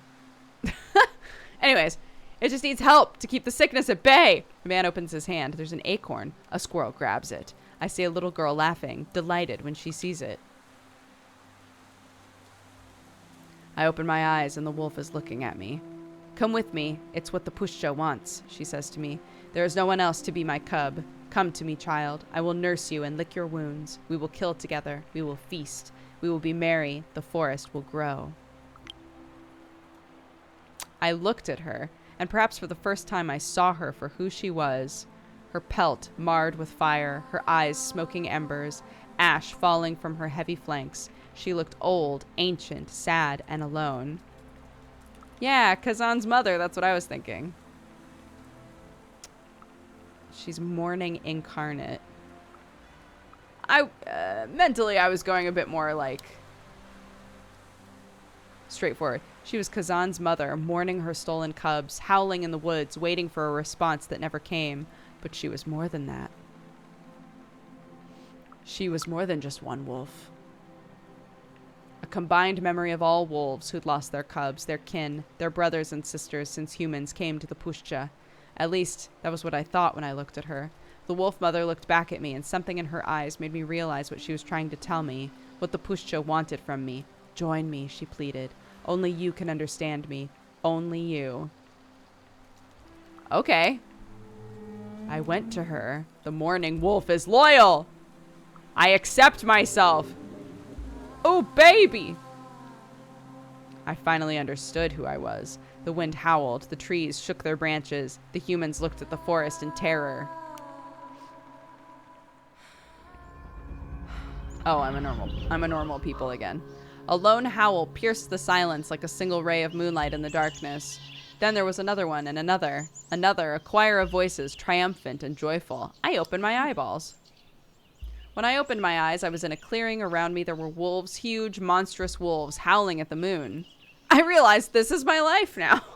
I guess this is just it. In a moment of bittersweet reflection, I understood my old life was over. Maya, the student, was part of the past. My present, my future, was now forever linked to what happened in the forest. Hello there, said Shia LaBeouf. Welcome to the Sept.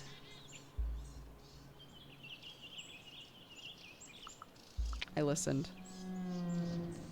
I realized my survival depended on learning quickly. I nodded and listened. For a werewolf, the pack is family, Cornell explained. An alliance of packs united in a common goal is a sept. So there were 2 packs. I realized there must be at least 2 packs there. I look at Olga. 3 of the monstrous wolves changed. Olga and Lisa stood up, human-looking again, their clothes rumpled, a yellow-eyed wolf by their side, turning out to be Daniel. We are the packs of the mourning wolf mother, said Olga. They smelled of ash and tears, and for a moment I saw the wolf sprint. I saw the wolf spirit among them. Oh, okay. So that's probably my pack now, because I was like, yeah, Mom, whatever you want, I'm there, I'm in. Let's go. A great gray-eyed wolf changed into Cornell, and soon Pat and Kim joined him. We are the Winter Weasel Pack. A white shadow settled on Pat's shoulder. I smell musk and electricity. We are Gaia's soldiers, said Cornell, in that we have no choice, but we can choose whom we fight alongside. Why the animal spirits? Does every pack have an animal spirit? How does that work? Spirits are called patrons. Not all are animals, Lisa explained. Our pacts with them give us additional weapons with which to fight the sickness and the corruption of the worm. The last word reeked of decay and burning oil. Do I have to join a pack? I asked just to make sure. No Garo can survive on their own, Cornell said with sympathy. Your old human life is over. We will never abandon you. This is making me want to rewatch Teen Wolf. Is that stupid? What if I just rewatched Teen Wolf from the beginning? This game will feel very serious and good. After watching Teen Wolf. Be like, oh man, remember Teen Wolf?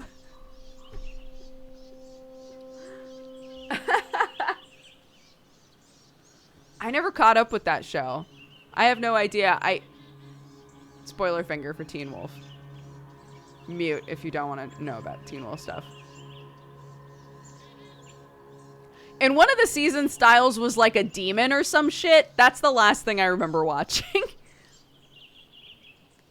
The season where they were like, what if Styles wasn't just a human? What if, like, he got possessed by something? Oh, and then, like... And then they did a thing where,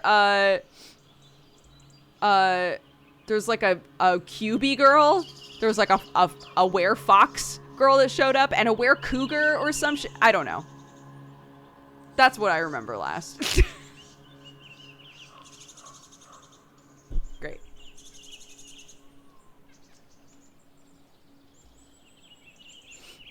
There was a Teen Wolf show? Oh, yes. Do you want bad good TV about werewolves. And by bad good, I mean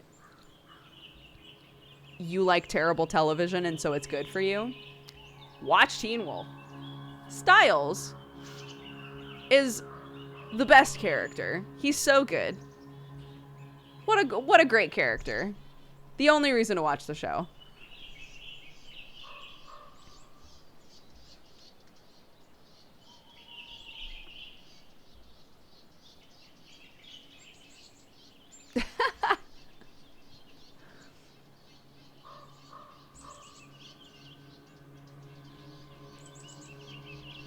Anyways, I have so many questions. How do the spirits work? What about the spirits, I asked. How does that work? The world casts a shadow, and we call it the Umbra, said Lisa. In the shadow, every living creature, every emotion and idea, every important object exists as a spirit. That's all you need to know at the moment. You are from all over Europe, I noticed. Is it like a standard for a sept? I look at Olga. I didn't even know if that was a stupid question or a smart one, so I looked at Olga, who seemed really willing to tell me if I was being an idiot. Normally the tribes keep to themselves, Olga grimaced. But we are in a desperate situation and had to form rather unorthodox alliances. There are at least a dozen tribes, Daniel interrupted, and I hope, Maya, you will choose yours wisely. Yikes. Why did I hear the moon whisper to me, I asked. Luna gave us rage. That is why she is important, Olga said. That is why you'll never be able to touch silver again. I summed it up. So, if I have this all right, I've been conscripted into an ancient war against the worm. And the moon gave me rage as a weapon. But I must avoid silver. And there's a whole secret world of spirits. And I have to join a pack and choose a tribe. Exactly, Lisa nodded. As for the tribe, there are two people who could mentor you now. Olga is from the Black Furies, an ancient tribe of woman warriors. And Cornell is from the Children of Gaia, a peace and harmony guy. I literally have not spoken to Olga once, except for right now. So... Oh, what about my family's tribe? What about my family's tribe, I asked. Lisa winced. Daniel sighed. Olga shook her head. What? What's the matter? I asked. Your ancestors were the Get of Fenris. No one here wants to have anything to do with that tribe, Cornell answered. They stand against everything we believe in. Were they that bad?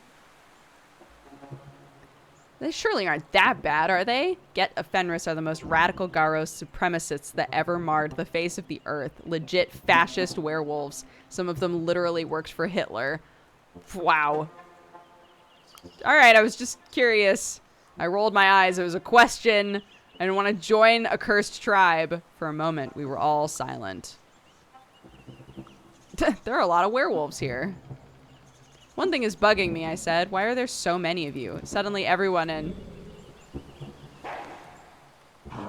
Białowice is a werewolf. You know nothing, cub, Olga laughed bitterly. A mere century ago, there were dozens of packs. None of the old guard survived the 90s. Lisa shook her head. We had to start from scratch. Until you showed up, there were only 6 of us. The 3 of us not even local, Cornell pointed out. 2 packs, too small for their own good. I wanted to learn more about the tribes and find an option that would really resonate with who I was.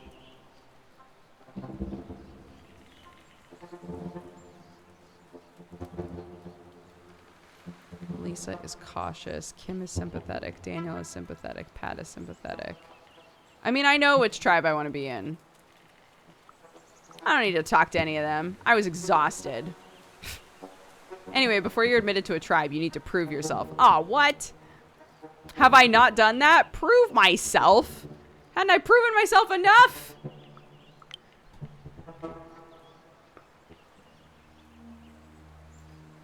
You went through your first change, Pat said. She was leaning on a tree. And you know everything you need to know at the moment. But you have to go through the rite of passage. Daniel rubbed against my leg, excited. A vision quest, Kim winked. And since we don't have time for tests, we need you to solve a real problem. Namely, we want you to find a way of ending the logging problem, Cornell said. You want to do it? Haven't all of you been trying to do that? And you want me by myself to do that just for goofs? I took my time.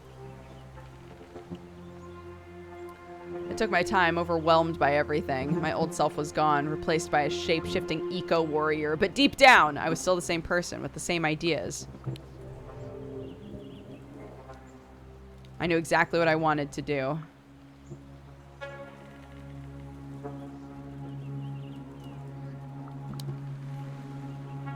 I need to work with the spirits. Make the forest itself turn against the loggers. Something is rotten and Białowice, whatever. Cornell commented, and I think we should find and neutralize local forces that support the logging. Pat giggled. We should create a diversion. There are too little of us for a direct confrontation. I continued with my plan, because they're all dumb. I'll talk to the spirits, see what they can do to help us, I continued. If nature itself destroys the loggers' equipment, there's no one to blame. Lisa looked thoughtful. I'll introduce you to the spirits you need to talk to. Daniel beamed, spoken like a true Thurge. Those born under the crescent moon are mystics and seers, dealing with spirits, interpreting visions and omens. You were born under a crescent moon, weren't you? How did you know? I looked at him in surprise. Mom always told me when she gave birth to me, she saw the crescent moon through the window sharper and brighter than ever before. Oh. Why are all of these crossed out now? What does that mean? Wait, what? Garo born under the crescent moon are shamans and healers, said Lisa. Just like you and me. A worthy Thurge always acts with wisdom. My human stats are gone? Damn. Your place in the werewolf society will be determined by your renown. You can earn glory through defeating mighty enemies. You can earn honor by following your moral imperative.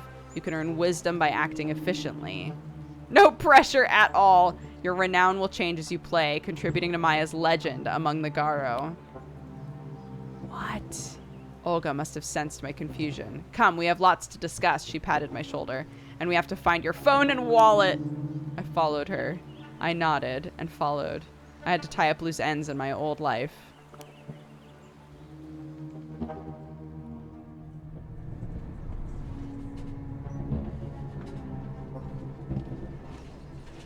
Back to the beginning. I was gonna end, but now I'm confused. Oh, 73%. Oh, interesting. It tells you. Okay. Well, we'll come back to it next time then. I'm a wolf now. Awoo. I'm a Garo, if you will. Awoo, awoo. So yeah, that's Werewolf, the Apocalypse, Heart of the Forest. It just came out like a couple days ago, I think. And it's like it's like a visual novel. The art is super cool in it. I'm really interested what happens if you go like full on rage monster. Like how I'm curious how different it is depending. What is that? A piece of my headphone? Goodness gracious. PGNYP in chat. Oh wait. Is part of the dev team for this game. Oh, amazing. Welcome. Thank you for watching some of the playthrough.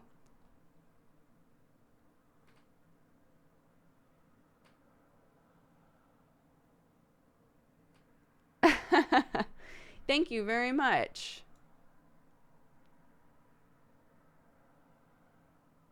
We choose violence. I did not. I did not choose violence. I did say that I sympathize with and will stand by the mourning mommy wolf. But that we didn't sign a contract that was like, that means I'll kill everybody. You beheaded a dude. Oh, that's true. But I didn't choose that. The game forced me to shift into, I was going to kill him regardless. Did you see the 3 choices I had? Come on.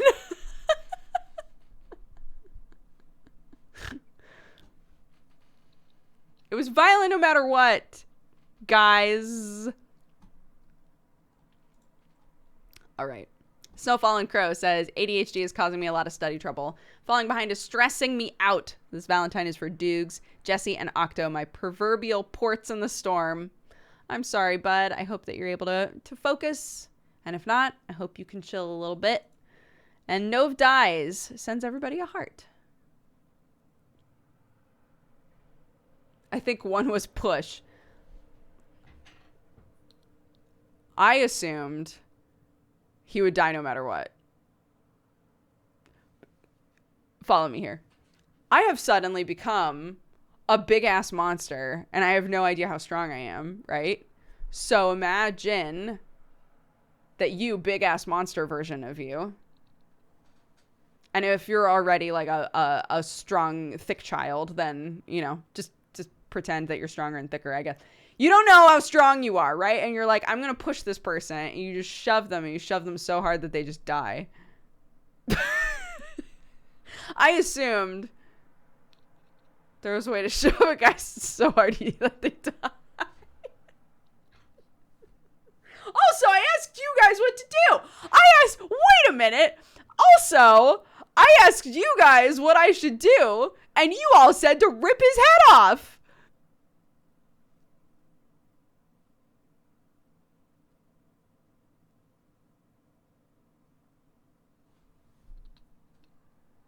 So, busted. Runya, Jenny, Accidental Hermit, Delta, and Henry, thank you very much for reminding people to drink some water. I will drink some now. We've got a raid leader. The Mimi Star, huh?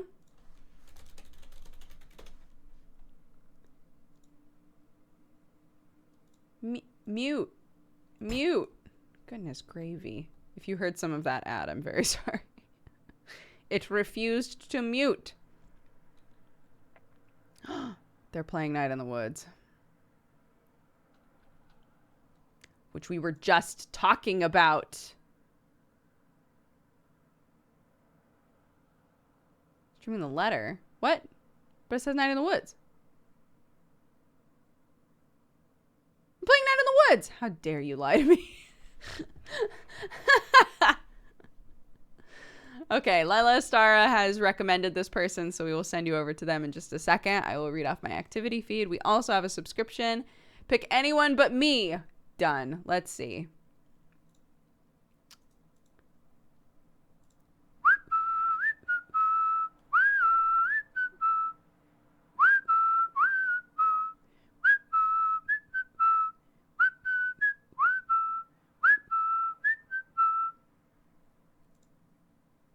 Okay, Prop Made, you were the first non-sub that I saw. Welcome to the Cat Gang, courtesy of Nylox of Asgard.